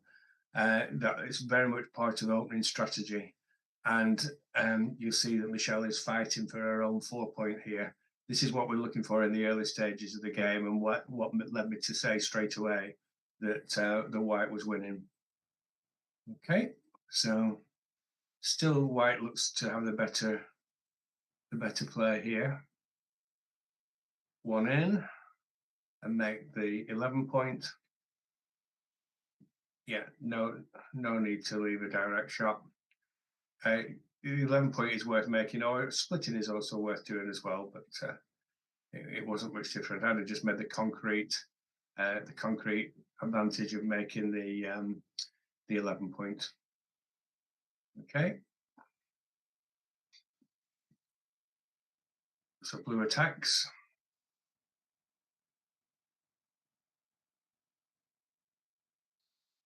Five, six. Just run out. If you're not sure what to do in backgammon, running out is often a good thing. Getting your back checkers moving is as well as fighting for the glory points is always good. Now, this isn't the right play. You don't want to play your checkers behind your opponent. You want to keep them in play. So a double six. Oh, that's a nice roll for Michelle, and she'll see that it's going to make the 10 points soon. 9 points, sorry. So now obviously this has turned things around totally, and now we've got Michelle winning. She's even in the stage close to a double already. All she needs in these kind of positions, where she's just kept all the checkers, is a race lead. So she should be counting this race now.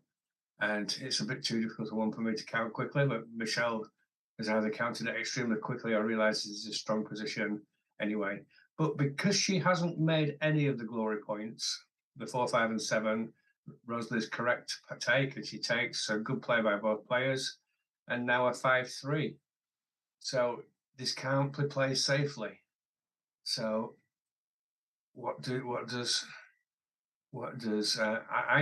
when you can't play anything safely, I would just bring 2 down, because what you look at both the good things that can happen and the bad things that can happen.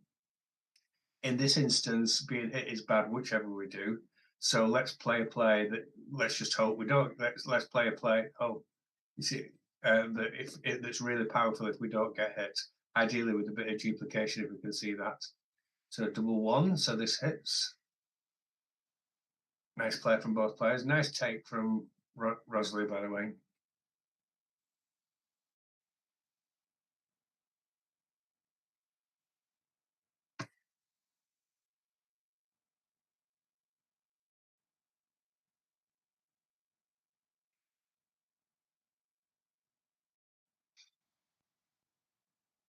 Now, does she play the 4 attacking? 2 on the bar is better by 4, and it can have a fantastic. Now, I think that if you look at this now, if Rosalie rolls a 5, it's good anyway. So she might as well have hit on the 5-point. So now, because great things could happen. Always play assuming. Oh, it's generally that always is never the correct thing to say in backgammon. There's no such thing as always. Things change all the time, but often the best thing to do is play expecting the best things to happen. Nice play.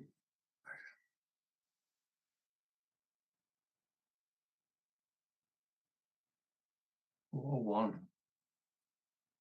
This is really okay. I really think that it's time to hit and make the 1 point. 4-point boards, very strong. Okay. 5-1. Now Rosalie, you might as well button up here, because you never know. Although if it doesn't leave any shots, you can make an exception to this rule. So there's no shots at all. But otherwise, it would have been right to button up. Double 1. Now Michelle needs to play the 1 to make her 6s count Yes, she knows that. Well played, Michelle. Great play. The other 3 ones are not quite as important. 2. I think I'd just play it safely from 8 to 6. Well played, Michelle.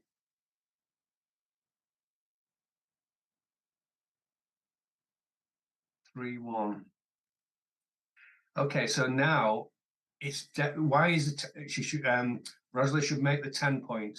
Why is the 10 point so strong? Because it blocks the 6s if blue rolled the 2. We'll play Michelle again. So we're back in the position where Rosalie needs to hit a shot. Oh, so close.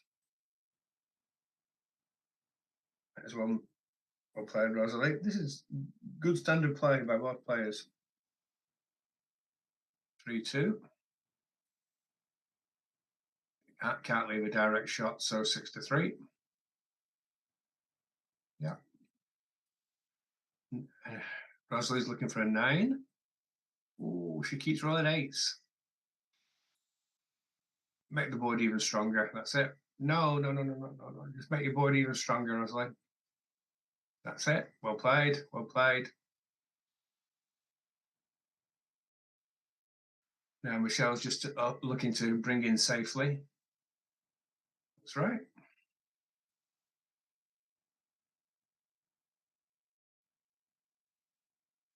Five, 1. There's no difference having 2 or 3 checkers on a point. So Rosalie could easily have just brought one, the 3rd checker round safely. That's it. What she's doing now. Well played. So it's now mainly whether this point gets cleared, and it's getting more and more difficult all the time.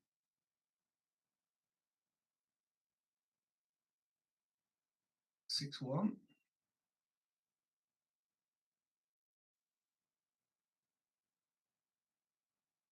Oh, great 2-2 from Michelle. And that looks like I can't see a gammon, or I can't see Rosalie winning, so I'm pretty confident this is going to be 2-0 to Michelle. But a well played game by both ladies. Well played. Impressive stuff.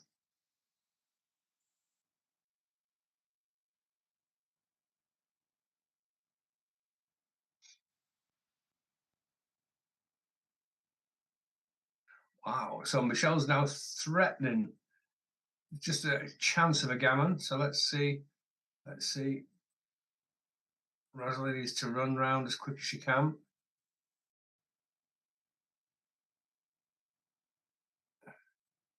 Four, 5, 6, 7. 5, 3. It's nice, and that's a single win for blue for Michelle. Well played, Michelle. Every roll gets off for white as long as Rosalie plays it correctly, which she will. And she does. And there we go. And it's 2-0 to Michelle.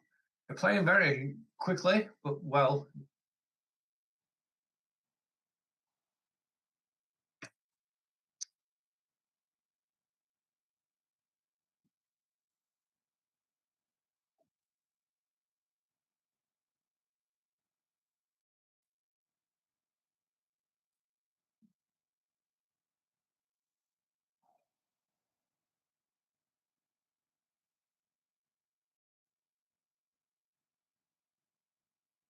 Five, 1.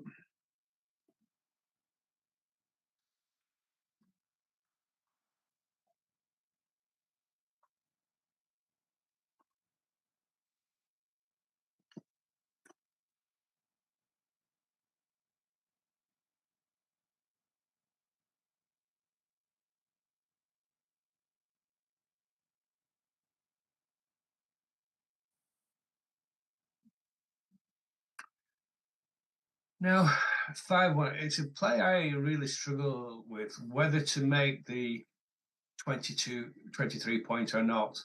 I usually tend to avoid it. Michelle then made it. It's really interesting. She's playing extremely quickly. whichever you decide to do, it's a very tough decision. So certainly here, is it a 6-1? No, it's a 6-2. Okay.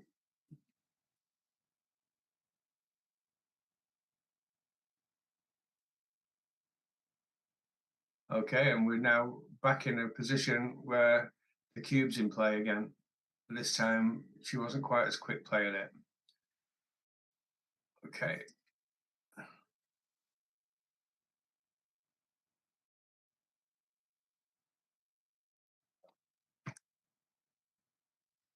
Okay, the cube's now we want to be cubing Michelle. Don't forget the cube. Okay, 5-4. Oh no, no, no, no, no. No, you don't play past the most important point, which is the 4 point. Well played, Michelle. Good stuff. Well spot. Well done.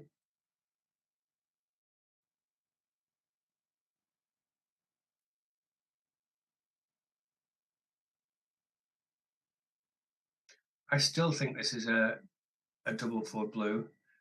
Big advantage. The biggest advantage is the fact that she's got 3 checkers back. And I don't know why she's not thinking about it this time.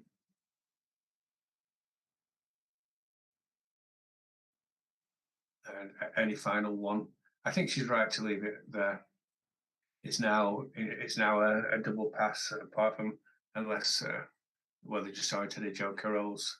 So this is now a double pass, and arguably even too good to double now. So don't always remember to double, because Michelle could be winning 2 points here. I hope this is a big pass now. Yeah, well played, Rosalie.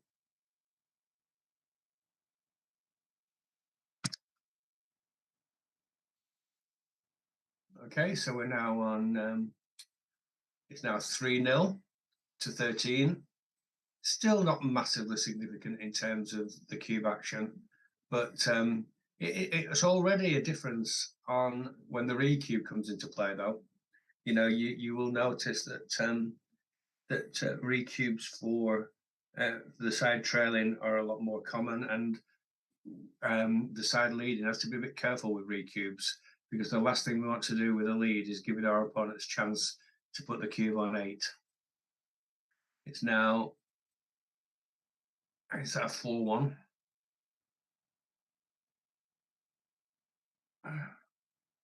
Not an easy play. Rosalie is plays very pure backgammon, which is a good thing. A good thing. 6-5. So of course it's no, you missed the hit there, Michelle. Oh, and Rosalie points it out to her. Oh, that was a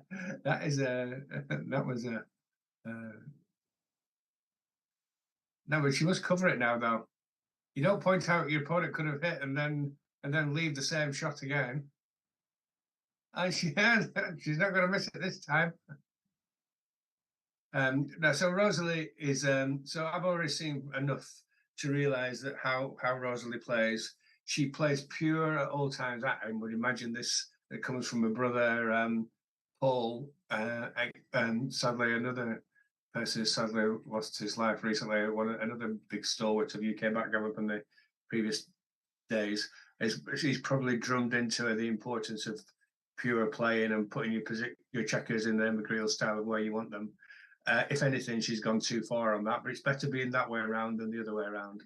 So, you know, the thing about backgammon, it's getting the balance correctly between whether you take a risk or you don't take a risk, and getting that balance right. If the game was always be careful or always be aggressive, there'd be absolutely no. The game would be very easy. But what makes backgammon such an enjoyable and difficult game to play is that minor things can make the decision change so much between playing aggressively or carefully. The biggest thing is board strength or race lead. They're the main 2 things to take into account. But so Rosalie should sometimes just ease back on this pure play. But generally, it's a good bit of information. A good style to play in, playing nice and pure. So, it's usually masters that struggle by playing too pure. Okay, so 5-2. So Michelle has escaped all her checkers. So she's definitely not playing. She is definitely now just trying to bring this home carefully. No. So what she should have done was reinforced the 8 and 9 points. The best number of checkers on any point is 3. 2 to secure the point and 1 to be a builder. Less than that means you don't have any builders, and more than that means you have got a stack and they'd be better redistributed somewhere else. So that, trying to, hopefully these tips have some, oh, there we are. No need to do it because it's now reinforced naturally. 5-1. So that's right, Rosalind must keep this checker back. Now, again, Michelle should be thinking, one of the triggers to think about doubling or not is when you have got all your checkers escaped. And so if you escape all your checkers, always consider a double. And that would have been the trigger. Now with that 5-5, the race has probably got close enough. Okay, so what is that, a 2-1 or a 3-1? I'm afraid my eyes aren't really good enough for this.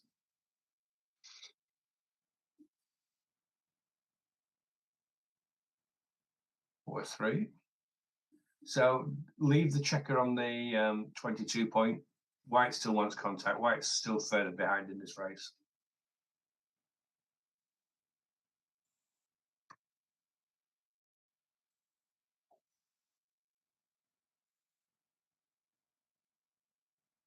Six, 3.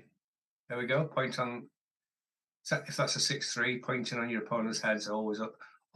Tim Cross saying, pointing on your opponent's head is almost always right. And it certainly is in this instance.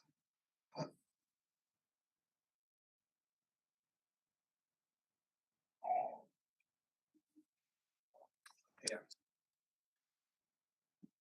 So sadly, Michelle has missed a couple of hits. Oh, and Rosalie's pointing out again.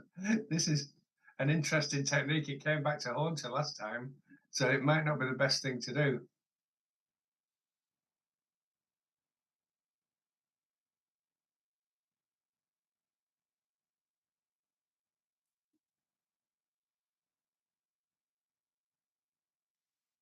I'm afraid I can't see the dice. Is that a 3-2 or a 2-2?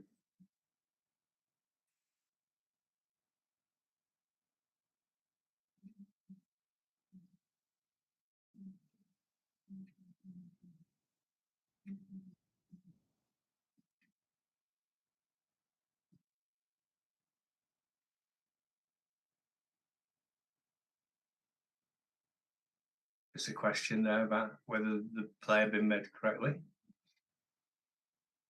5-6, and now she runs, and I'm afraid, so now there's no way around this but to count this. So Rosalie is really, this is, you absolutely need to be cubing here. The cube is in the middle, isn't it? I see the cube. Yes, the cube's in the middle. But Michelle should be doubling, even though she's in the lead of the match. It's not enough to be significant.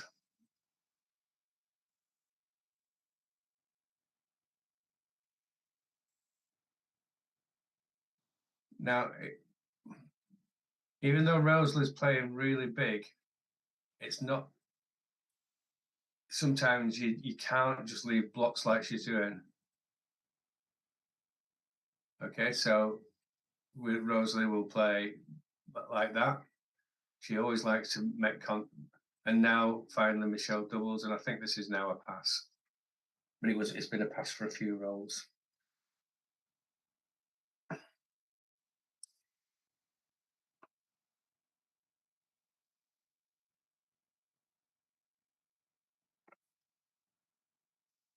So when I next see Rosalie, I will comment on how big she plays backgammon. That means how pure she plays it and how aggressively she plays backgammon. You know, but she just needs to rein it back in a slight, in a bit. You know, sometimes in the end, the game is a race game, and it's not just a case of always just playing completely, completely freely. You do have to care about being hit sometimes, and that's what Rosalie just needs to just. It's normally hardest to try and convince people to take risks, but in Rosalie's case, if I get the chance to talk to her, I'll be asking her to pull it, you know, to do it slightly less. Okay, so it's now 4-0 to Michelle.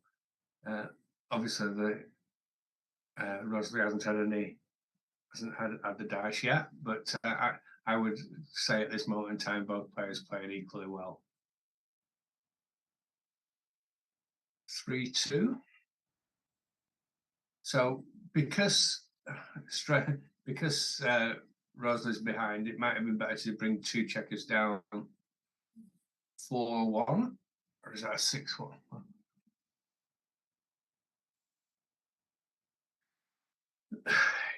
I think it might be right to do nothing more than 13-8. Again, these players both play really big. They've both been coached by some by aggressive players. That's really obvious from the way they both play. And again, it's good, but just getting the balance right. That was such a big play. The trouble is, if you play big all the time, you end up always playing back games, always playing the really difficult stuff like that. Okay, it's 6-5. So now this is a tough play. It made it slightly easier because we can't move the very back checker. So it's a case of just swinging it round. Nice duplication of 2s, well played. But of course, Rosalie now rolls 2 after the nice duplication. No, okay. Okay, so you always, if you remember where I talked to right at the start about always fighting for the glory points, that also means stopping your opponent getting the glory points. So Rosalie should have hit on the 20 point. So for example, now that point now belongs to Michelle. 5-3. So let's make our anchor.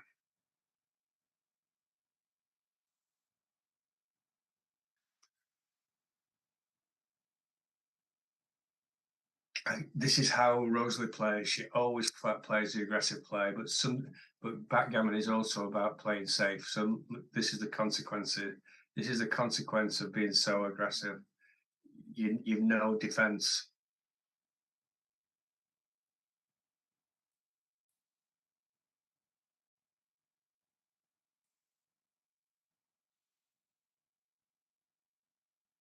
Like I said, well, I know what me and Rosalie are going to be talking about next time we speak.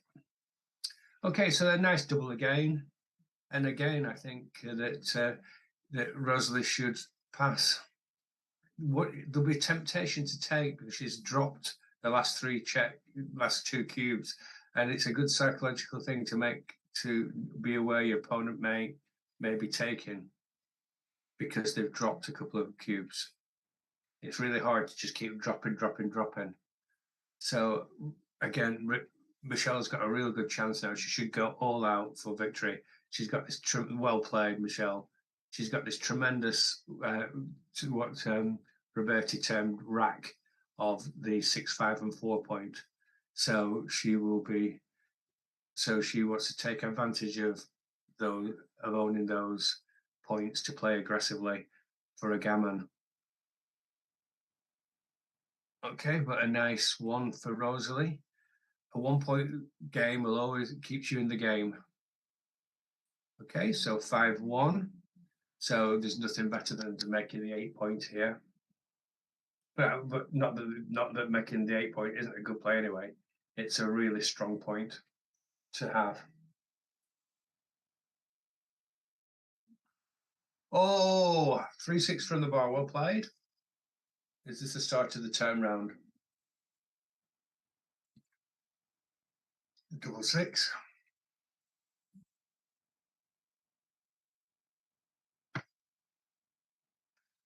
Four, 3. Now, it will be right for the moment. Oh, wow.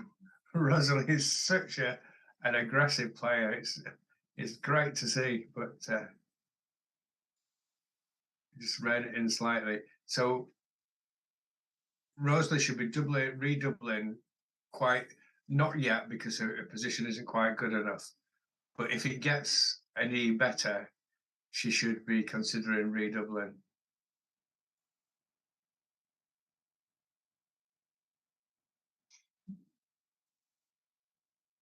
Yeah, just play the 4 and then think of a 1, and the 1 is going to be 8 to 7 because no, you still even okay.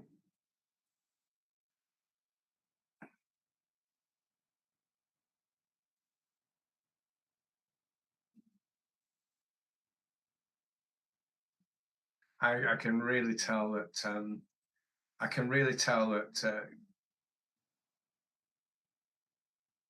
Rosalie has been trained by Paul, and to be an aggressive player.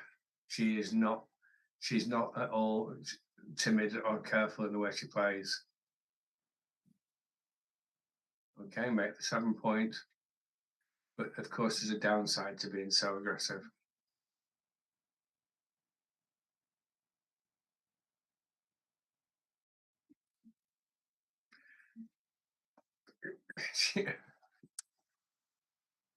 She might play 8 to 6 here. So sorry, 7 to 5, and put 2 other. Okay, 6-4. So Michelle should just be going all out for victory here. It's a very, very strong position. The rack plus the 7 point and 2 points is just so strong against 3 checkers on the ace point. The 3 point is written. No. You don't put checkers without flexibility in this position, because it's really important that we win the battle for the 3 point. So we want to maximize covers for the 3 point, even that if we can afford to risk things slightly because White's got somebody on the 1 point. So now with any 4 or 2, blue should hit. Not with a 5-3, unfortunately. So there's a chance now that Rosalie can establish a 1-3 backgammon. She has, so this is exciting now. So now she can establish a 1-3 backgammon, backgame. She doesn't really want to make the ace point. Okay, 5-1.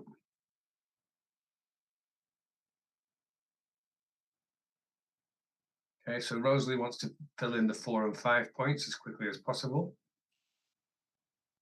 She's not hitting here, so Rosalie should just be slotting the 5 point now. No, not the 1 point. That doesn't help in.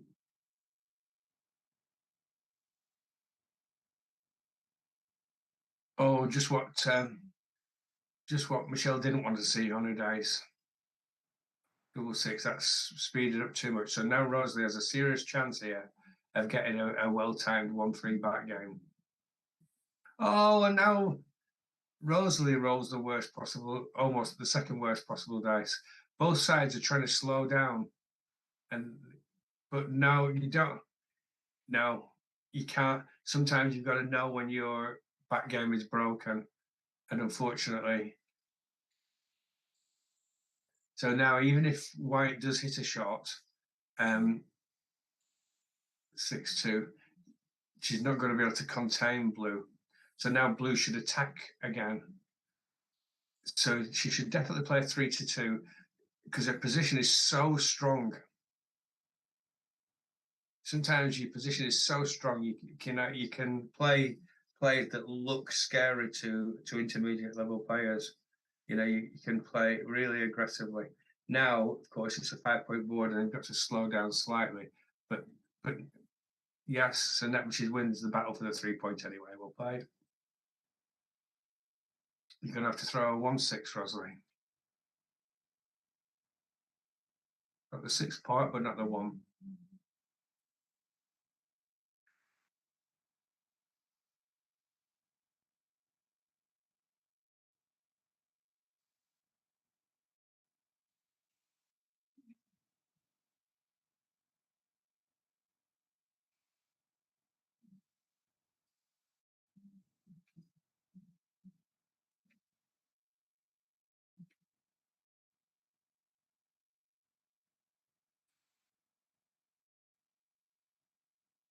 Three, 1. Yeah, probably. The question Michelle should be asking herself is the gammon still in doubt? And I think there's still a chance that White can run this off. Okay, this isn't a good roll. So White stands to get at least 1 or 2 shots here. Just run round best you can.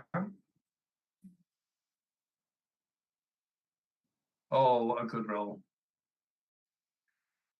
Okay, so White's, oh, that's not a good roll, too fast actually.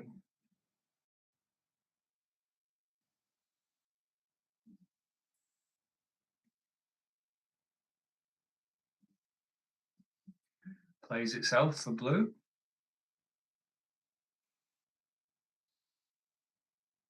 Now she should definitely go. Yes, that's right.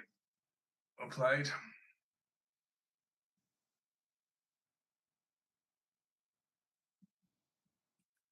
It's looking very good for blue this now. It's hard to see. Oh, where did that go? Okay, so White really needs a 2 now. Yes, and she throws it. I say yes, not because I'm supporting one over the other, but just to make the match more exciting. Okay, so that's well played, Rosalie. Nice hit. 5-6. Okay, so can Rosalie roll a 5 this time? She can't, but she might just have done enough to get off the gammon, which is quite big for the match.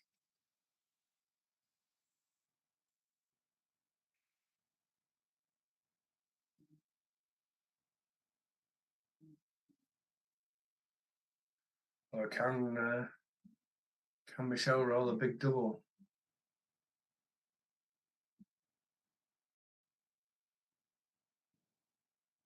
No, a small double isn't good enough.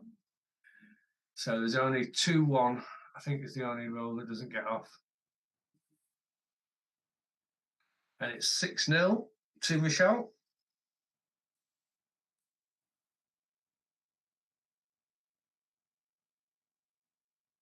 To 13. But now the score is lopsided, it will start to have an effect on the cube action between both players.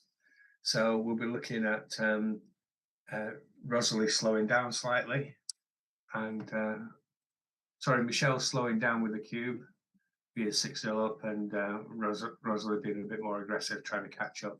Even at scores like this, even when you're as far as 7 away, it's cube ownership value, and when you're behind, cube ownership value is so strong compared with when you're ahead. Having owning the cube when you're ahead is not very strong. You don't have as much because you're so reticent to put it on 4. Okay, nice play, nice opening play by Rosalie. 3-1, nice return. Sorry, by Michelle, nice return by Rosalie. 6-3. Anchor takes priority over the 5-point. Double 5. Not the right number in this place, but it plays nice and easily for Rosalie. And the race always matters. So now blue is looking now to prime. So either that or the 4-point were good priming plays. 6-5. So if blue's winning a game, I've not noticed any. It's just the 5. What a really lovely throw. Okay, so blue is really strong now. 3-6, and I can't see anything better than just running.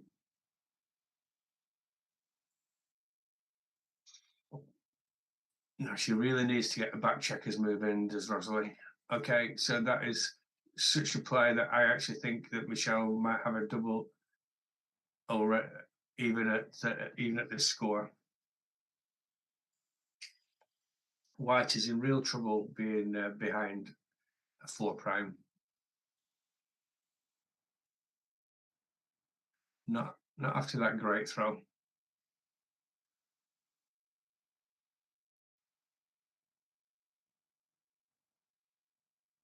Okay, obviously not a double now for blue. So it's just a case of seeing what happens now. Playing carefully both sides. 4-3. Michelle just wants to safety up now. She doesn't want to take any risks. Well played.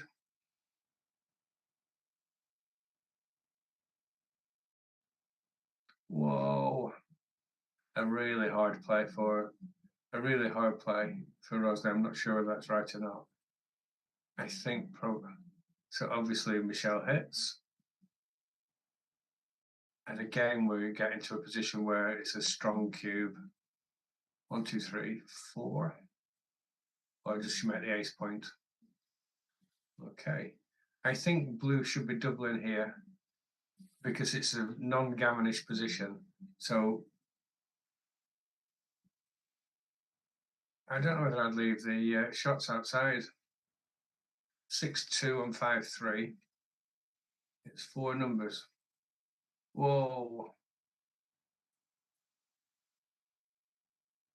I think blue's strong enough to double here. Come on, Michelle.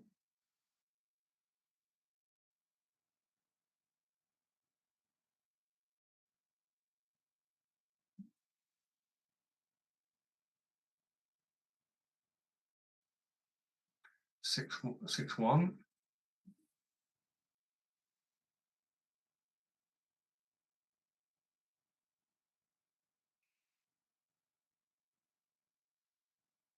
6-5. Pointing on your opponent's head is nearly always right. Well played. Are the cubes still in the middle? Either play leads to a double drop next time, so it's not that important actually.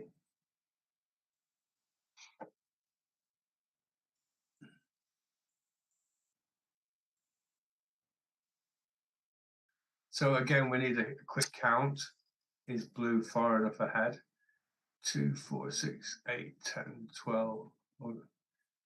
She's either not counting or doing this so much quicker than me. So I really would have to count if I was white here to get the race. 2, 4, 6, 8, 10, 12, 14, 28, 29, 30, 31, 31, 24, 7 behind as white. 6, 7, 8, 9, 10, 11, only 11 behind. And I think this might be 11 behind, and the race length is 6, 7, 8. I think this is going to be close.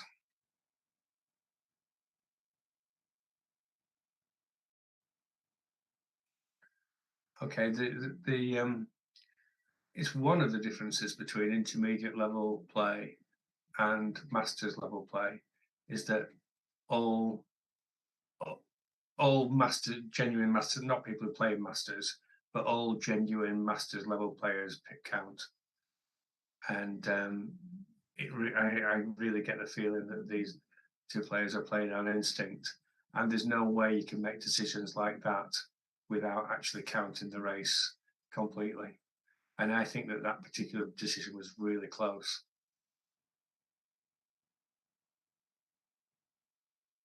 2-1.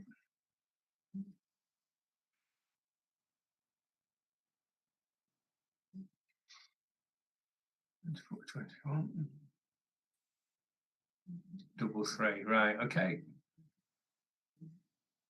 So the score is now 7-0 to Michelle. So basically, Rosalie should be doubling anything. The most likelihood is she thinks she's too good, and that's not impossible at this score. I think she probably, but hopefully, I don't know. So I can't tell whether she's not doubling. Well, if she thinks she's too good, she should be obviously hitting both checkers.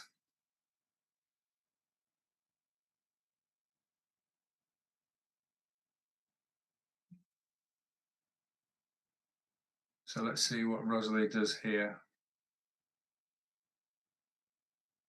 She's missed a couple of doubles here. One of the things is when you're behind in the match, you have to double extremely aggressively when you're 7-0 behind. And so I think that those were probably doubles even at 0-0. Never mind when you're trailing 3-0. So this is something I've noticed. You know, this is another thing that intermediates could quickly learn to improve. 1, pip count. 2, have a quick understanding of how the match score affects cube action. And it's pretty. You're just starting out with the principle that if you're behind, be slightly more aggressive, and you're behind by a lot, be even more aggressive, will get you a long way. There's obviously more. There's other little indicators as well. But if you just start with that understanding, you'll get a long way. Okay, so we're on now 3-2. So even that 1 point is not enough to change the cube action, Rosalie should still be being extremely aggressive with her play and her cubing. Any much of a lead, and she should double. For example, if she rolled a double 6 there, it would already be a double, which it wouldn't be at 0-0. Okay, 4-1. Nice play. So even in positions like this, White should be considering doubling at this score. Okay, because you know here she's lost a mark. I mean, it was unlucky. She was unlucky to have lost a market, but okay. So now this is a definite double pass, which is why she should have doubled on the last roll.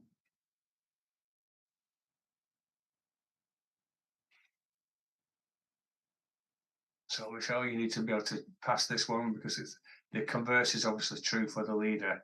The leader has got to be more careful. So she's made quite a mistake here now. She's given Rosalie a chance to come right back into this match.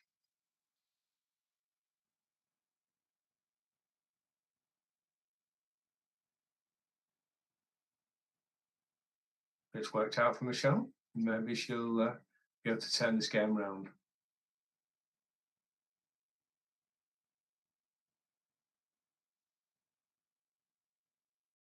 I think I'd make the bar point here because we've haven't got a problem with our opponent hitting us from the 20-point anchor, which is so strong.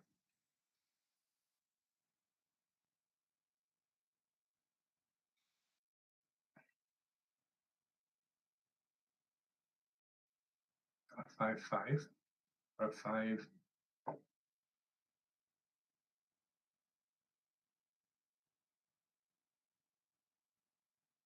Yes, it is a 5-5. And she's doing the right thing. And bring one out. So bring one out.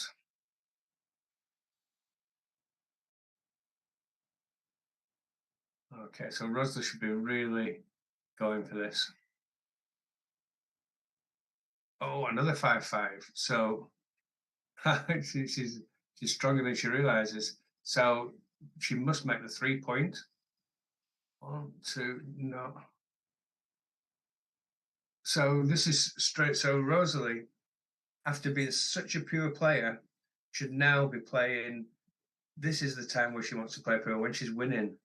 So that's okay. Okay, so now this is great for Rosalie.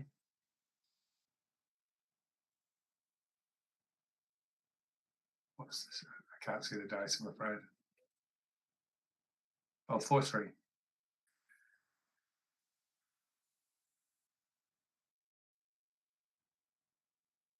5-3.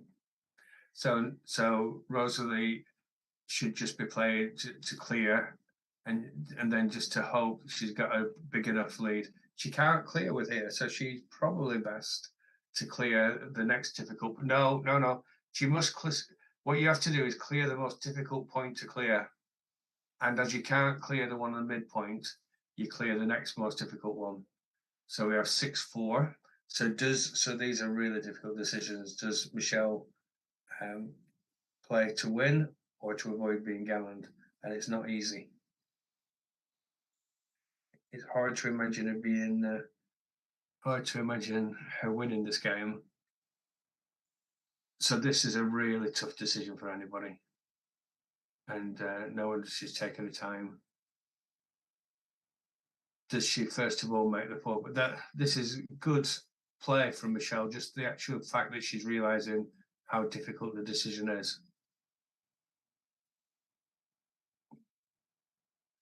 Okay, so let's bring that one to safety.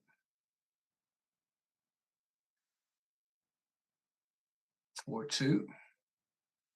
Let's come down. That's nice. And now, of course, if Blue ever got the chance to hit it again, of course she would hit, because now she's got a strong board. She's not totally outboarded anymore. Okay, that's a nice 6-2. Oh no, it's for Blue. Sorry. When you're trying to run off a gammon, don't spend too long trying to work it out. It's not that. Basically, what you do is you just you make sure you do as many crossovers as you possibly can, and you can't possibly go wrong if you do that. Sorry, you can't go much wrong. Sorry if you do that. 5-1. Again, Rosalie isn't clearing the most difficult point. You should be clearing the most difficult point first. 1, 2, 3. Oh no, 3 point. Don't play too quickly, Michelle. Don't play too quickly. You missed the 3 point there.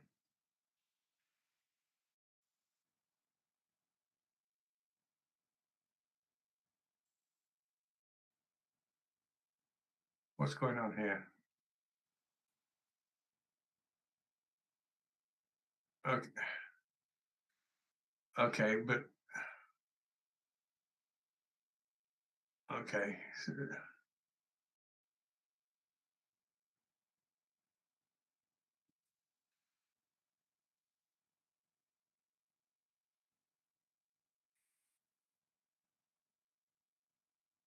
Okay, but Rosalie's picked his dice up, and Michelle's clocks go at running.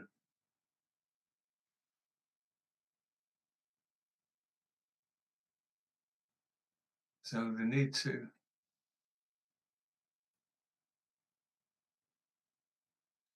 Five.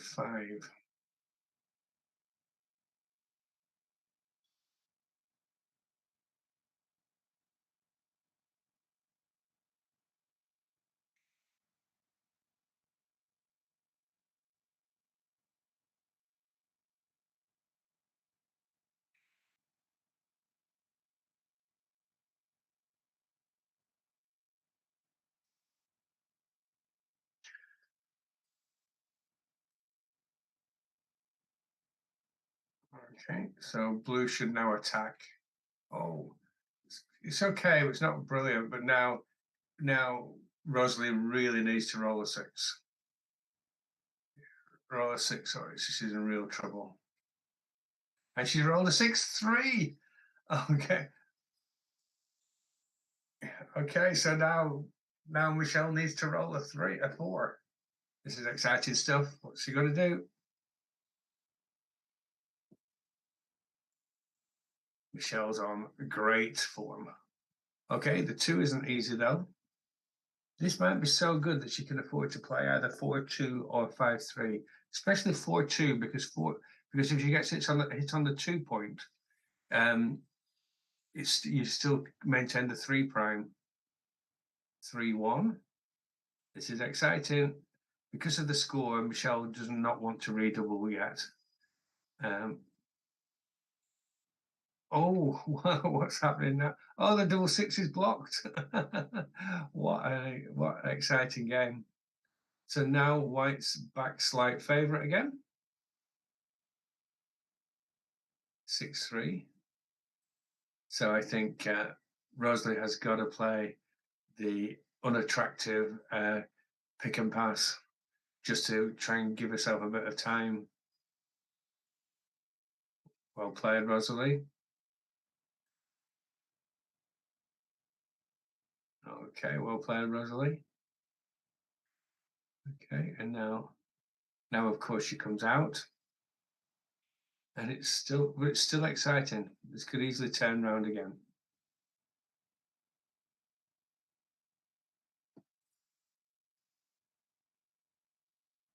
5-4 and make the 2 points, of course. Well played, Michelle. Having a strong board always helps, or nearly always helps. I keep saying you can never say always in backgammon. This is a tough play. And she decides not to leave a direct shot, which is probably right. So 7s and 10s, 11s, which has got a chance of winning in a different way. But White is still favourite, but only just.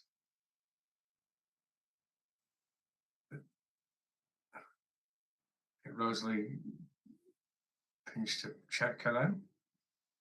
Pip pins to pip there. White rolls a 6-2.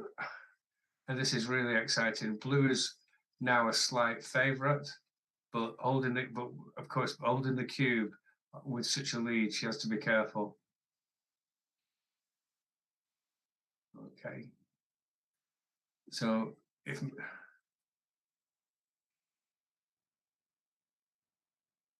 she's right to hold off the cube because she doesn't want to give Rosalie the chance of giving an 8 cube back. But she on the same score, she wants to keep it. She wants to get this double in if at all possible. 6-1. So this should be played carefully now. This is really close. It's constantly going very near to whether to double or not. So both players, especially Blue, should be playing really slowly now. And every move is a decision. So now, for example, slow down, Michelle. This is a tough. Well played, Michelle. So she needs to look. She's got 6 checkers to get off, and White but she's made that decision so quickly. Okay, and now 3-4. Oh, that is a bad roll. So I would say that this is now definitely a double. Okay, yeah, she finds it. 2, 4, 6. 2, 4. Oh, and Rosalie quickly decides no. And it's 9-1. Good match.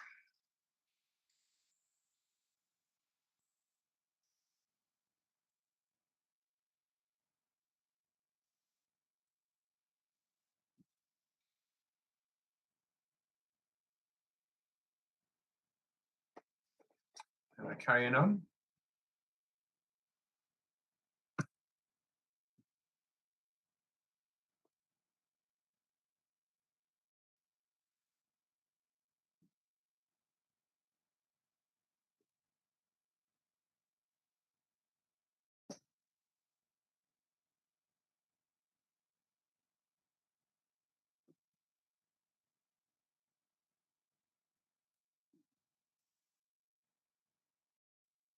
So again, nice attacking play from Rosalie. I wouldn't have expected anything else after seeing her play so far today. And 5-1. So she should continue attacking on the 5 point, fighting for that 5 point. If you remember, I said fighting for the glory points is important. This is definitely correct. Well played, Rosalie. 3-1. And now Michelle should fight for that point, but it's also a tempo play as well. Michelle wants to stop White getting the 5 point anchor, the 5 point itself. So Rosalie wins the battle for her own 5 point. Now, what about the other way around? So Blue has to take the second, a much worse point. But the reason it's close because of the score, it might be a double. But because of the 3 checkers back, she's not in that stronger position. So she definitely plays 24-18, and I would come down now, and play aggressively at this score. Okay, 6-4. Now there's no question here that leading 9-1, and Michelle takes the gift to the advanced anchor. I hope she can see that. Even more so with Rosalie having won the battle for her own 5 point. So I hope she sees that. She hasn't, unfortunately.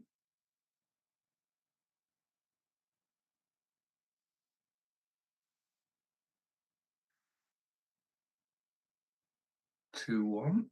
So again, Rosalie hits. And Michelle's now under pressure to hit back, which she does.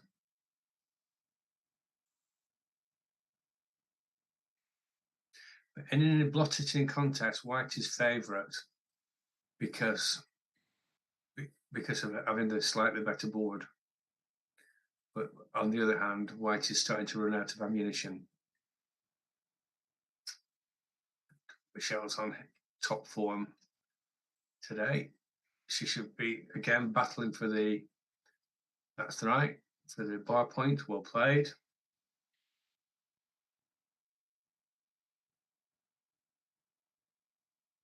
Four, 2.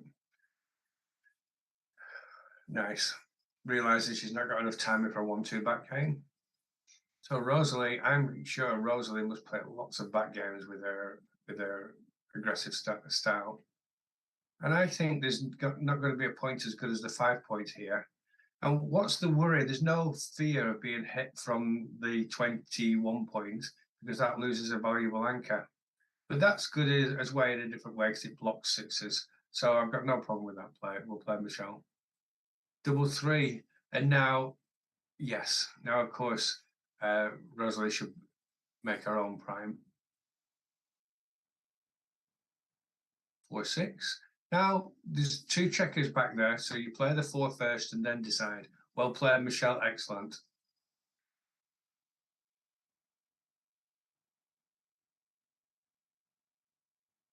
5-1. So here she wants to move 24-23. Well played. You don't want 3 checkers on the ace point. And now Blue will be again trying to win the battle for the further 5 point, for her own 5 point. So just play safe. That's right. Okay, White on the other hand is going to attack. Even with the the problem is there's no 5 if you just attack. So it's probably going to have to no, come out. You've got to be careful. There's a lot of numbers that crack for White, so you've got to get rid of that possibility by coming out. And that's 4-3.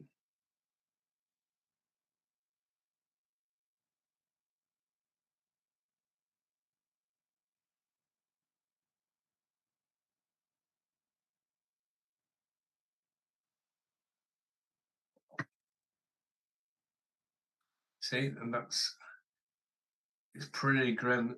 It's so grim. She's probably going to have to come out from the 24 point. Rosalie doesn't want to because she wants to maintain as much contact as possible. But it's a tough decision. This is why the 5 on the previous move was so essential to get as much time as she could. Now, the reason Blue's not doubling in this position is because of the match score. She absolutely doesn't want to give a 2 cube to Rosalie. 5-5, and who needs to worry about fives when you can roll fives like that? So it's certainly one of them without question comes out from the back. 1 and 2, and the only question is then, do the next 2 come out as well? Slot. I don't know whether White's got enough timing to keep staying back like this. 4-2, just to again just bring another checker down. It's a nice builder. Everything's good about it. And White now has got some real dilemmas about how to play this. No, you slot the 4. So what Rosalie should have done there is just slot the 4, because it'll be that 4 point needs making at some point. So the quicker we do it, the better. Okay, just having a think. We're having a think in the chat. I wonder what that's about.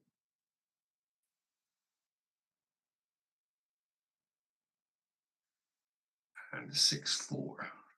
So now White has got the problem that was predictable a while ago. White's going to crack. So 7-1 and 6-2, and try and do the best now. You see, I might even double myself here as Blue, even though it's technically too good, because at this score you might get some opponents who will take. So this is going to be, you can't afford to carry on getting worse and worse here. So that's a 5 for sure, and that's quite an interesting 2. That just, to strengthen the board, and a double. It would be a normal, very easy pass, but at this score, Rosalind may just be tempted. She is tempted. So if you're going to take cubes like this, you absolutely have to recube on any excuse. It's very hard to see White winning this game, though. That's the problem. 4-5. And she's decided to go and rely on an ace point game. And that's fair. So White should basically double even with a shot. But she might not even get the shot without until she's broken her board. So 5-3. So let's slot the 4 point. So what you want to do when you need to build the board, you just slot it quickly straight away and worry about covering it later.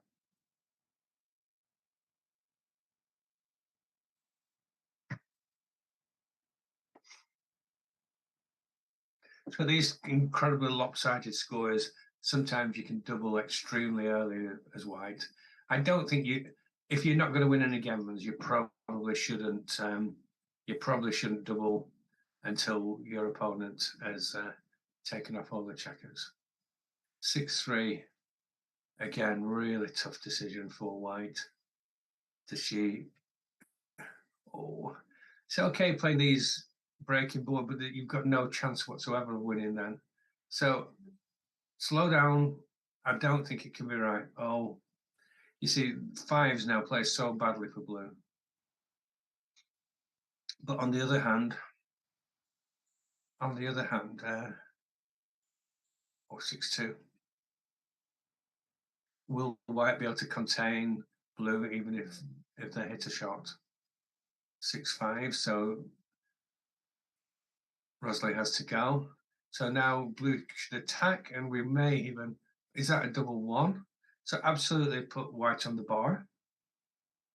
Or even, what you did, now isn't the time to play safe. Or is it a 2-1, sorry. 3-1. Now, Rosalind needs to learn to slot this slotting technique to do things really quickly. And now, of course, what's happened here?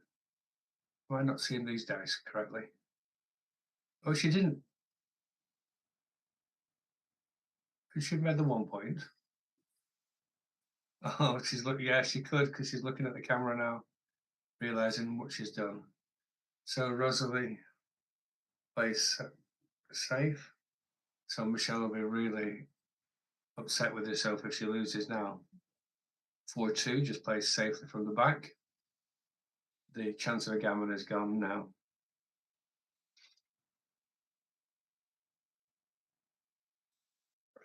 5-4. Yeah, one more time. You never just know. Okay, and there's the shot. So Michelle will be blaming herself now. Takes 2 off.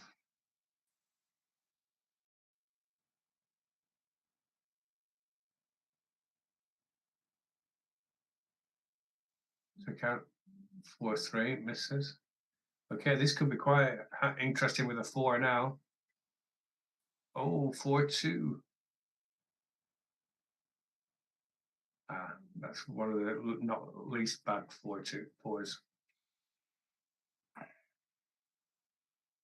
1-5 hits a shot, and if Michelle danced a couple of times, this could get close. 5-3. There's no option, but she's come round. So these races can be won by white, but not if you hit. Well played, Michelle. You must hit. Don't get tempted just to play safe. 5-4. So obviously now this favours blue again. 6-1. Come in. Blue just over. Oh, 6-6. Just as I was saying, this was. So how many checkers have we got off? 2, 4, 6, 8, 9 against 13. 3-1. It's now close. 13 against 8. So another big double for white, and it gets exciting. Oh, 2-1. So this should be take your time, Rosalie. Take your time, because at this score you really want to get a 4 cube in if you possibly can. 5-3. Okay, let's count. Let's count again. 5-4. Okay, I think there's 2, 4, 6, 7 against 5. So that's no, it's nowhere. It's not a double now. Double 1. 3 against 3. Pressure now. 6-2. And 1 chance for a double for Rosalie. She deserves to be, in all honesty. No, she didn't get it. Never mind. So it goes to 11-1. So this is going to be a tough fight back for Rosalie. But when you're trailing so far in the match and your opponent is 2 away, fundamentally, the cube action is very, very easy. What you do is you don't think of cube action in matches as difficult, because there's all the difficult calculations to make. Think of it the other way. Think of it that the match score gives you a hint on how to make cube decisions, rather than being in a difficulty. So at this score, the hint is very strong that Rosalie should double extremely aggressively, and the hint is very strong that Michelle should never touch the cube. So it's quite easy cube action, really. So you see, if white doubled now, it would be far from a big mistake. It probably is right, actually, even at this position. Is that a 2-1? So of course 6-5 is a certainty. So she's changed from being such an aggressive player to playing quite careful there. Nice play by Michelle.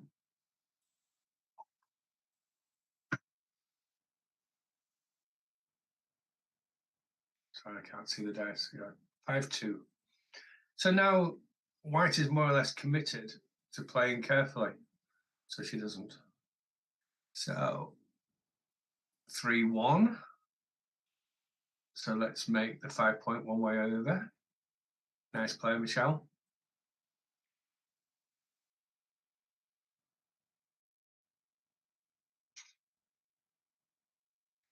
5-1. So white is really almost forced to play carefully now, because the board really favours, and this 6 that she's leaving, Michelle would just happily hit with this 6. You know, this is putting two behind a the rack is just such a powerful play, and she's rightly playing extremely aggressively. Double 1, so at least she makes a 5-point, and so of course Michelle is not doubling at this score. So 5-2. Okay, I think she should just go all guns. Oh, there's an in-between play which is 7-2, which is not quite as committal as 8-3. So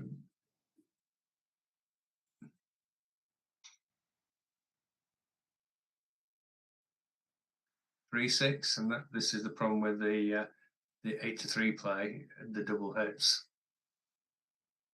And of course, white should double whatever. White should double now. It's more likely too good than not good enough. So go on double, Rosalie, applied, and you should pass at this score. Even with the fantastic rack that blue has, you still no. So this is a bit too gammonish to take, really. Is that 4-2? Make your own rack. The rack being the 6, 5, and 4 point, as named by Bill Roberti. In with a 2. More or less committed to going forward now, blue. 3-6. So will this be an incredible comeback? She certainly started well, Rosalie. So Rosalie needs to stop that. Oh, this is a tough decision. Does she make the 5 prime, or does she hit up loose on the 3? Wow, this is really interesting now. So white is going to try and get blue to crunch. Blue, if he avoids crunching, has got a well-timed back game. So blue will be making every effort to get to the edge of the prime and leap it, and therefore not break the timing. And white will be making every attempt to force them to break the timing. So a nice play, but oh wow, good play by Michelle, trying to get another checker sent back. It's a bit dangerous though when you're leading 11-1, because the gammons are just so critical. But it's probably right in this play position where you've got such a deep back game. Now the question is, does white take this opportunity? And she does, and well done. So this is a great now you see now. So she shouldn't play the 3. That I know the 3 looks good on that 1 point, but she shouldn't. Her biggest issue now was until that bad roll by white was to maintain her timing by getting out. So blue, she should have come in on the 3 point, but now blue 4-3. So this is all about white, whether blue rolls a 6 before she breaks a timing.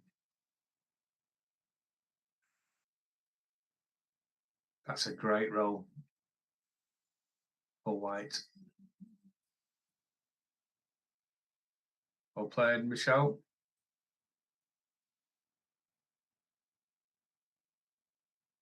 So obviously now we attack on the 3 point, and it couldn't be easier. So blue has now got a strong chance of maintaining the timing. Really didn't want to come in there.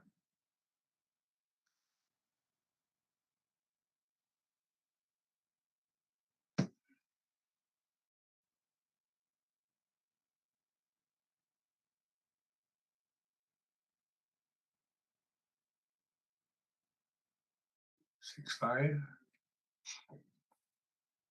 Okay, so white will be trying to stop 5-1.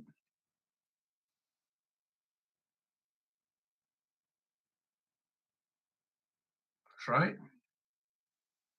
So 5-4. That's worked out well for Rosalie. She's doing everything she can to break Blue's timing. She just. How about leaving a 6 that hits and gets recirculated, therefore giving breaking even more time? I'm not sure. So Blue really needs to roll a 6 here. 4-1. Well played. Good play from both players. 4-1. Just plays safely. Yep. Well played.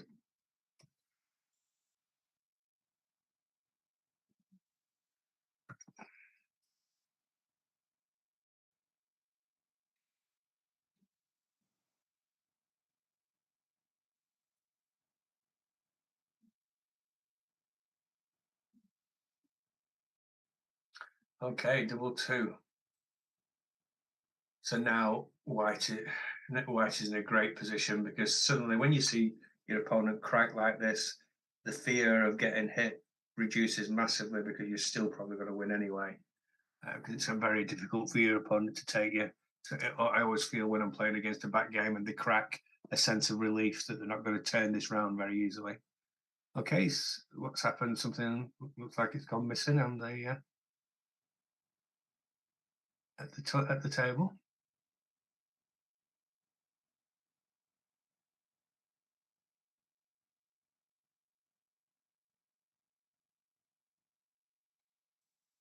Or are they having a break? I don't know what's happening. It doesn't. Rosalie's looking for something in a handbag, and Michelle's looking for something on the floor. It's all extremely entertaining. Oh, we found a handkerchief, it looks like. It looks like Michelle's trying to read. Oh, this is the sportsmanship of the backgammon world. She was looking for a handkerchief for Rosalie. So now we know all things come to those who wait. Okay, so 5-4. The 4 plays, but not the 5. Okay, so Blue needs to hit quickly. 4-2, mainly because she doesn't want to break anymore. So this is a very confident position for White. So hope she won't accept anything less than a gammon here. Sorry. 4-4. It's actually not too bad a roll, because you can't break anymore. 6-5 plays itself. The only legal play. Blue really needs to get out, but if she doesn't get out, 4-4 is the next best, because at least she doesn't break any further. 3-2, just clear the 6 point. Clear points as soon as you possibly can, against either the ace point game, the 2 point game, or a back game. Come from the back, because that's well played, Michelle.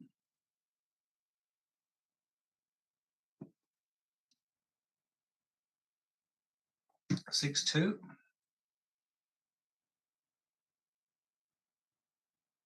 4-2.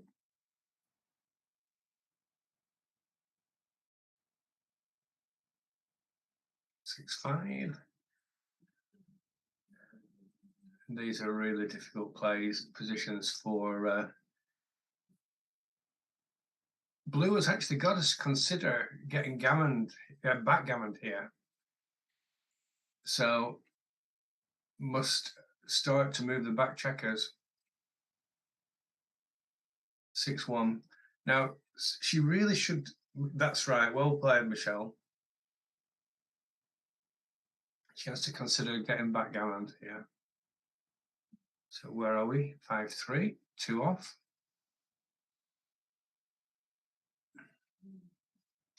5-4.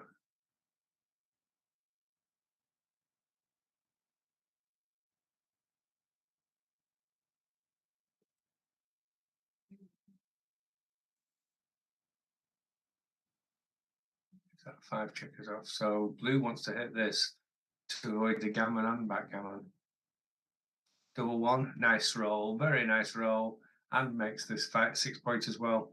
Couldn't be better. So now if white rolls a 5-1, don't do that. Don't want to loosen another checker. So blue has got outside chances here. Nice, spreads the checkers. Tries to maximize coverage of the whole board for when this white checker comes round towards her.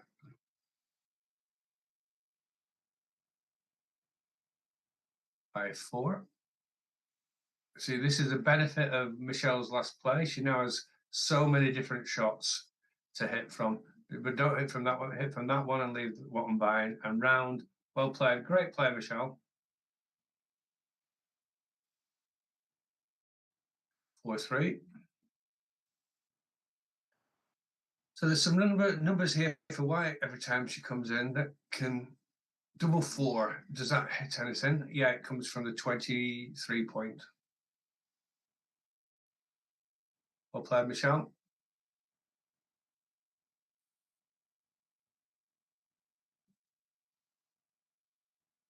Four 3 hits back.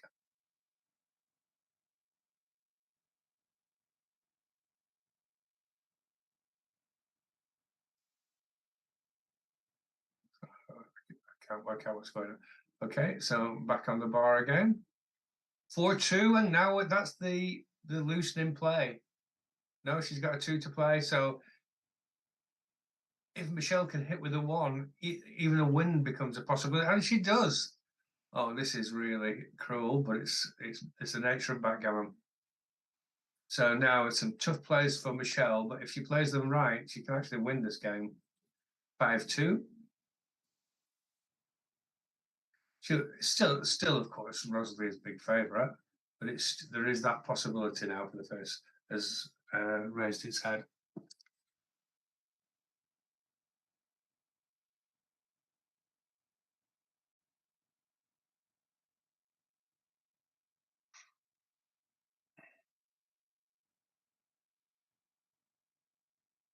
Nice play by Michelle.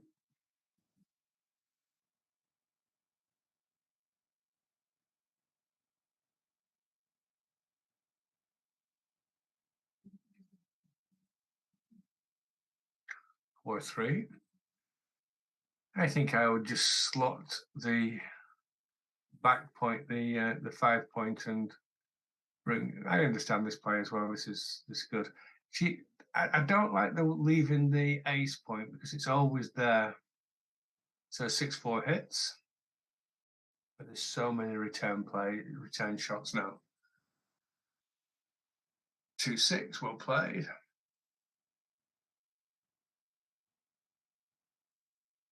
5-4, and hits again, well played, Rosalie.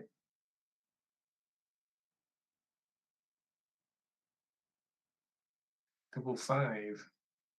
So we hit, of course, on the 12 point, sorry. And then we want to bring another one in range of the one on the 4 point. 2, 4, 5, 2, 4, 5. We count. Oh yeah, that's the one, yes. And down, and down, and down, and down. Because that now can attack the one on the 4 point as well. Or it could have been the one behind, which attacked with the 6.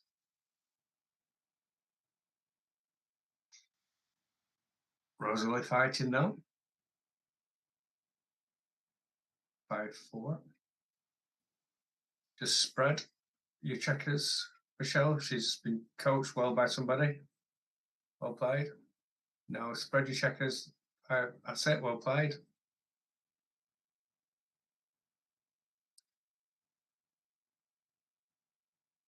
4-2. Tricky play. There's not much you can do. There's not much you can do. Just try and get home with the one the furthest forward. Oh, it's just so tough. You don't want to play a 3-1 though.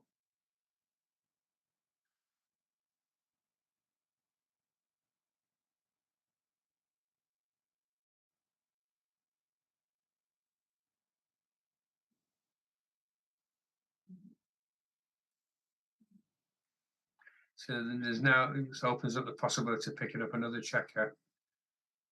6-1, this hits. Okay.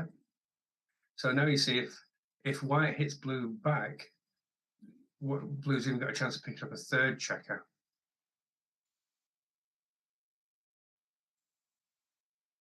Yeah, but now it's different. So now you do want to play to the 1 point. Well played, Rosalie, because you want to stop that 5-3.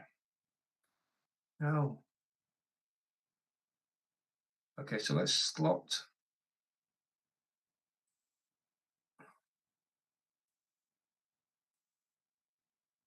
I don't know myself. This is really tricky.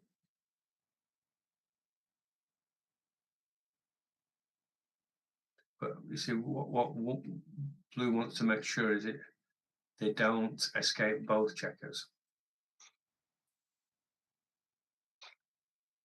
These are known on people like me who play BMAB and PR and UBC PR related events as PR wrecking type games. They're really tricky for both sides.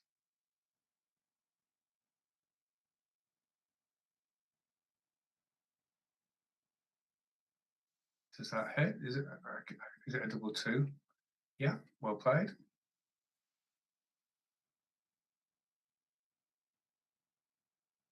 Five, 6, nice. So now blue's struggling to pick another checker up.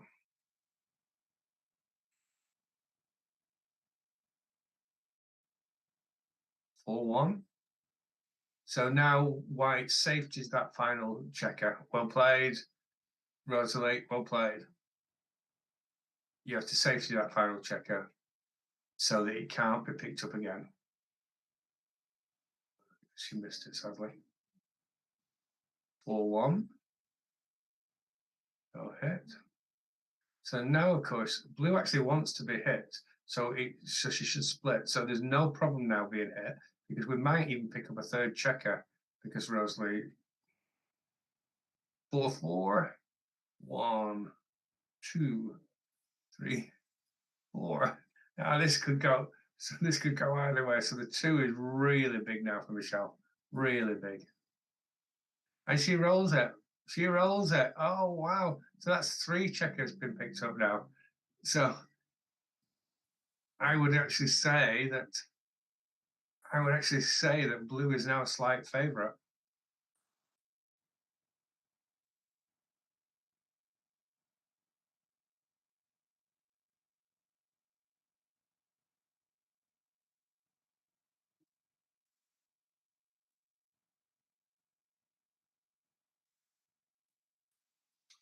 This could go on for a long time.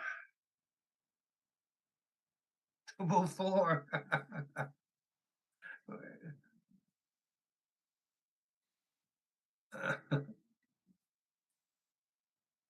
4-1.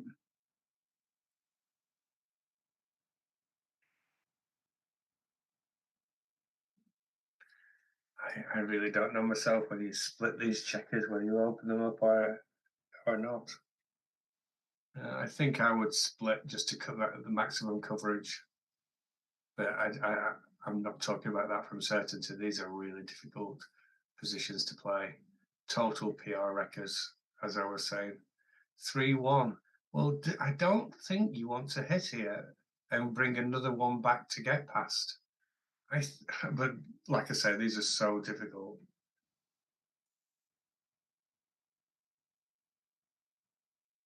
Double 6. Oh wow! It's even blocked one of the 6s.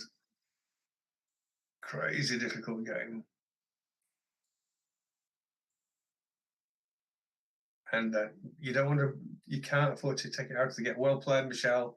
Nice play. This can go either way. Still, this game. 6-4.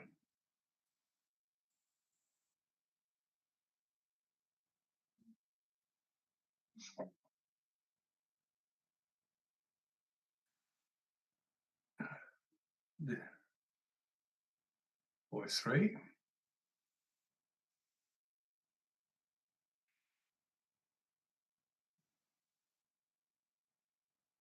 So if white dances just once, blue's got a strong chance of picking up both checkers. But the one good thing Rosalie hasn't been doing has been dancing since she came on the bar. So this time she plays to the 2 point. Well played. She must come to the 2 point this time. Well played. This could go on for a long time, right? So Julia is aware that I can only stop till 7:15, and it was looking like that wasn't even a slight possibility 10 minutes ago. But this single game on its own could well go on to 7:15 if we carry on like this. Well, for the first time, blue has danced. So white has danced, sorry. So now blue has got a real chance and must attack. Yeah, so we have to bring one round. Oh, wow. That's it. See, even making the 5 point might not be enough because the 4 point, we've got to try and stop white making a point if at all possible. 5-4. So certainly we play to the 5 point, that's it. Any 5 will do then. Not really though. That's it. Well played. Bring more army around. And this can really 6-3. So now if blue will cover 5-1. Slow down, Michelle. It might have been 5-4. I'm not. I think that's probably right, but it was close. So we now have to 6-1. Bring another check around into the attack. Okay. Okay. So Michelle, 4-3. Definitely hit on the 3 point. That's it. Well played, Michelle. Impressive technique there. Well played. Okay. And now suddenly 2-1. Slow down a bit, please, Michelle. These are difficult plays.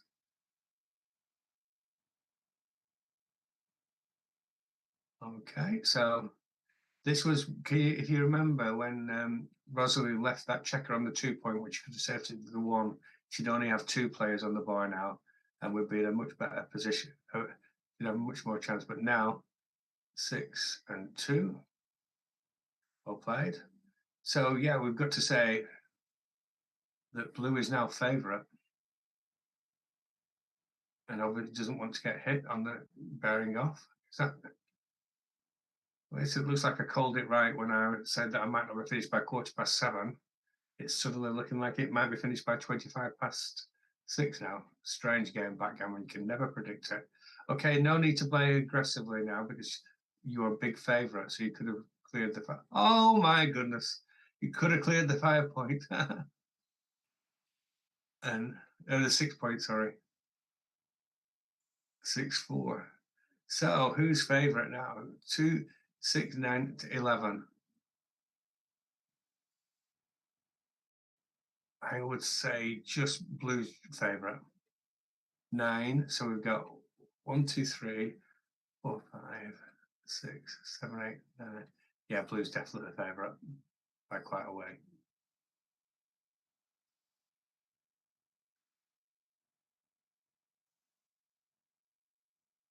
Oh, Michelle's playing into the gallery. Well done, Michelle. Okay, so 7 plays 5. So white really needs a big roll quickly. 5-4.